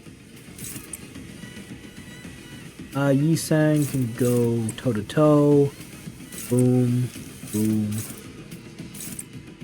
Honestly, we got an assist defense from Ongdu, but we can clash this easy enough and just kill him.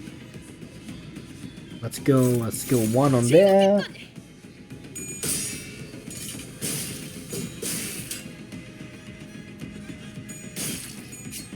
Nice stagger. Kill him! Nice. 흉터의 결과요. 좋아, 시원하구만. Very nice. 이 순간이 닿도록 베어내리라. Oh boy, you are gonna be in a world of pain.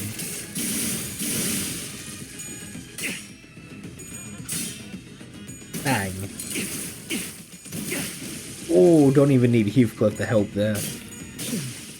Is that everyone? Okay. 너희 너무 Okay, 얕잡아 보인 man. 거 아니야? Oh, good luck. 타겟 포착 1시 방향.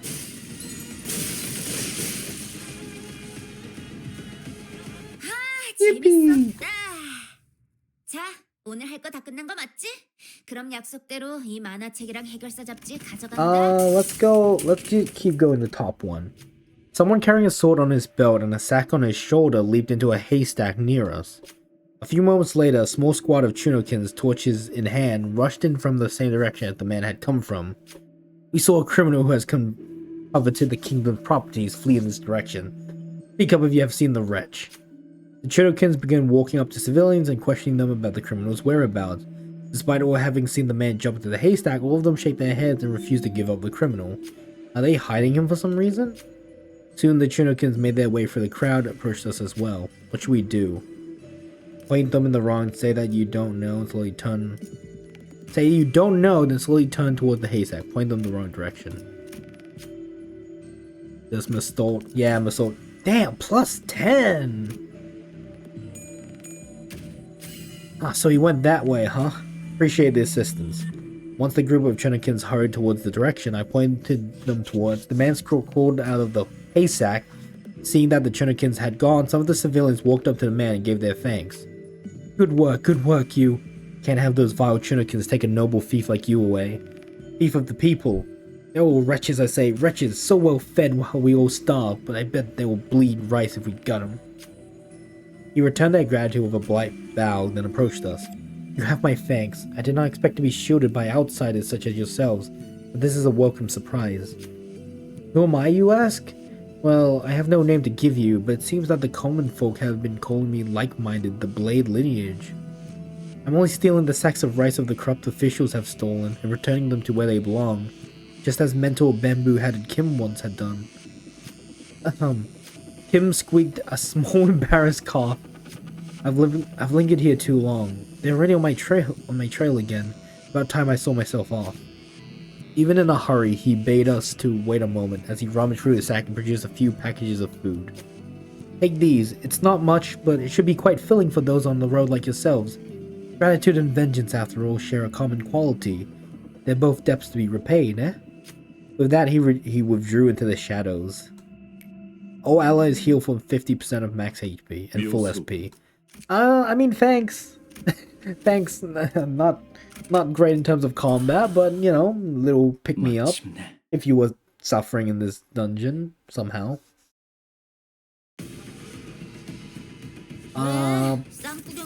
Dominating. We're gonna have to deal with everyone else here. Ongdu's just gonna murderize him. Boom, boom. I don't want to.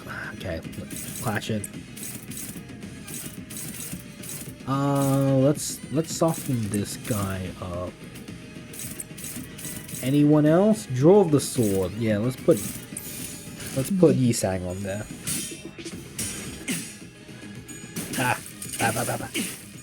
Hopefully that softens enough for Ongdu to wreck his shit.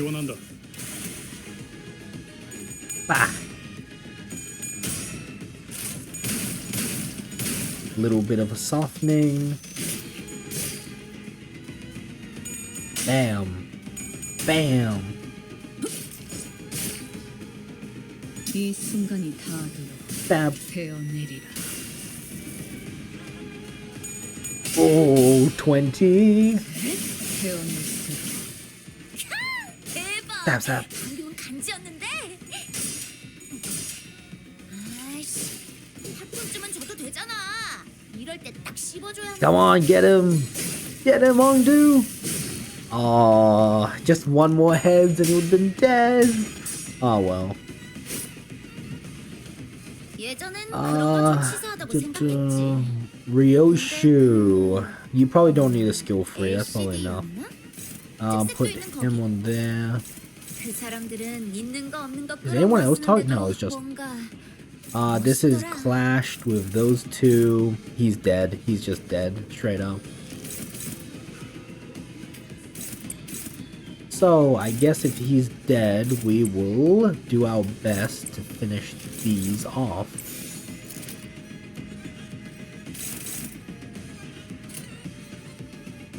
Who's clashing? Missile. Okay. Boom. 벤단 사활을 건다. Oh, that's nice. Yeah, it's nice. We get 2 units to assist us, and then putting in the work. 아름다운 것 I mean, I do think. 그렇지 않은 I mean, they're all. I'm thinking like who's stronger, Ezra, Bamboo Headed Kim, and 이 Ongdu. 순간이 다 Like, which unit would I prefer to have? Not which one's stronger. Like, Bamboo Headed Kim's passives are really nice if you're running a Blade Lineage team. They're really nice. 너희 너무 얕잡아 보인 거? Yeah, you're kind of dead. Bam, bam, bam, bam, bam. 그려낸 대로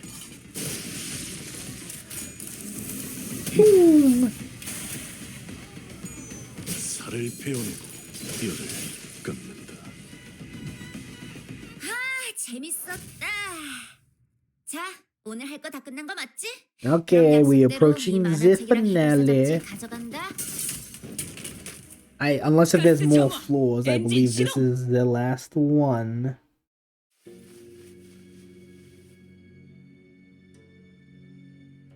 Like a prey backed against the cliff's edge, I am left bereft of paths. My hand hesitates with no room to place the stone. Misjudgments burgeon when contemplations harrow the mind indeed. Now all that remains is to neutralize that one enemy combatant in the yard. Tell me, who's waiting for us in there? You should know this place and its enemies as are projections of your memories. Not the hardest guess to make, is it? Expect to find Im Gyeong Yup there. Gyeong Yup was a woman of loyalty and principles. Even as a military commissioner, she never stopped wanting to change the way the royal court was. But even she must have broken in the end. I scoured the newspapers and TV for anything I could find on the current state of S-Corp, but it was plain as day that nothing had changed there since my departure. Mentor, is that not but a baseless speculation? Your concerns grown uncontrollably? Never have you spoken to us about such a monstrous one in the past. Thus, what lies before you is but a figment of the distortion reflecting upon your memories. Did this Im Gyeong Yup appear as that monster does, Mentor? No. Gyeong Yup wasn't like that. Gyeong Yup... I still believe that Salpipia Yor, our growing industry, deserves to die. The destruction's not the point. The point is that I want it to be a place where I can cut away the avarice corrupted and have it be a wing that cares for its common folk. I didn't know better. I would have thought you were seeking to supplant the current S-Corp. You know that's not what I'm talking about. I'm just a wanderer floating down the river's flow to where the currents take him. When the river bent and I hit a wall, someone picked me up and made a blade out of me. Once abandoned, I returned to the flow and found myself a mentor to those who afforded me the undeserved faith. And the river continues to wind, carrying me back to S-Corp, whence I had fled. Shall I let the blade sing my inner thoughts? You think I'm satisfied with the way S-Corp is? But your method as it is now goes against the principles. I wonder if she's a pinky, like oh god, I'm blanking out on the name, but Honglu's brother. I expected better from someone of your wiles. You enjoy those principles so much, then why ask me to leave the game? Because someone has to stay behind and try to bring change within the limits of their principles. I only hope that one of those bends in that river of yours would float you back to knock on the gates of S-Corp once it was primed for change. Has that changed? What do you think? You at least seem to think that I have. because you believe that I shall stand in your path. Stand in my path? Stem the flow from this river evermore. Very well. The law states that denial of the will of the royal court is a crime deserving of death by beheading. I, Im Gyeong, your second ordinate of the Salpia Bureau, Agroin Industries, official of the Sword and Military Commission of the Royal Court, shall uphold the command and sever the buds of rebellion before they propagate. Damn, she's kind of tough. She's kind of tough. Oh, she's not even distorted. I am Gyeok, ordinance, sever the buds of rebellion before they propagate. Bruh, she's tough. I'm glad oh god. Yeah, no, I do like her, at least the last one. I don't know what this is gonna be like. Oh boy. Turn start, gain or lose based on the battle form. Oh boy. Oh boy. In this turn where this unit equipped envy skills, this unit will not be affected by swordplay of the homeland. Stack adjustment will reset to 5 next turn. At less than 5, yep, same thing. Oh, okay, this is different. The free court circles of Sal P and Pio each remade the standard Dujiong Briglins into forms suited their own doctrines. The olden tale will say that Sal has ever been the first to spearhead a slaughter, eager to cleave the enemy's flesh before any other. The P harvests the blood that spills forth from each open flesh wound and turns it into endurance on the battlefield. The Pio takes the clothes of a slaughter. They part one joint from the other, bringing an end to their knees, and a blade through the neck bone, finishing the collective act of killing. Yup. Oh boy. Oh, at 55% or lower health, use a powerful skill. On self? Oh no, regardless of the stacks, okay. In the last, use a powerful skill at min or max, use a powerful skill. Oh my goodness. The sword of the homeland passed down in the Salcourt circle is not at its heart an act of killing. To cut and cut again until blood runs dry and the bone is laid bare. That is the essence of this art that strips the opponent's flesh into ribbons. That is the sword of the homeland practiced by Sal. And then perseverance. Those that, yeah, I remember this. This flesh I claim. Deal and take plus 20 damage on critical hits against and from bamboo-hatted Kim. Ah boy. We got our work cut out for us. Oh, you're dominating. Okay, so lose free. So we want to clash this because we want you to have lower. Advantage at higher. Okay, so we want to give you lower.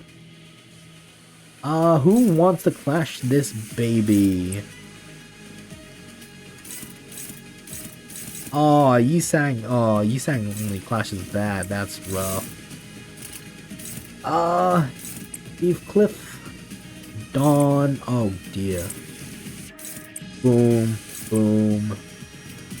Let's use a skill free. I think it's a bit early to be using that. So we'll use... I mean, I could just go do it now. Yeah, let's do it. Let's do it. Bang. Trap, step. Stab. Oh, no crit. That's okay. Take a swig from my giant ass bottle of Lipton tea.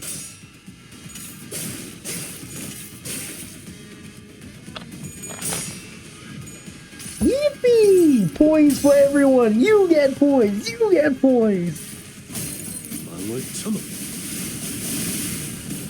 Damn. Not a lot of damage, but that's not the point.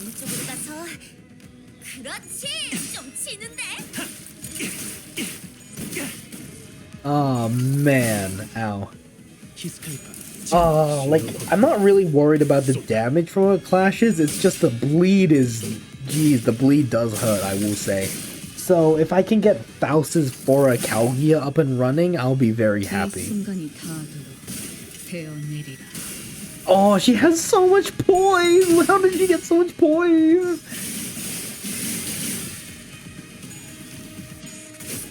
Stab. 너희 너무 얕잡아 보인 거 아니야? Mind and body is one. I shall. Which one do you want? You want higher. Gain. I mean, if I do this though, she will be at. She'll lose free. Okay, I'm gonna do it. I can do that with Heathcliff. Honestly, just let that go through. Let's use a bunch of poise to just generate it. Wow. Wow. Let me look at Faust's for Calgia. Apply highest resonant poise to all allies at free plus. Apply Shadow Exhale as well. Passive. Every time this unit applies 10 poise. Yeah, let's just do it early so we don't bleed to death later. Ow. Oh, God, Bamboo-Headed Kim has like 25 bleeding. He does heal though, so that's okay on Bamboo-Headed Kim. Ow. Bam. Ow, that's 9 bleeding.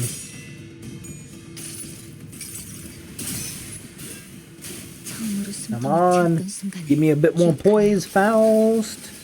Hopefully some healing as well down the line. Stab. 이 순간이 닿도록 되어내리라. Boom. Stab, stab, stab. Oh, Ryoshi's got so much poise, it's beautiful. Yeah, it's unbreakable coins, which sucks. Ow. 예전엔 그런 거 좀 치사하다고 생각했지. Developed memories. LCD. Well, we have this now, which is nice. 그 사람들은 있는 거 없는 거 끌어모아 쓰는데도 Gain +1 뭔가 poise count. 즐기고 계신가요? And she's got Nebulizer. On all allies, apply 1 poise count. 즐기고 Oh, 계신가요? yeah. Starting from allies, the lowest heal Nebulizer, health highest resonance. 즐기고 계신가요? Gain every time this unit applies 10 poise to allies. Yup. Oh, it's so good. It's so good. I love it. I love it. I love it. Love it. Love it. Clues free. So this is the powerful skill. I don't know if I want Masault to clash it because he is kind of bleeding all over the place. Deal -80 does not crit. Inflict 1 slash resist down this turn, next turn. Inflict 5 bleed. I wish it did not do that on Broken. Inflict +3 bleed. Man, everything's just bleeding.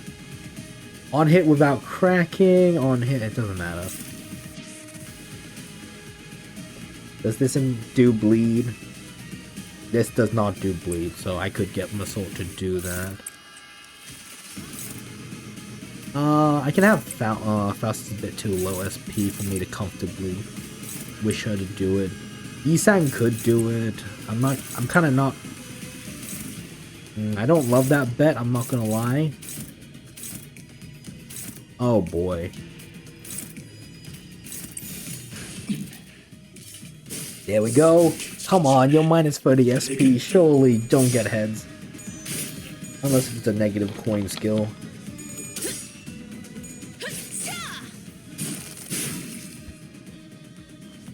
There we go, Faust. There we go. 1, 2. Ow. There we go, Yisang. 1, 2. Get rid of that bleed. Ow. Ow, that kind of hurt, I'll be honest. Ow. 이 순간이 닿도록 You gonna change forms anytime soon, or are you just gonna change forms when it benefits you? 1, 2, 3. Ow. Oh, get that sanity down. Heathcliff! Heathcliff! 사선이 Thank 비었어. you. 지원한다. Bah. 1, 2, 3. Oh, that's a lot of tails on, dude. I'll be honest with you. Yeah, just a little bit of SP. It's not a lot, but still. Oh boy, this is kind of scary. Is advantage at lower. Yeah, so we want to make it higher now. Clash gain free. Make Mnestic clash with that. Oh, because she has negative sanity, so you're kind of getting messed up. Damn, even... honestly, this might be a bit greedy, but... Oh, Jesus Christ, because of the negative 45 SP? That's gotta be why. Lose free. August enemy that has the most bleed. Hopeless. Dominating. Oh, bamboo-headed Kim, where are you? Mnestic can ego next turn. It's fine. Papa. Oh, boy. Oh, yeah, we gave you some stacks of the homeland, baby.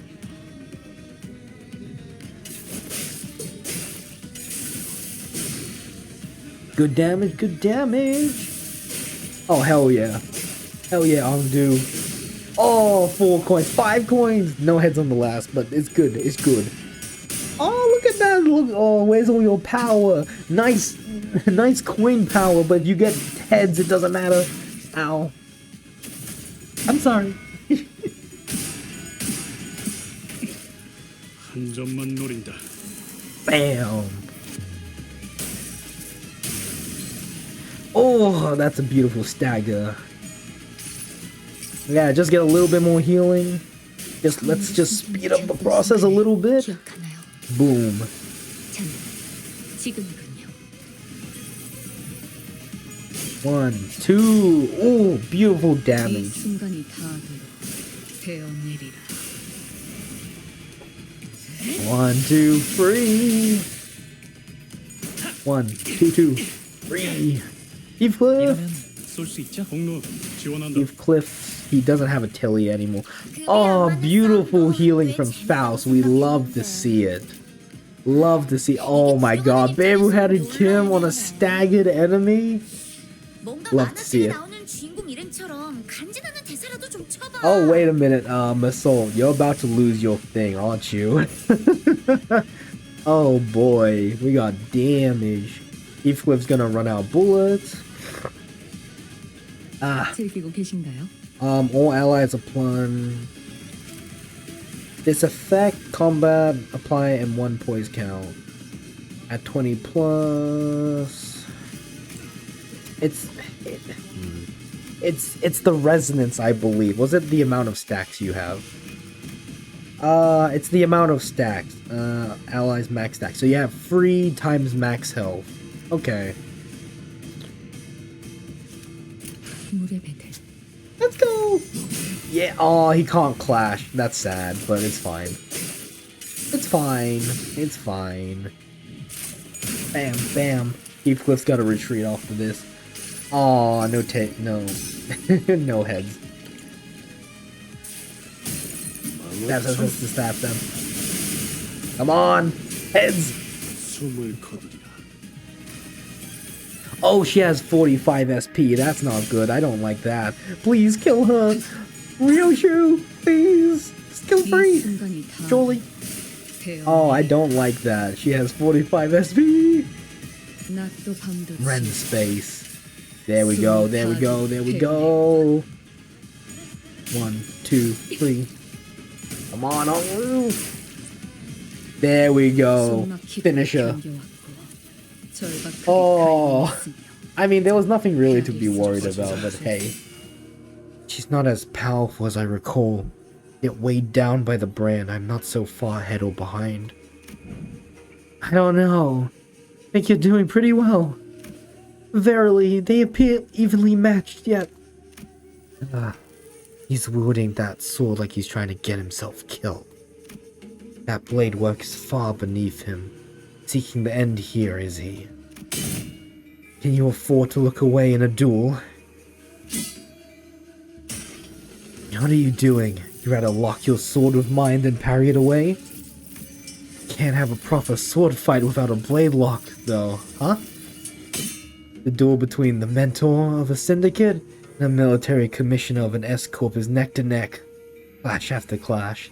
The two warriors eventually lock their blades in a contest of might before it comes to a close and a final fatal bout. When the dust settles, the mentor lies in the sand, dead. That is what you want. I'll grant it. Good. Let's finish this.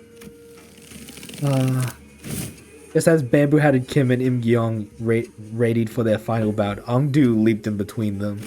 The Ongdu?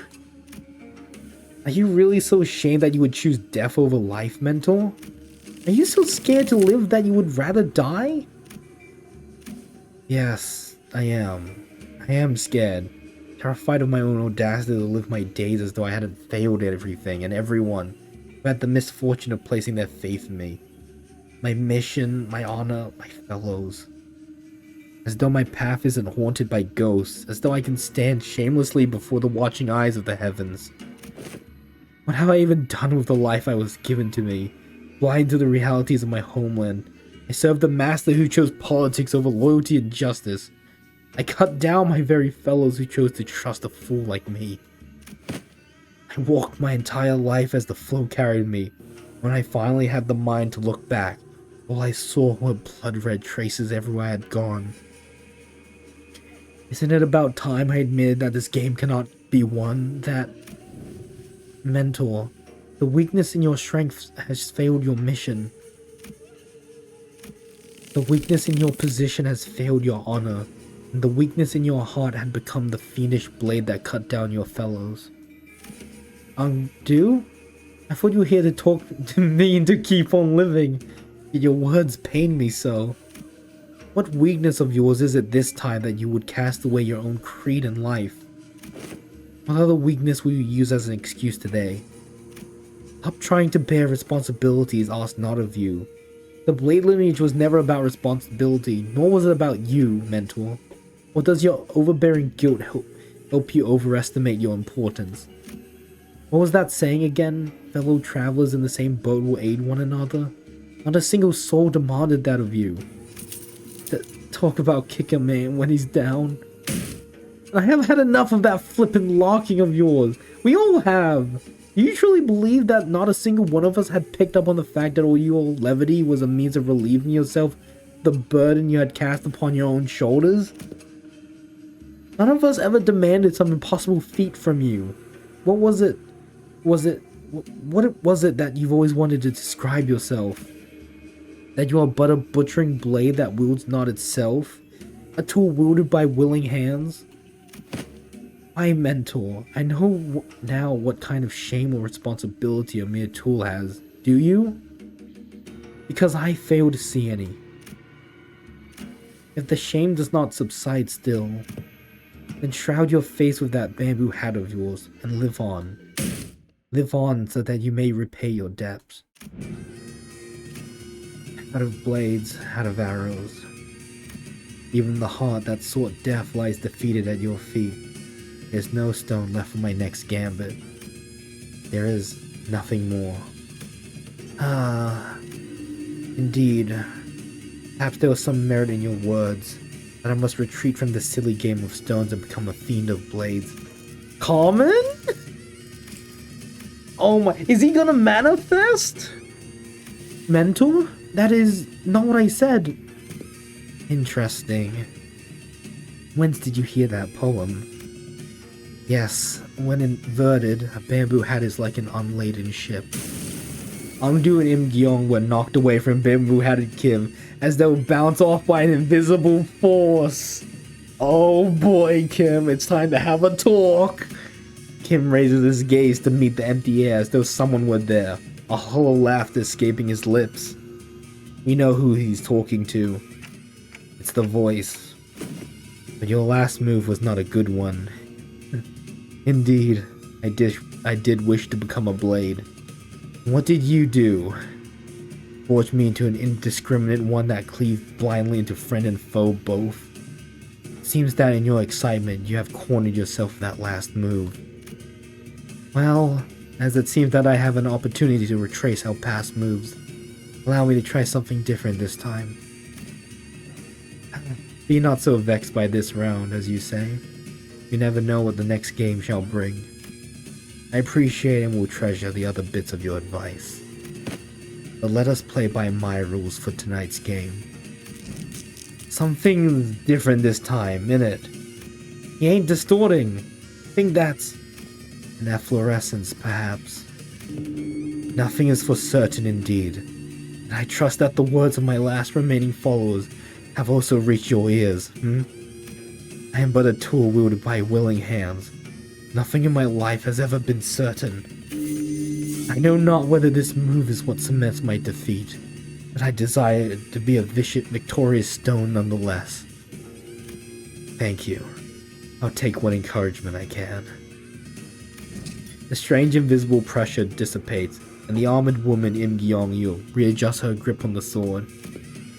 Kim turned around to look at her, and I saw that a weighty shadow seemed to have been lifted from his face, replaced by a mix of relief and determination. A bit embarrassing to change my stance now, but I will fight to live. And I suppose you'll be okay with that? Of course.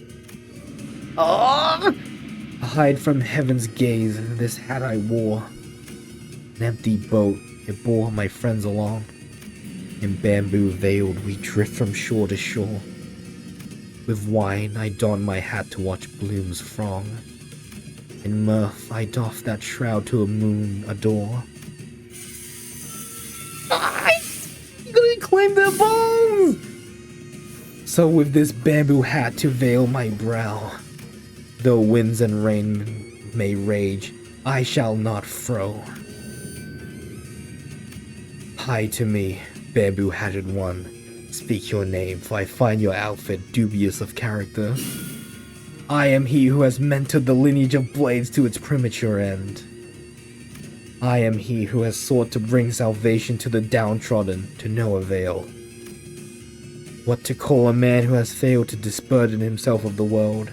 How to name a man who has failed to bear the weight of the world? There is none. So call me Bamboo-Hatted Kim. Bamboo-Hatted Kim, the treasonous wretch.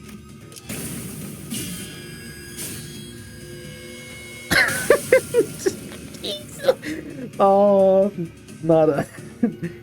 Oh my goodness. 재밌었다. Horizontal 자, slash. 오늘 할 거- Oh. The photographs rapidly fall away from reality. Perhaps because Kim had successfully managed to face his own past. When the photographs and memories that were overlaid upon the fathoms are pulled away, what remains is a man in dirty, ragged clothing. The fathoms of S-Corp slowly lose grip on this world, and soon reveal the fathoms of the distortion that was hidden beneath it.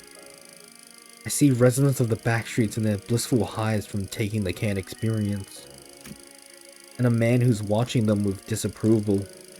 Why is everyone running away from all this?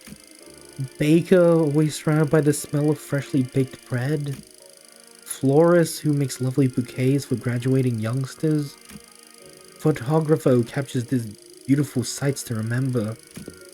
They're our lives, our experiences. Want to be a billionaire with an extravagant mansion and a nest? A legendary fixer who can make the syndicates cower in fear just by going on a stroll? What you get from those cans is not real. Everything in your lives, all of this, just empty means to an end so that you can get high on fake purchase experiences nailed into a can. That's all your life is.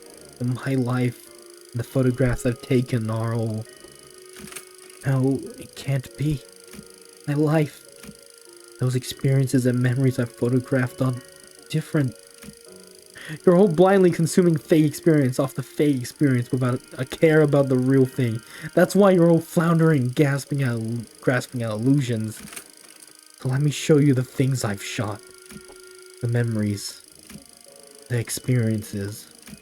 The reality of your lives. It was only in passing, but I glimpsed an unmistakable grimace, a scowl on Massault's face.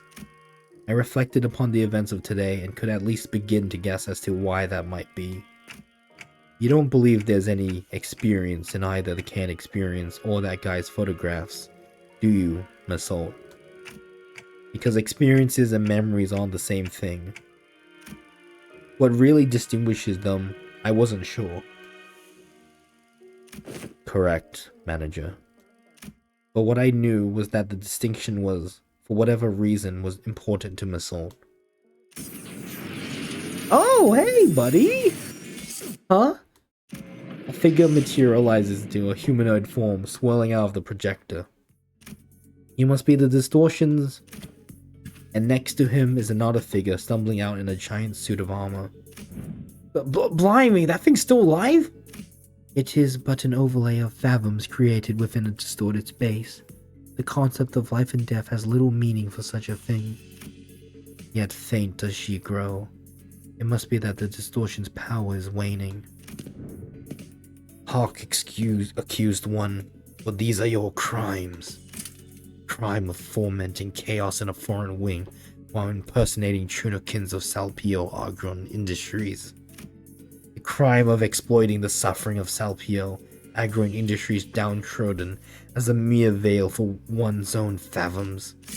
And through it be a part of reenactment, impersonating a military commissioner of the kingdom without the royal decree. Pursuant to the law of the homeland, the accursed is to be sentenced to death by beheading. Before we even had the chance to step in or anything, the faint mirage-like warrior brought down her sword on the docugrapher's neck, decapitating him. Damn! Can an entity of the fathoms slay one outside of it? Such an instance has dare not been observed, but as it is happening right now, right before our eyes, I can only say yes. It literally just happened. Yongyup is a woman of principle. She would have done the same to the bitter end, had she truly been here. As the headless body of the inflection point crumples to the floor, Im Gyeongyup's shape slowly phases out of reality. And we found ourselves back in the projection room. And there... No way! Don't tell me that headless corpse is... We found a large group of injured N-Corp staff thrown pell-mell about the room, and Ezra, who was looking down at the headless body of the docugrapher. Ah boy! I think there might be one more story node just ended. I guess distortion resolved. The subject. Kinda killed him. Well, we cut off his neck. There are ways to heal that, but... Yep, right on. Gotcha, team leader. That's the initial report done. Good work, guys. Tucking her radio back in, Ezra commanded us in a relieved voice. The distortion has perished in the mission. Would that not cause trouble? Yeah, that kinda sucks, but it's not like you guys could help it. Who'd have thought that the distortion would kill its own inflection point? If we knew that in advance, we probably would have prepared something to stop it, but... Well, that's for the LCD and team leader to investigate. All in all, this mission was still a success since we managed to eradicate that distortion from N-Corp, not to mention satisfying our client. Also... Ezra looked towards Angdu and Kim with light-hearted shrug, clearly less concerned than she had been earlier. Now I finally know why you've been disappearing on your own without letting us know. Glad you don't seem to have any more reason to, though. So it's all good. Hey, that's the real win of this mission in my book. Ooh-wee, the point is, we did it! We did the thing! It's done! Gosh, I swear I'm never doing one of these without the team lead ever again. Seriously, I got this close to losing it more than a few times. It seemed that the responsibility of looking after LCD juniors had kept her stressed and high-strung throughout the mission. I hadn't noticed it, but her brows had finally relaxed, bringing back the chipper Ezra I was more familiar with. Thus, I shall not abide by more of your indolence. You will now join us on missions and tasks as you are expected to. Is that understood, mentor? Ongdu? Do you mind releasing the hems of my sleeve? Oh, what I wouldn't give to lie down and pass out right now. The raw emotion in Kim's voice had likewise faded, and with Ongdu's voice no longer as bald as it had been in the Fathoms, it seemed to me that the two were back to the more relaxed selves I knew. Can't exactly say more relaxed for Kim though, because that's how he's always been, at least from what I've seen in any case. Fine, you're released. Whew, you've given me a good, hard shake. I don't feel so good. Say, Ongdu, I'm afraid they may have gone overboard with upgrading your arm. With your hem released, allow me to reiterate that. Stop! My heart finds peace as well as I watch them bicker. Is everyone doing okay? Yes, Executive Manager. Our forces have only suffered minor injuries that do not require you to go through the troubles of rewinding the clock. Hang on, mate. I've got a dislocated shoulder. I can pop that right back into place for you. Allow me. I've taken care of similar injuries in the field. Yeah, and guess what happened to the last time I let you do that? You rotated my bloody arm the wrong way and turned the bones in my shoulder into little chips. Don't sweat it, I can rewind that. By now I've already grown used to the pain of rewinding the sinner's injuries. A dislocated shoulder shouldn't be a big deal. I have aught to ask thee. A clarification if thou wilt. Yeah? Dost thou recall how, as we battled the N-Corp's pin frame team, the foes have taken photographs of us? And were in reports, they know. They are those who were sent to identify and capture the one who had violated a taboo, forsooth. As we stood in their path, 'tis no mystery why we had to come to blows, and I find this to be most perplexing. Wherefore did they take so many photographs of us? Maybe they were taking photographs to report their locations? Recording footage is taboo in N-Corp, meaning they can't install security cameras here. The only option for keepsaking a consistent record when tracking us down a case or person is by photographs. Are they going to make like canned experience of fighting the sinners so they can like train a team to fight us? That'd be interesting. Thine words hold water, yet most puzzling forsooth. I recall with clarity that from a certain point they had begun photographing us with renewed obsession. Oh, hey, that sounds like a question for Massault. Given how often I had to rely on the information Massault had provided me in this mission, I think I've gotten enough practice on how to phrase my questions the right way and pull the answers I need from him. I couldn't get him to tell us by his own judgments on matters, but since he seems to have a near photographic memory of what he's seen. Massault, do you remember how many pictures of us the N-Corp staff took? I do, 56 times. That's a lot of pictures. You actually remember the exact number of times they shot us? I do. It's always so neat seeing his memory in action. So, did you get the chance to see which one of us got the most photographs taken? I did. Ooh, who is it? Who is it? Is it me? I make for a fine model if I do say so myself. No, it wasn't you. It was me. Huh? But why?